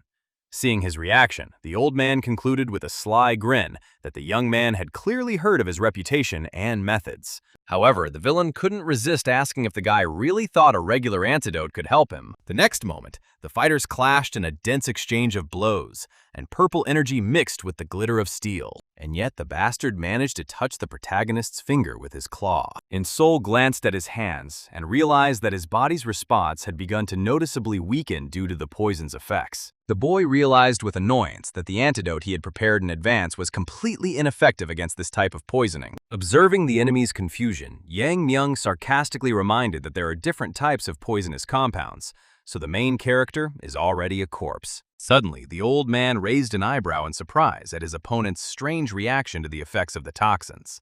A thick purple liquid began to drip from the tips of Insol's long fingers. Heavy, poisonous drops fell on the stone surface of the arena, and the main character stood unharmed. Yang Myung asked Insol with a smile if he was trying to concentrate all the poison in one place, adding that such a method required a colossal expenditure of internal chi. The opponent admitted that the trick was quite interesting, but was quick to point out that he had something better. The old man extended his clawed hand forward and loudly announced the launch of the 5 Claws Soul Pursuit technique. Yang Myung immediately unleashed a barrage of purple energy blades on the protagonist, aiming to rip him apart. Insol barely managed to dodge. The old man noted that the process of removing the poison had used up almost all of the boy's strength, and he would not last long. Yang Myung confidently stated that Insol would not be able to use the same method against this new attack. With a cry of surprise, the boy found himself at the epicenter of a powerful burst of poisonous purple chi. The poison completely consumed the space around the protagonist, obscuring him from view. But a bright, blinding flash lit up the entire arena as the 2 combat vehicles collided in the center of the platform. The energy began to dissipate, leaving behind only the white stripes of the sword and the protagonist in the middle. Gripping both swords more tightly, Insol prepared to launch a powerful and decisive counterattack. Spectators were delighted to see the boy using 2 sword techniques simultaneously, creating a veritable wall of attacks. One observer was amazed at how the fighter managed to maintain 2 different styles in his mind, as only a few masters could masterfully wield 2 swords simultaneously. Hearing the crowd's comments, Yang Myung simply laughed loudly, calling the boy's demonstration a pathetic ploy, and contemptuously declared that all of Insol's attempts to resist were a pointless struggle. Yang Myung promised to show the guy something truly impressive and destructive in response to his technique. The old man waved his right hand, sending forth a powerful clot of purple, poisonous chi. There was a loud, sharp sound of air being torn apart, after which the space around was distorted by pressure into one toxic vortex. Insol said with concentration that he had finally seen exactly what he had been looking for so long in this battle. Previously, Sojin Ha warned him that Yang Myung's signature move was the poisoned demon finger. There he also noted that this insidious villain has a real ultimate move in store, which he uses at a critical moment. Insol was right in front of the powerful toxic emission left behind by the technique. The panicked spectators began shouting that the poisonous chi was rapidly spreading throughout the arena, calling for the crowd to retreat. According to the description, the technique presented was a secret witchcraft art, capable of granting its owner a completely invulnerable body. Activation required the art of tempering the body with poison. At that moment, a huge, grinning figure of a grizzled enemy appeared behind Ying Sol. The technology turned out to be so deadly and rare that no one who had seen it in action before managed to survive and tell about it. Yang Myung vowed to make Insol pay for his actions. The enemy angrily shouted out the reason for his rage, which was related to the interference in his grandiose plans. Sharp claws with massive beads on the wrist rushed straight towards Insol, but he dodged them. In-Soul deftly spun in midair with his blade ready to attack. The next second, he jumped high into the air, and then he abruptly brought his sword down, immediately cutting the blades across the monster's back. In-Soul's gaze became extremely focused and sharp in the midst of a difficult fight. The old man took the boy's blow with a smile, ironically comparing its effect to a light tickle. Unable to withstand the strong aura of poison, one of In-Soul's swords flew out of his hand with a dull sound. Gigi thought about how he had put a huge amount of his own true chi into the previous attack. Immediately, he pushed off again with insane speed to attack. A powerful energy explosion occurred when the boy hit, and a deafening roar echoed through the air. A look of concentration appeared on In-Soul's face, while his enemy only grinned angrily in response. Yang Myung asked with a grin if that was all In-Soul was really capable of. A powerful purple energy beam erupted from the opponent's hand, aimed straight at the guy. The blow landed squarely on In-Soul's body, causing him to let out a muffled groan in intense pain. A loud sound from the collision of techniques echoed across the arena, and the protagonist was thrown far back. In-Soul breathed heavily, recognizing the power of the technique, rooted in Hell's Blood Castle. He realized with bitterness that the attacks weren't working. In-Soul coughed up blood, realizing that he was no longer able to eliminate toxins. As the enemy approached, the boy realized that containing the poison with chi had its limits. The enemy noted the boy's tenacity with irony, but doubted his strength as a demonic master. At that moment, In-Soul clearly realized his powerlessness before the enemy and the high risk of death. The guy admitted that he was looking for exactly this kind of dangerous opponent.